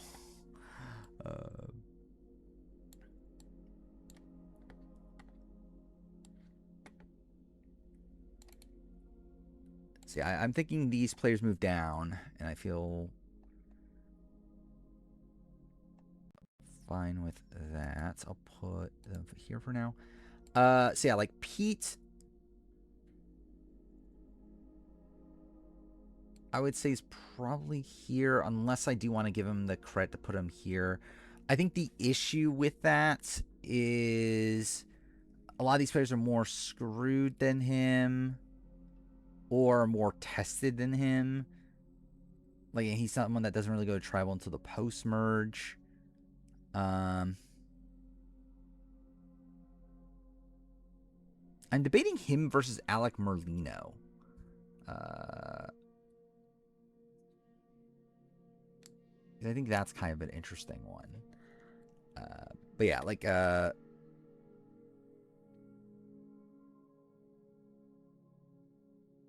actually, no, they're probably just both around there. Dude, fuck me, it's 3:46 already. Yeah, so I think what I'm leaning towards right now is probably not streaming tomorrow morning or like afternoon, but I'm going to be here until this is done. This tier's done, which might be until like 5 o'clock at this rate. But I will finish this tier.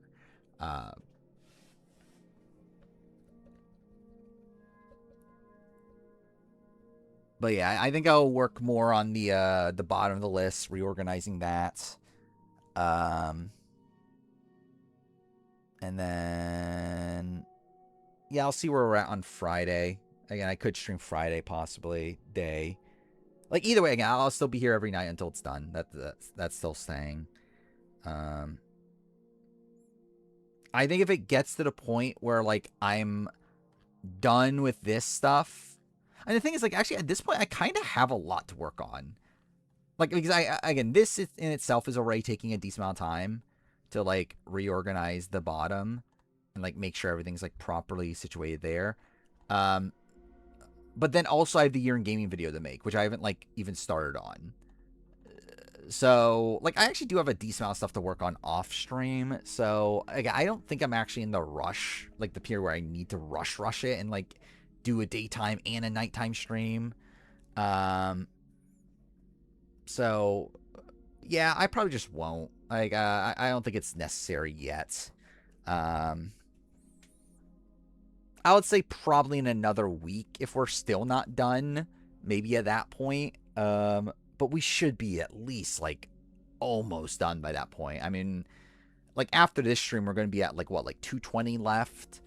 Like if we get like 30-ish people done a stream, like that's only what, like 7 more streams.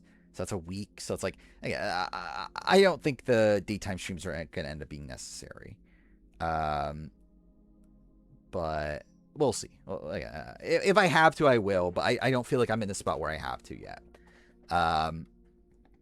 Like I think the nightly streams are still like fine. All right. But yeah, I have to finish this. Kelly Nubandian ran the pre-merge and never was tested. Post-merge controlled 2 votes. Gets flipped on immediately after that.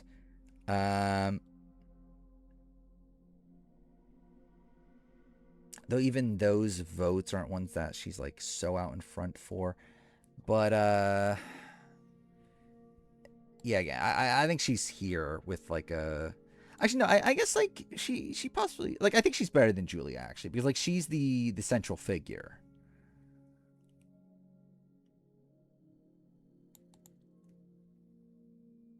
Where's Eric Halfman again?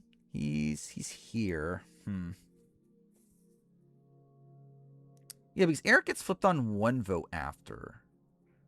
Kelly's worse than Sierra.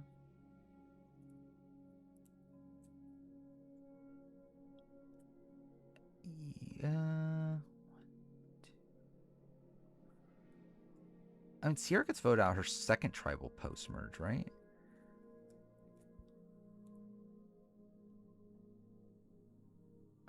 Oh, I think I would lean Kelly over Sierra.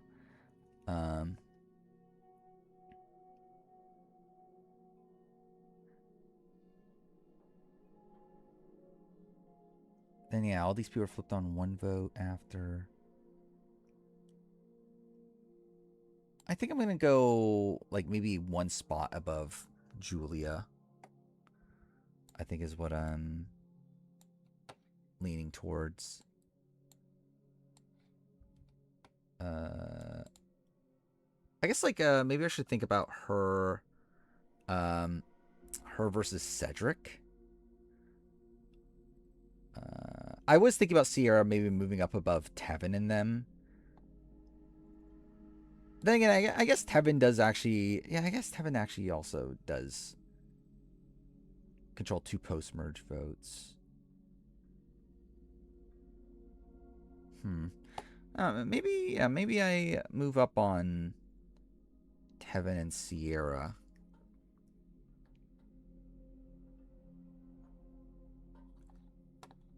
Just let me think about this. So like they get flipped, like Josh gets flipped on right away. Marty survives 1 vote.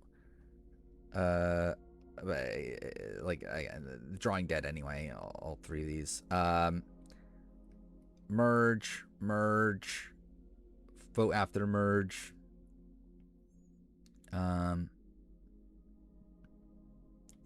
vote after merge. Vote. Yeah, maybe I move up. Okay, wait. Maybe I go.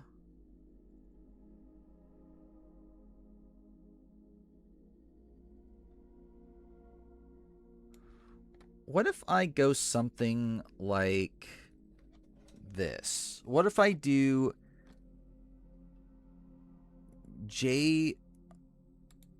Marty, Jay, Kyle above Michelle and Jessica, who got voted out at the merge. Keep Josh here with Michelle and Jessica. Then Sierra and Tevin move them up because they weren't voted out at the merge. And again, these are also people that got voted out at the merge. I guess like Evie is someone here that like maybe I should do something with. I don't know.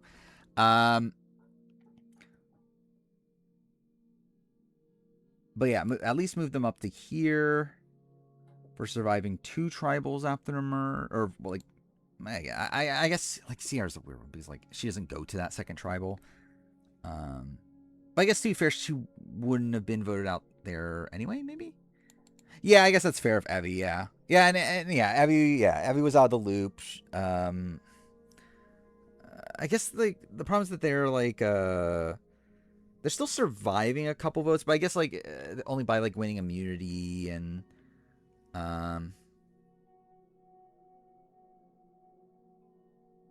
yeah, okay, I'll keep Evie there. Yeah, that's fine. Or is Evie closer to this actually? Is Evie closer to the Marty, like this tier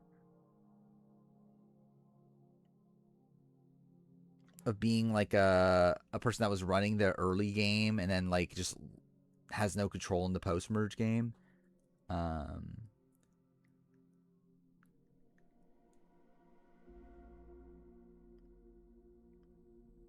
think a difference from Marty is that Marty obviously gets Alina out, I guess. Evie's like kind of just on the outs of everything by that point.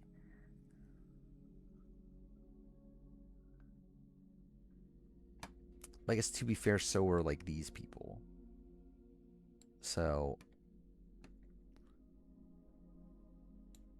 I think I'm moving up on Evie a tad here.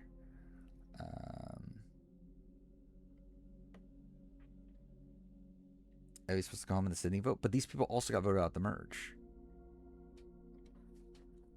It's like all these people are merge boots.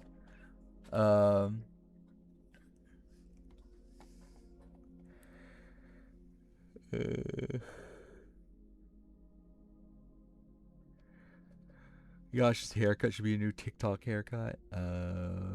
What is Yash's like? Yash got a new haircut. What was Yash's current haircut?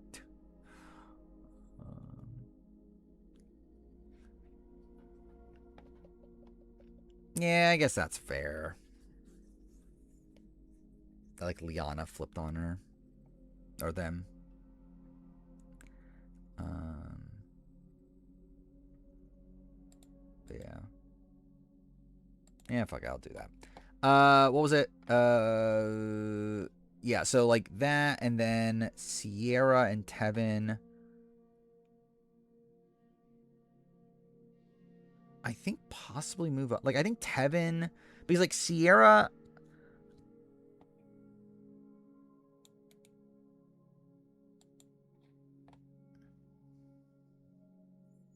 Like, maybe like here. Because like it's a spot where these people are flipped 1 vote after merge. These happen 2 votes after merge. Which is like again a very minute difference, but like that's kind of what we're working with at this point. Then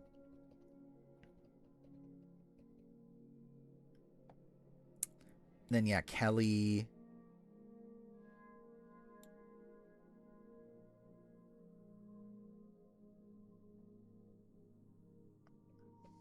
Let me think this through with Tevin versus Kelly. Kelly had more people on her side by the end than Tevin. Julie ends up going out in unanimous votes. Maybe I go Tevin over Julia.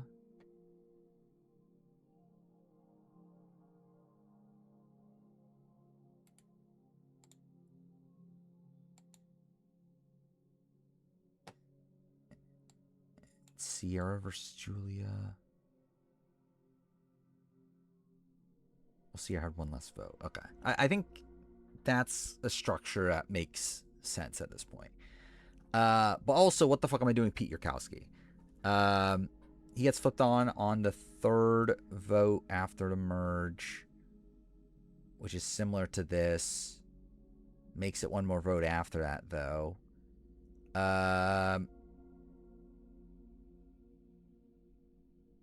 Also, what am I doing with Cedric, actually? Cedric's just here.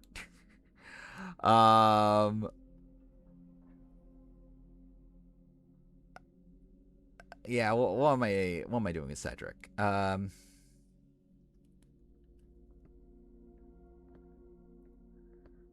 is he fine there?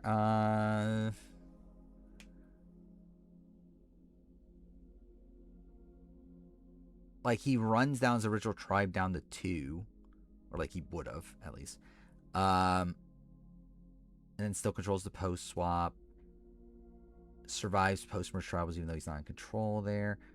Yeah, fuck, I'll leave Cedric there. P is 1 above Tevin. I'm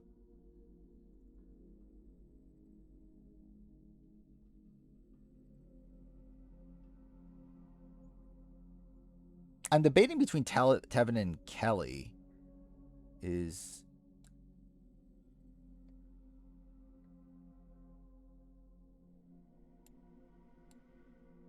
okay, cool. I guess like to be fair to Kelly, like Kelly, and I guess actually to be fair to Tevin, like even Tevin, like because like okay, like what I'm trying to get is like Pete is someone that like he really controls just his own power structure, but that's about it. Where like Kelly is someone that like controls her original tribe, then controls her post swap tribe, and then also controls the split tribal group. It's like there's a lot of different groups that she's able to manage. Tevin is able to control his original tribe, then able to do some good work at the merge and also at the post swap or the split tribal tribe. Like Pete, it's like all he really has is like Tendang and then like the merge. So like it's like I feel like there's like a little bit more versatility from these players. Or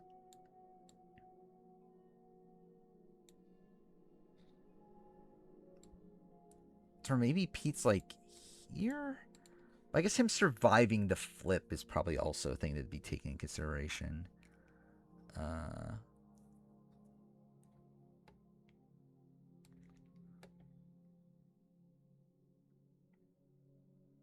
So yeah, what do I favor more? Him surviving the flip or the fact that they survived different scenarios? Yeah, Pete was IO'd out too. That's fair. I mean, like, I think they probably would have voted out. Like, between Pete and Abby, I think their goal would have been to take out Pete anyway. But, yeah, that obviously played a factor into things. Yeah, I'll go Pete here.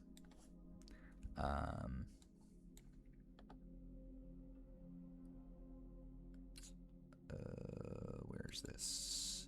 Actually, I need to really fix this. I moved around a lot of people without copying over the names. That's fine. Is it just this tier that's fucked? Okay, I think it's Kelly, Pete, Tevin, Sierra. Is that all? I think it is, right? Yeah, okay.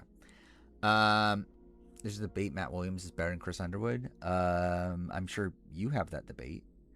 I don't know who else is having that debate. Okay. Dude, we have so much left to do. Okay.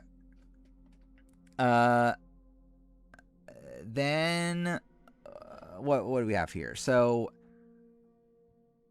these are players that were taken out in Split Tribal. Or like actually, Drea was going to be taken out in Split Tribal. Missy was taken out in Split Tribal. LJ was taken out by Tony flipping. Dino was taken out by a flip. I think of these, my instinct is to go LJ above Dina at least. Like I think Dina was a lot more at fault. Dan Foley officially top yellow, is that a thing? Thank God. Yeah. Cool.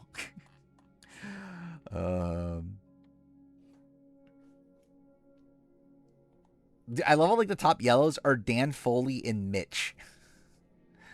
Again, thank God for that. Yeah. Okay. Whatever. Yeah, I think LJ above Dina. I think I blame Dina more for the flip on her than LJ. I also think LJ did more impressive work in the post swap phase.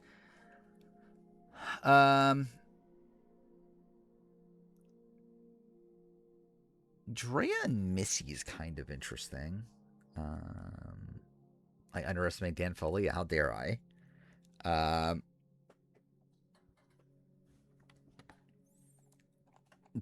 where's Dan? Yeah, Dan Foley actually might crack top 200 at this rate, which is going to be very funny. Yeah, we'll see. All right, yeah. LJ, Dina.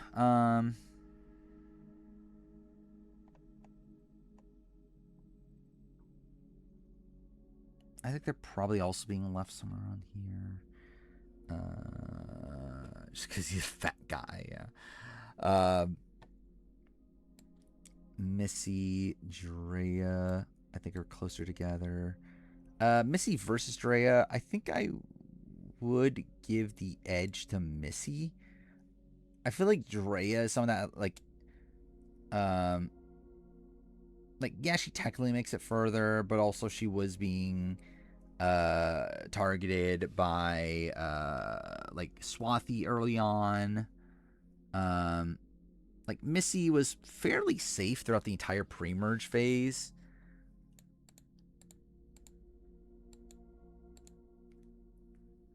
Though I guess like a criticism of Missy's that her own people flipped on her, where like that's not as much the case with Drea. Odds cast on traders, like not high, but like possible. How many more people do I have up here, by the way?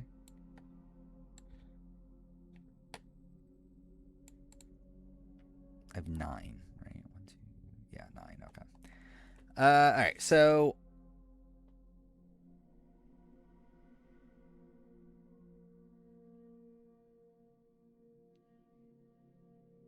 yeah, there was a good chunk of the game that they were able to control, but like again, they're still flipped on.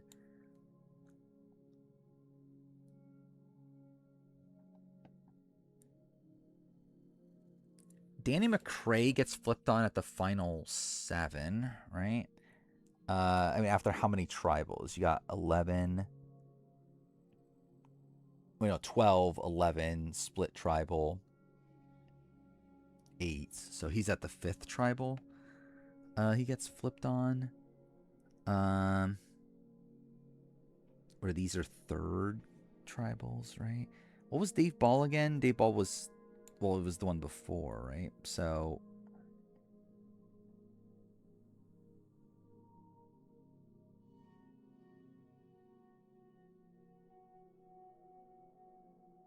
maybe I'm looking at like somewhere in that range. Actually, no, let's do.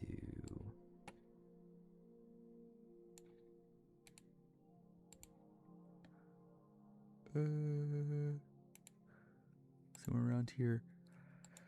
All right, like Dina is someone that I kind of want to blame a bit more.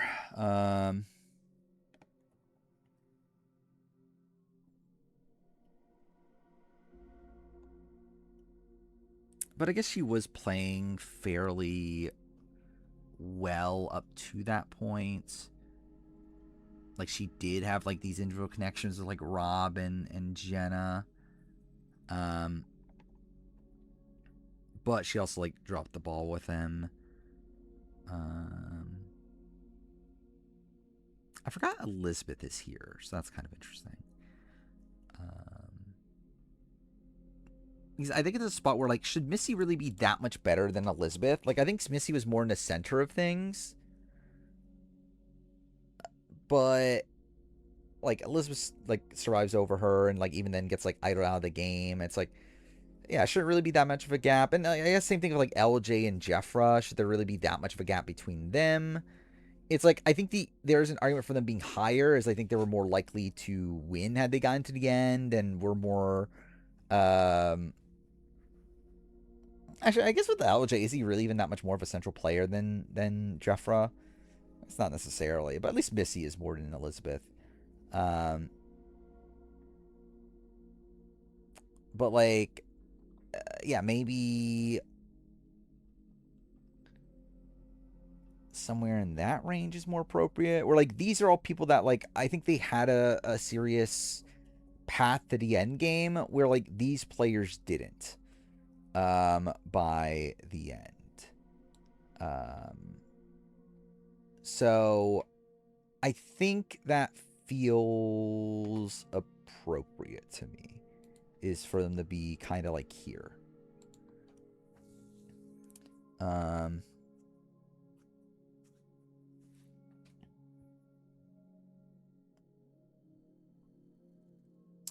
Where, well, then again, Dave Ball is there though. So yeah, putting him above Dave Ball is kind of the thing that's like kind of bothering me. Yeah, that's fair. Missy got advantage by Elaine's advantage. And yeah, that would have been around where she would have lost Aaron, which would have been a big blow.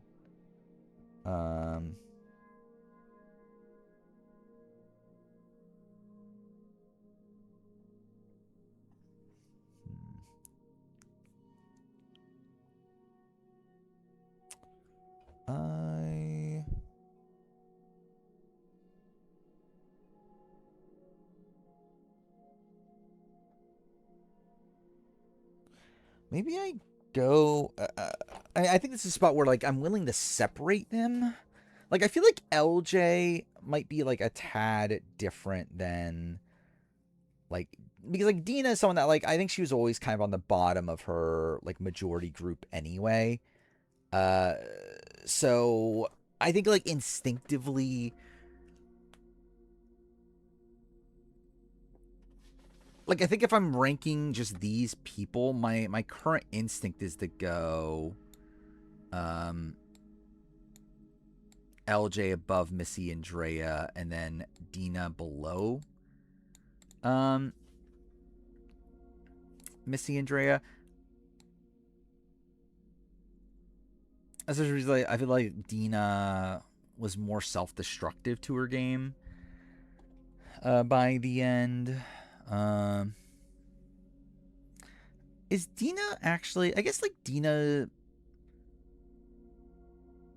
is kind of Donathan-like, in a way. Which is a comparison I never thought I'd ever make, but, like, in the concept that she was, like, 5th in her alliance of 5, but tries to make a move to get out of that, only to then, like... But I guess, like, it blows back on her more than, like, Donathan, where, like, for Donathan, he really had, like, nothing to lose by that point. Dina, someone that still was respected and, like, could have still won a jury vote. Like, I think she just needed to handle that situation differently. But,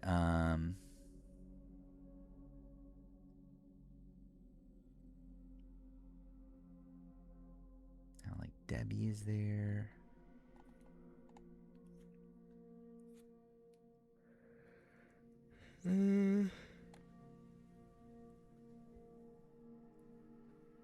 Generally, I'm like, I'm so tired at this point, but again, I'm still gonna try to fucking finish this tier tonight.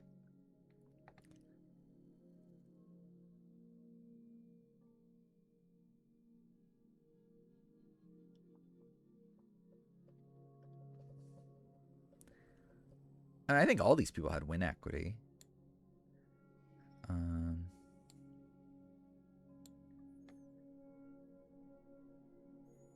Like, I think the problem is that, like, none of these people had a, like, genuine path to the end.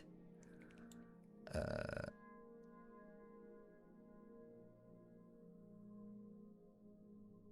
don't know. I guess maybe they should be closer to Danny. Oh, yeah, in comparison to Dothan, yeah.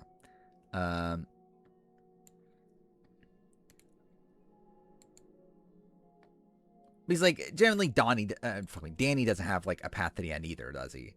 But he's able to make it to one more tribal than these players before getting flipped on.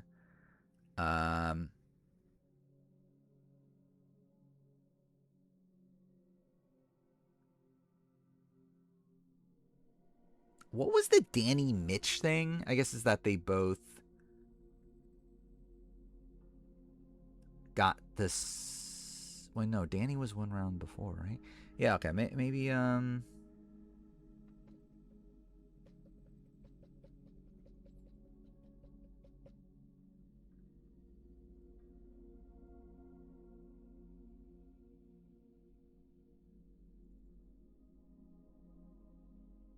I think maybe I just go with this. Like I think these are players that were definitely more active than these. Uh.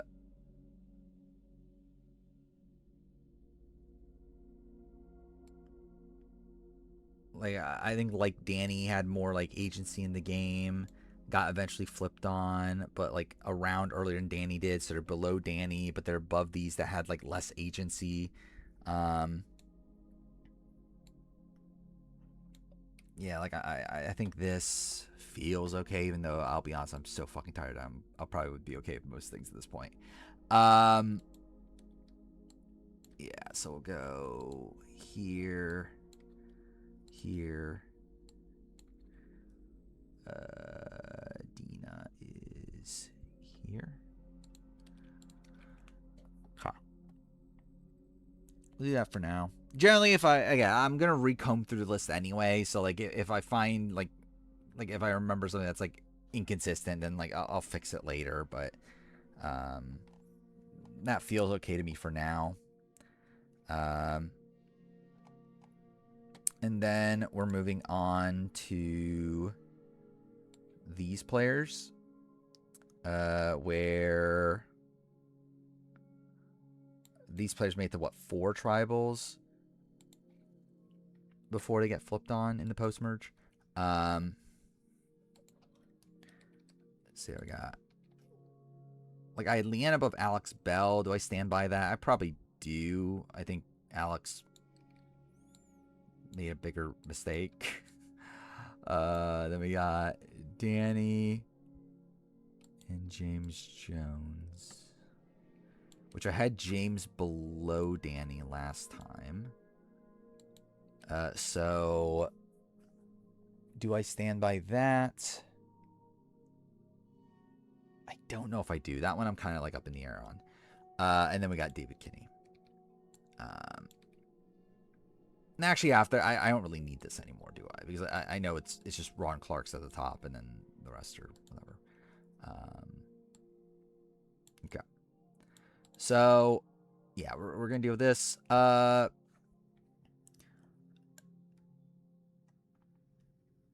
Yeah, again, so these players made it to around the final 7-ish before getting flipped on. I guess not really the case with these, but yeah, anyway, I get flipped on the 4th tribal.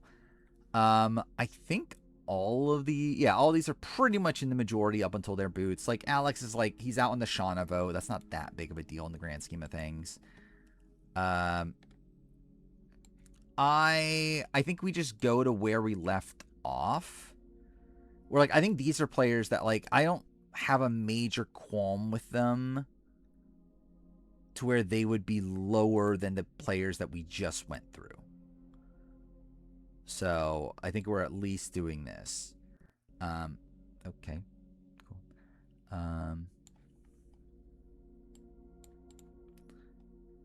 Okay, and then once we're here,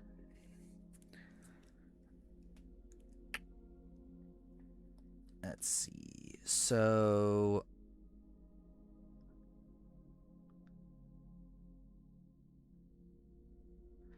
generally, Leanne might be closer to the Jim Tammy tier to a degree. Because she's someone that if the flip doesn't happen in that round, it's kind of too late, right? I don't know, but I guess it's also a flaw that they did flip at all. Like it is still like because I think with like to be fair, I guess that's like still a flaw that Tammy has though.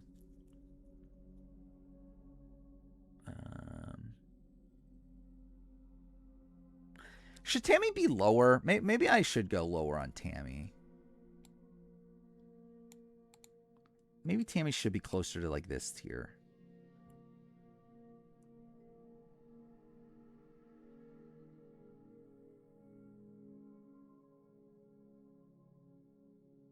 Because like with Jim, it's like it happens at the merge. It's like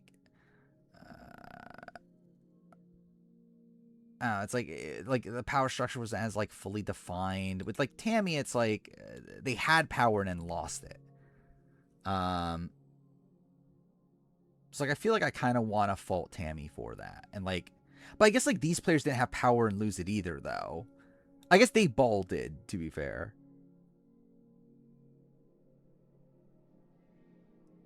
But also that's a spot where I'm not necessarily giving Dayball the credit for like having a winning scenario. Yeah, fuck it. We'll keep it as is. Okay.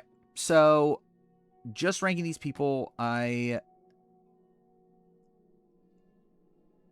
think my instinct is to go David and Alex possibly together. I would probably go David below Alex. Like, Alex makes a really dumb move in telling, like, Rob that he's, like, willing to vote him out. But he still did have... But then again, I guess he was playing for third, though, is, like, kind of an issue. Where, like, at least David was trying to play for himself.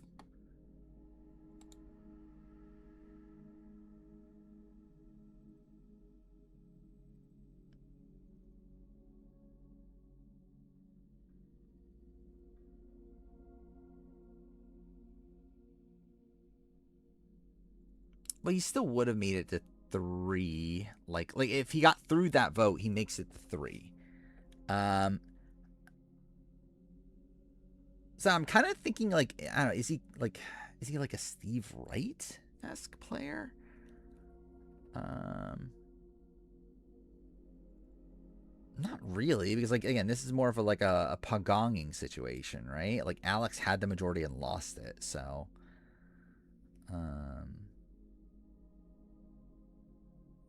and like lost it because of his own play. So yeah, I think I just go Alex next. Actually, I actually think there's an argument he's just like one spot above Dina. If we want to like fully dock both of them for like making such a bad mistake, because like I feel like with like Drea, Missy, LJ, there's not as much of like a critical mistake you can call out from them.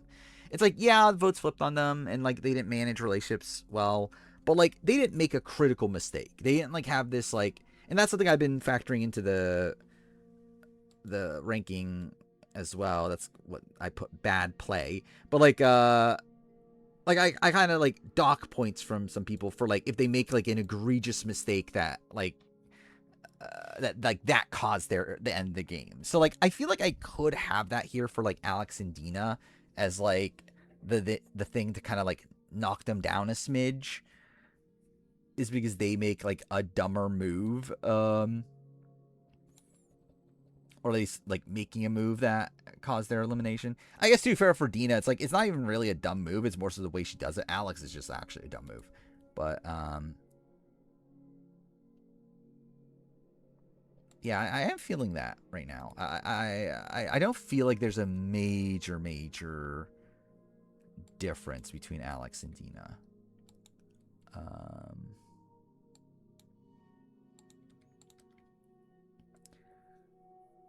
And then I think these I'm gonna probably just leave here. If I like, I think I'll go David first.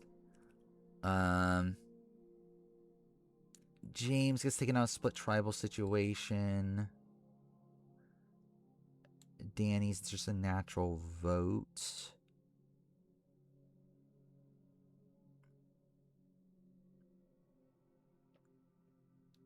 Yeah, I think Leanne's the top of these. And then it's like Danny or James. I really don't have that much of a vested interest in that. Like I went with Danny above James last time. Maybe I just stick with that. I'm trying to remember what even the logic was.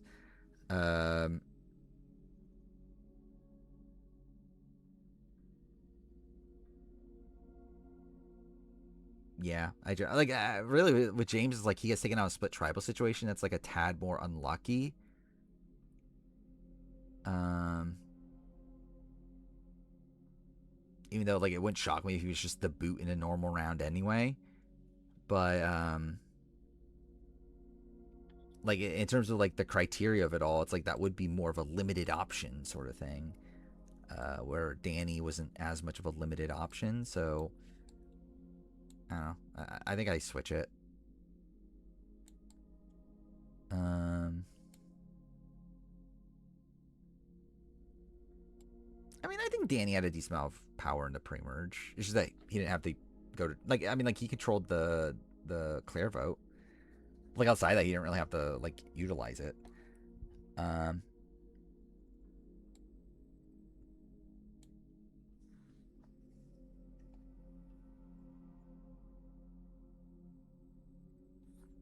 is this fine?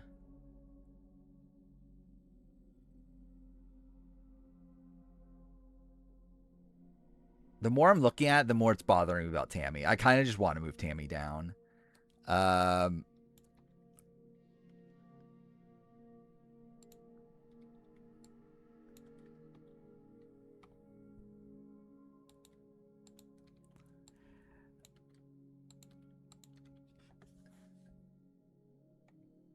These again, at least with Jim Rice, it was tied numbers. Tammy had the outright majority and lost it.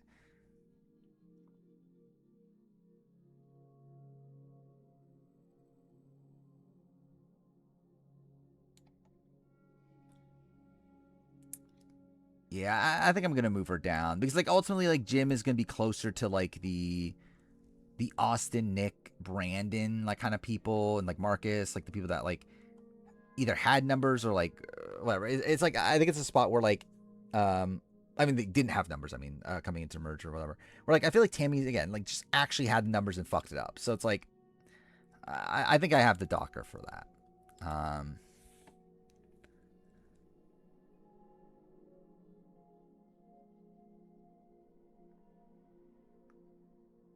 How many tries did she go to? She got flipped on the second, but ends up surviving 4. I think that's more in like this ballpark. The Dave Ball, Eric, Chad. Maybe I go here. Maybe I give her the credit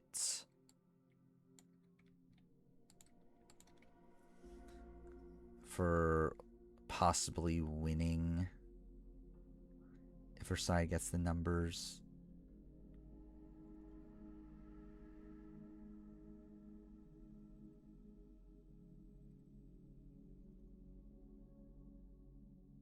But no, what is this tier though? Like this tier is also the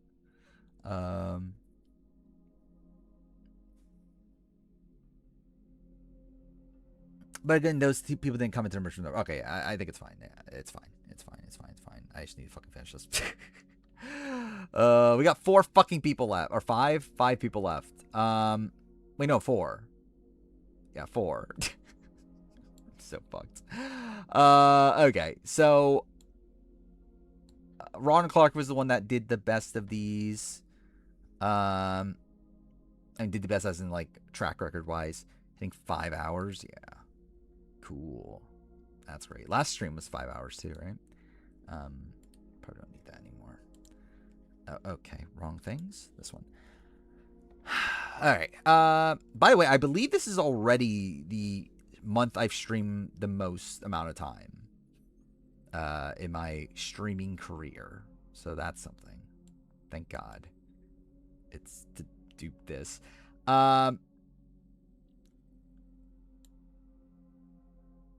Okay, so Deshaun makes the end, obviously. But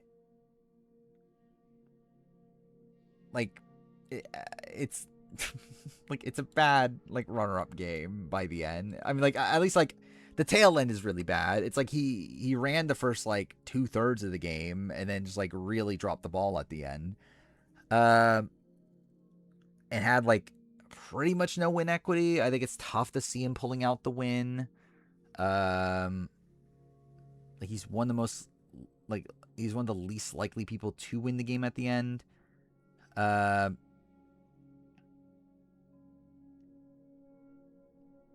But he was running the game until the final 7.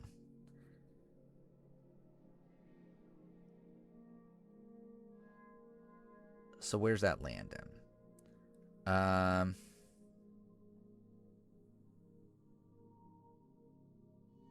I kind of want to put him towards the top, even though I don't know if that's warranted. All right, let me think through Gabe also. Okay, wait, so like, where the people we just left off? They are here. So like in a world where we're just simply following the, like if we were to go on and just simply follow the post-merge tribals. Wait, what? Did I not copy that right? Oh, I fucked up. Okay.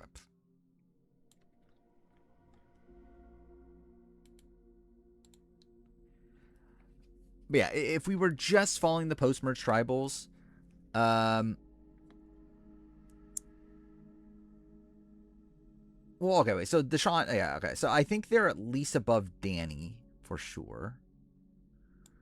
And I would say above Mitch at that point.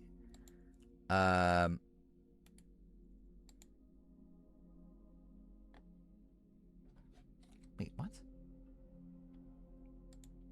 Oh, wait, was this all one big tier?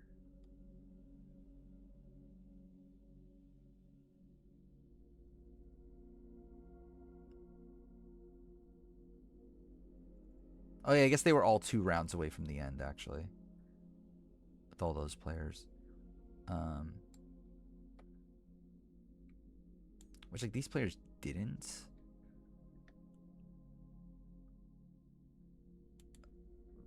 I'm willing to go here, at least. Oh, no.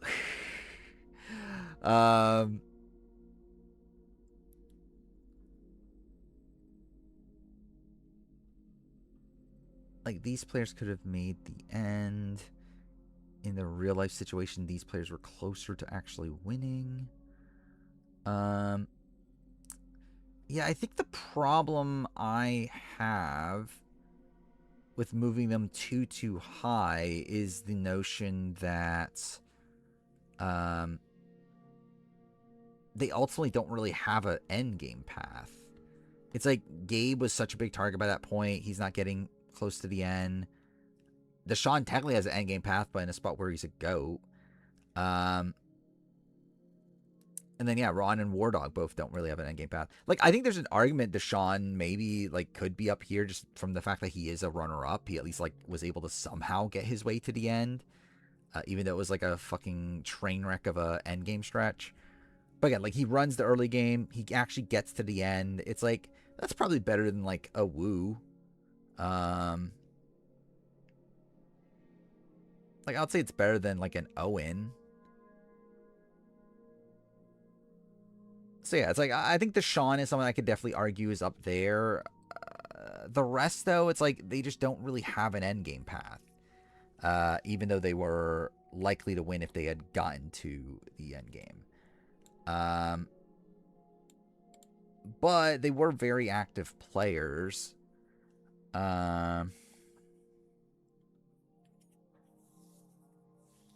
See, I'm kind of on the edge of what exactly I want to do with them.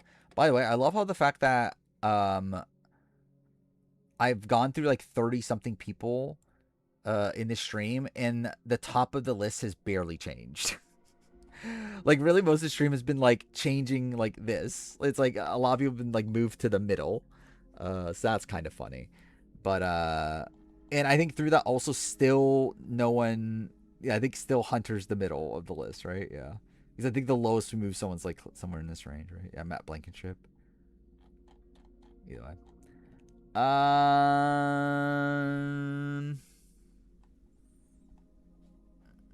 Let's see. I am.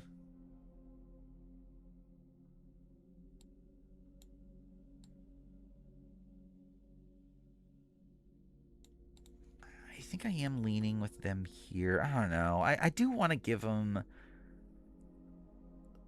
I guess to be fair, like Ron and Wardog are blindside along the way. It's not like they're like cleanly dominating the game. Like the entire time. Wardog does go to 10 tribals though, which is pretty insane actually. Like, if anything, maybe that's an extra boost for War Dog, is the fact that he does end up going to so many tribals. So it's like, yeah, he only goes to 5 post-merge ones, but, like, he goes to 10 total.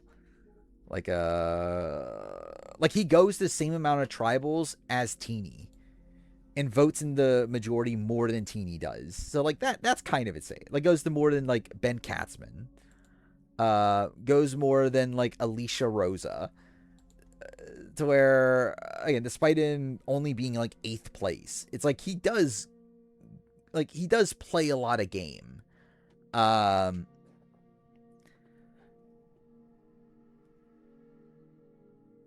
It's not hard. I mean, again, Teeny voted 8 times on the right side, so that's something.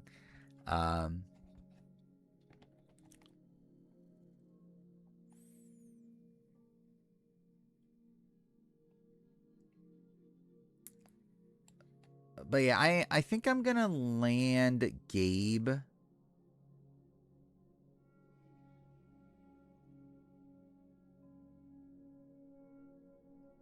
In this range. Basically, Ultimate Gabe is still like 9th place. It's not that many tribals either. Even by the end, it's like, how much control does he really have over like the Sol vote and whatnot? Like, he's kind of more of a figurehead.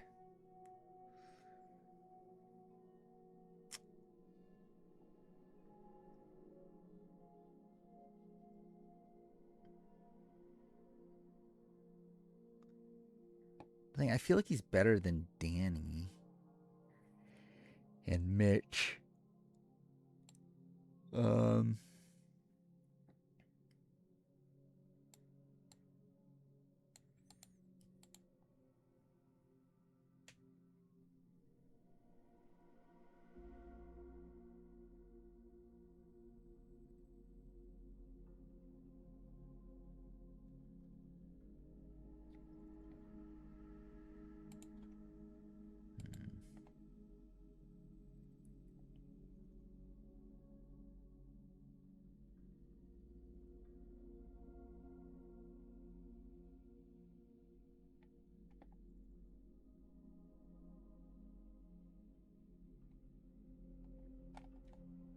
Yeah, I'm leaning. I don't know. I kind of just want to actually go above. Is kind of also a thing that's in my head. Like, I'm thinking War Dog. I kind of just want to actually go above, and I feel like Ron Clark. I don't know if logistically it's there. I mean, too, for Ron Clark gets idled out of the game. Also, I guess, to be fair.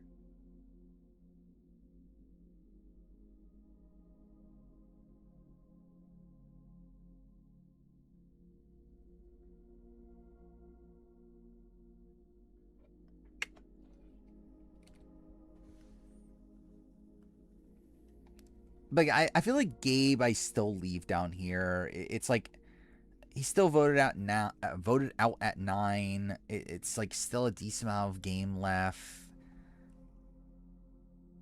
Again, bringing back the term, I feel he's a glorified Danny. I'm thinking like here for Gabe.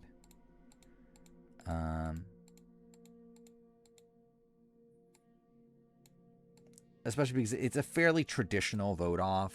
Like, it's nothing like really special going on there. Most of his people flip on him. It's really only Sue that stays by him.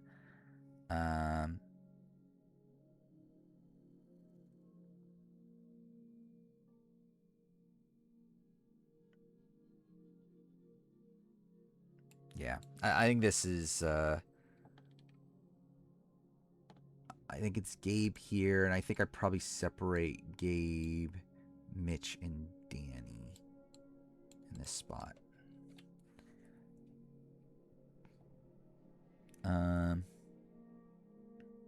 Then I do genuinely want to put the rest towards the top. Maybe not at the very, very top. But like Deshaun, I think Deshaun like is controlling more of the game than Ben and Teeny. Like, obviously the end game is like a mess, but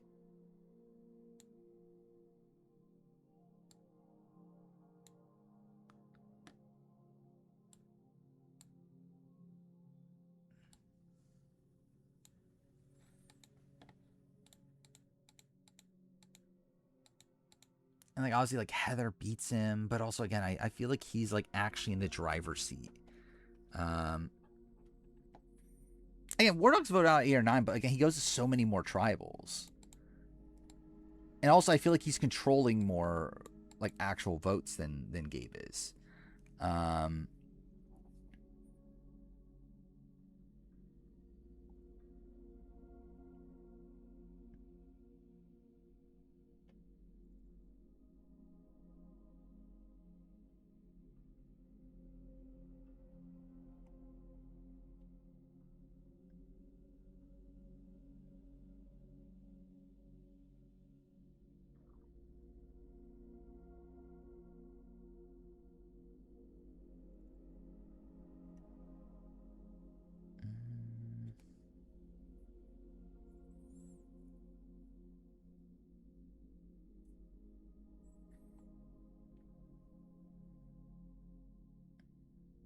I still want to give War Dog the credit for like just how much game he has to play. Like, again, War Dog goes to more tribals than Dan Foley does. He goes again to the same amount as Teeny. He goes to more than like Ben Katzman, more than like Liz, and I don't know, it's like yeah, he just has to play like so much more game. Towards like yeah, he loses control at final final 8, but it's also after having had to go to so many more tribals before that.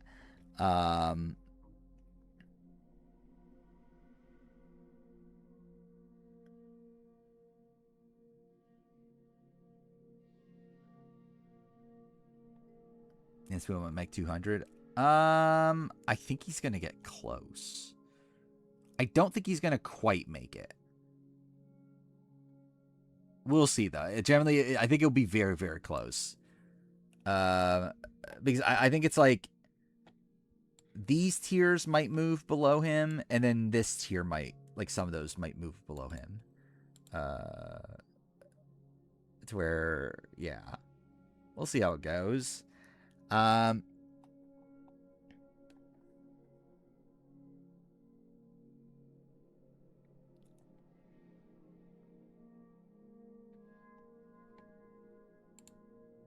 Who's I doing? Deshaun, right?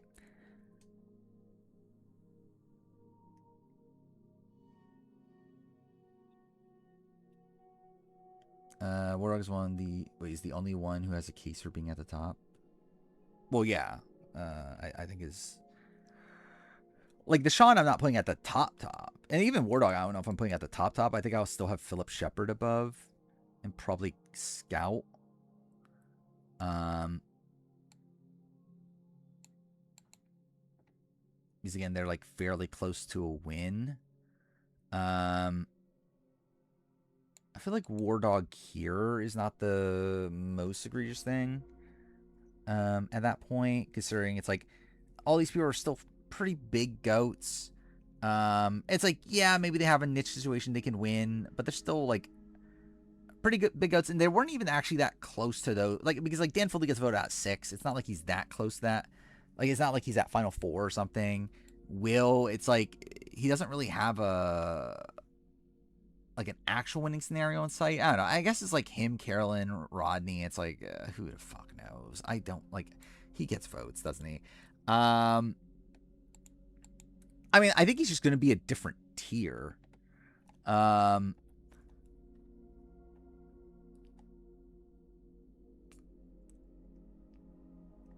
Like if I were to guess, I would say War Dog's probably going to be like closer to where like wherever like Davey Rickenbacker lands and like those sort of people. Sort of like it feels like more of like a tentative spot waiting for like other people to join his tier. It's kind of like the Jim Rice of it all, where like eventually more people will join his tier, but like it hasn't quite happened yet. Like that's kind of what I'm feeling with War Dog. I'm trying to remember where did I say Philip was gonna be? I was saying like around here, right?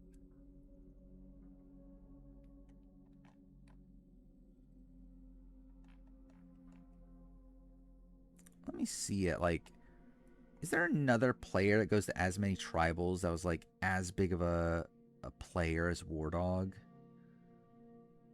I don't think so, right? Jean Bright, Jacqueline Dean, Crystal, I guess, but Crystal wasn't a jury threat. Katie Collins. Yeah, there's not really. Yeah, I think War Dog's kind of just in a spot on his own at this point. He just feels like a bit different of being like someone that was, again, like such a big player, made a lot of moves, went to so many tribals, but still doesn't quite get to the end. Where like there just isn't really someone like that we've gone through so far. So generally, I'm kind of feeling like maybe I just put him here tentatively. And like, I don't know if this is actually going to stick. Like, I would not be shocked if, yeah, like he ends up moving around as we move further into the list. But I kind of want to just like end the night with him there, I feel like. So we're like, I think I will just like tentatively put him at the top. And then, yeah, I think like Ron...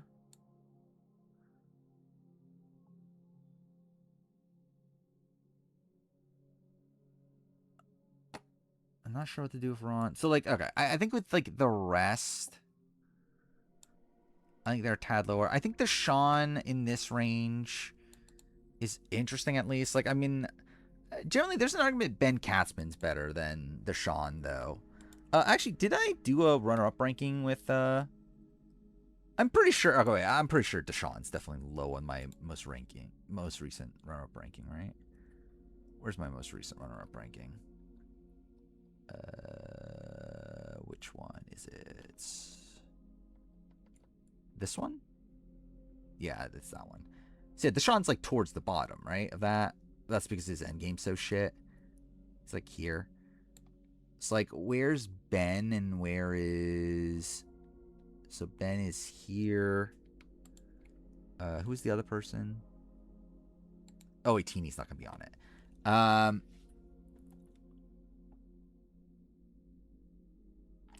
It's a tough spot just because like he was running things for a good chunk of that game. Maybe I just put him in this tier. Or the difference between War Dog and the rest of the tier is that his pre-merge tribe sucked. Yeah, but that still demonstrates him being able to control... Again, like the fact that he was able to control his tribes for like 3 tribals pre-swap and then 2 tribals post-swap. Again, it's still impressive either way.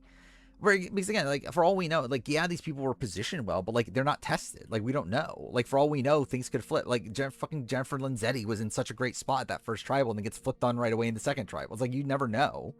Like with War Dog, it's like it's a spot where like we know, like he went to 5 fucking tribals in the pre-merge and survived them all, and was controlling all those votes.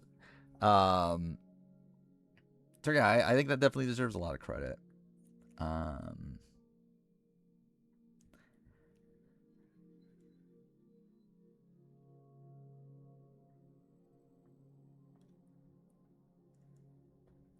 I think maybe I go Deshaun 1 spot above Heather is what I'm kind of feeling. Again, give Deshaun the credit for being in the better position than Heather for most of the season.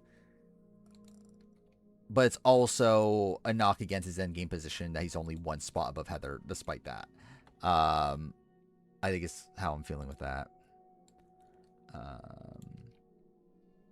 Like, I think it's a spot where, like, I feel like Ben is definitely better than Deshaun. And I feel like Teeny is kind of, like, on the edge, though I would probably give the edge to Teeny. And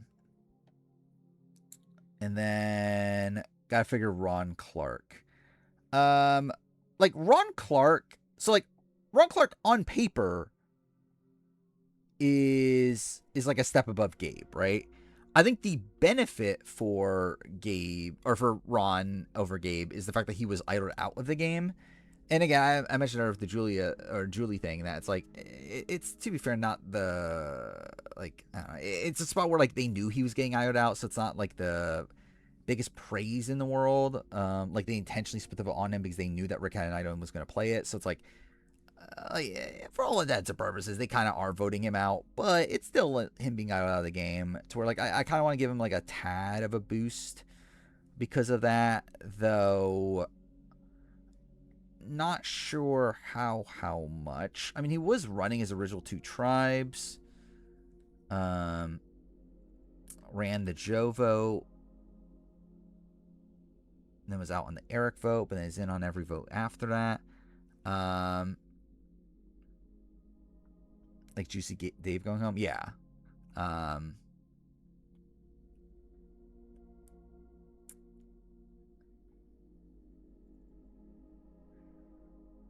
Like, he was a pretty big swing vote in a lot of spots, though, to be fair, like, most of the time he sided with what War Dog did.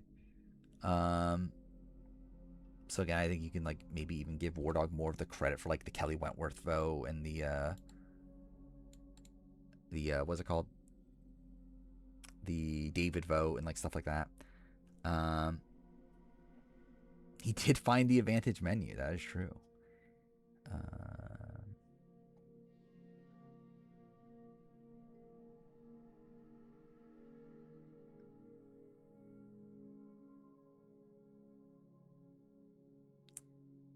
I don't know. It is tough to really give him too much though here. But it does also feel weird to have him, like, so far apart from War Dog, considering, like, he technically does outplay War Dog by the end.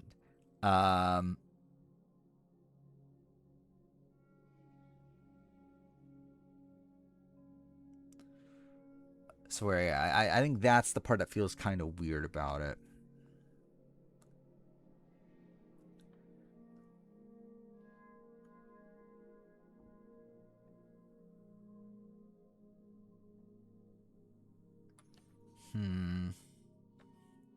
I think it's a weird thing too, because, like, I think Ron Clark's one game is better than Philip Shepard's Karamoan game, for whatever that's worth.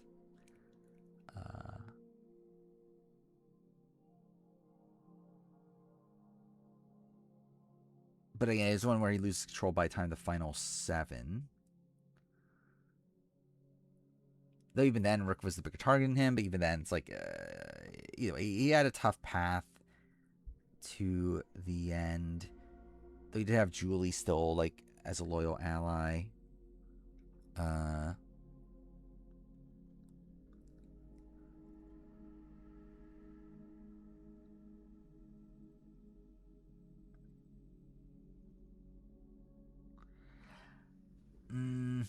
Yeah, like, part of me just wants to say fuck it and put him up here, but I know I probably shouldn't.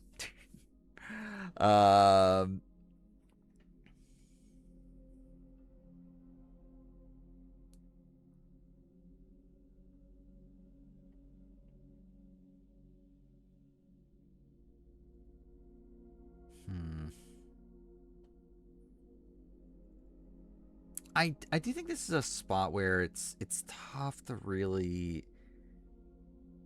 ultimately say where I want to go with this, because I feel like I kind of need a bit more information of what I'm doing with these people, to figure out, like, what I'm doing with the tiers above these, to kind of get, like, a better layout of what the list is going to ultimately be, because, like, I think it'd be nice to, like, be able to see what some of the light blues, especially for the one-time players, are. To kind of get a gauge of how these should be ranked. Cool, hit the mic.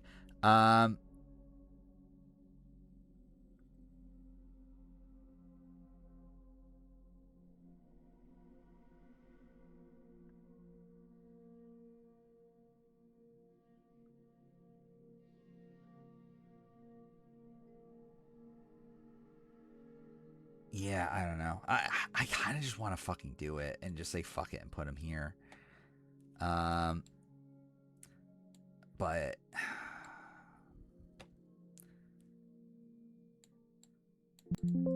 cool.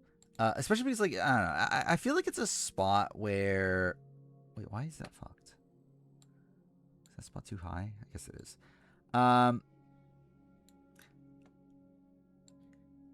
You know what? I think I'm just gonna do this to end the night. If I'm being honest, I think I'm gonna do the like I'm gonna put it here and then um we can deal with this later.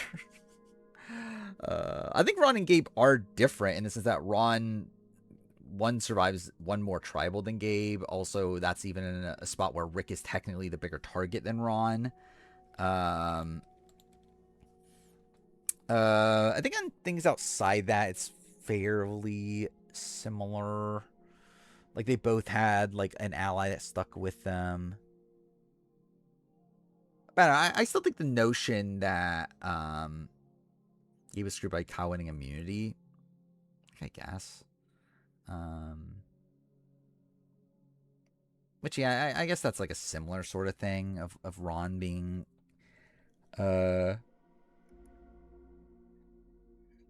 screwed by the idol.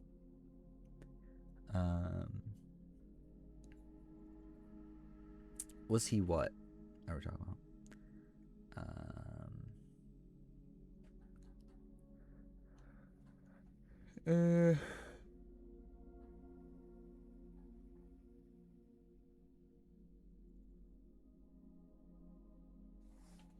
Where was Gabe again?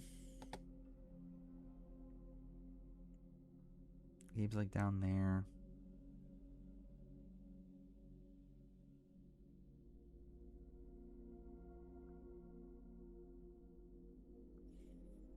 Oh, Gabe gets voted out, what, final 7? Ron gets voted out final... Or Gabe gets voted out final 9. Ron gets voted out final 7.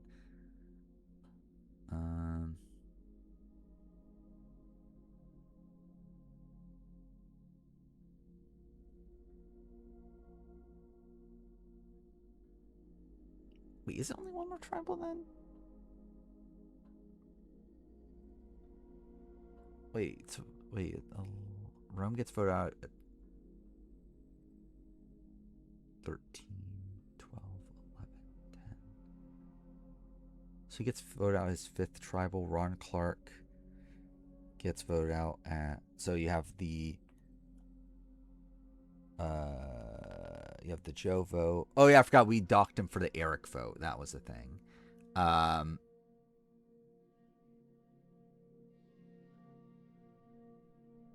Yeah, so he actually goes to 2 more tribals. There's 1 vote where he's not on the in.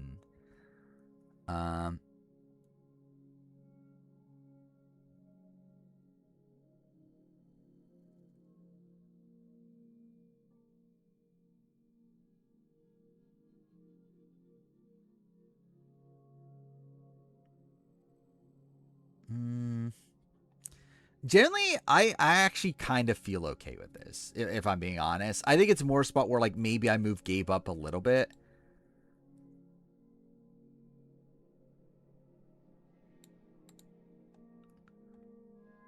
But I don't have like a major qualm with this. Like I think there will be some adjustments, but like I think Wardog and Ron being above the goats is not like that bad to me. I am live for some fucking reason. I'm about to end though.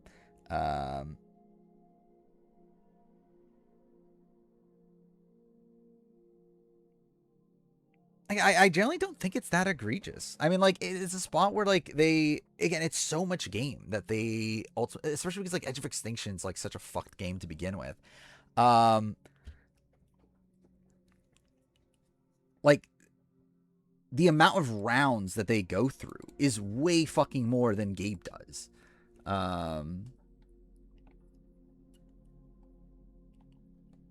Especially because, like, there's already, like, someone returning from the Edge. Like I just feel like Edge of Extinction is a season that I do give a bit more credence into than that of the new era.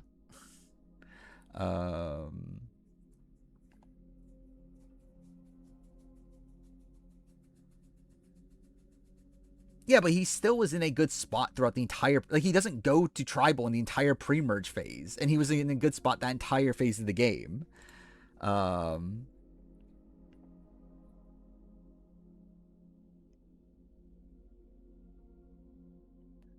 And again, that phase of the game was what, like 6 rounds, right?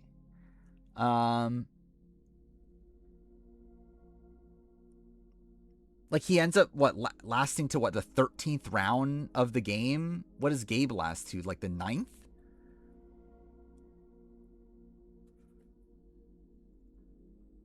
Maybe the 10th?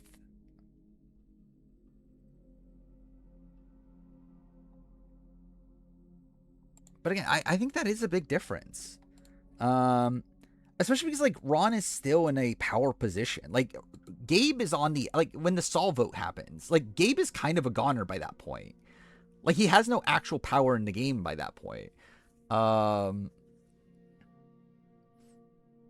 Like Ron is still like actually like, even though I don't know if he should be, but he's still like leading the charge on the War Dog vote. He's still like a swing vote during the Kelly vote. It's like Gabe's win. Actually, I think it's pretty big. Like if he somehow got there.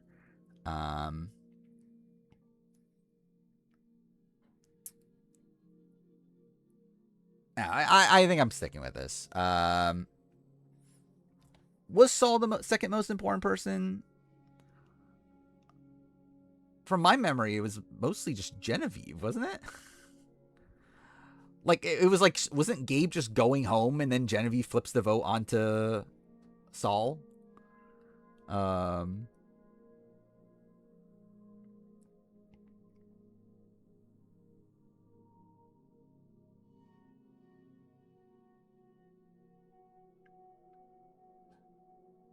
Was Sam going home?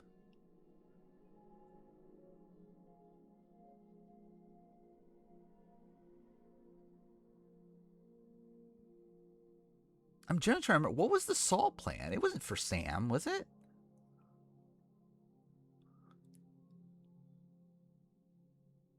Who did Saul vote for by the end, actually?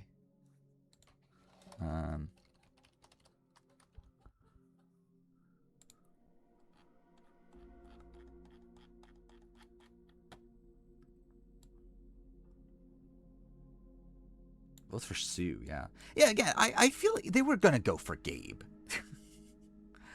Like, I think Gabe was a goner at this point.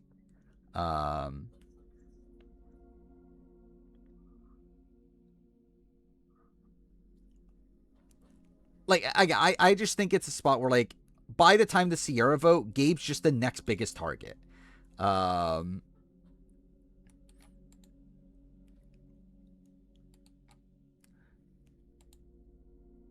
Like, I just think Gabe was pretty dead to rights by the time the final 11. And he was just, like, voting in a way that, like, led to him surviving. Like, Ron actually had more influence in the game.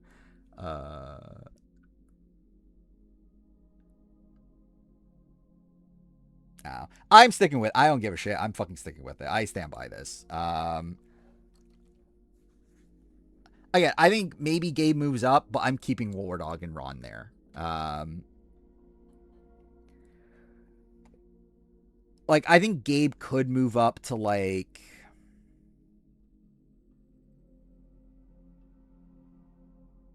no, I can't. I actually can't. No, I can't. I think the problem with Gabe is that, like, again, Gabe had no endgame path. Like, his own fucking allies flipped on him. Kyle fucking flipped on him for, like, no fucking reason. Like, Caroline flipped on him, and she admits that that was a horrible move. Like, at least, like, when the Ron vote, I actually think that was a good move. Like, at least that was, like, an understandable move for his allies to be fucking doing. Like, it makes no fucking sense for him to vote out Gabe. Yeah, fuck it. I'm staying by it. I don't give a shit. I'm done. It's fucking 5:02 in the morning. I'll be back tomorrow. It'll be a fucking normal stream. I think Caroline flipping on him was bad at that point. I don't think that was the right call to be making in that spot. But either way. Yeah, I'll be back tomorrow. Normal stream. We'll work on this more. We'll see how. I won't stream tomorrow during the day. I'll again rework parts of the list and probably record my year in gaming video and whatever. Anyway, that's it. I'll be back tomorrow night. See you guys next time.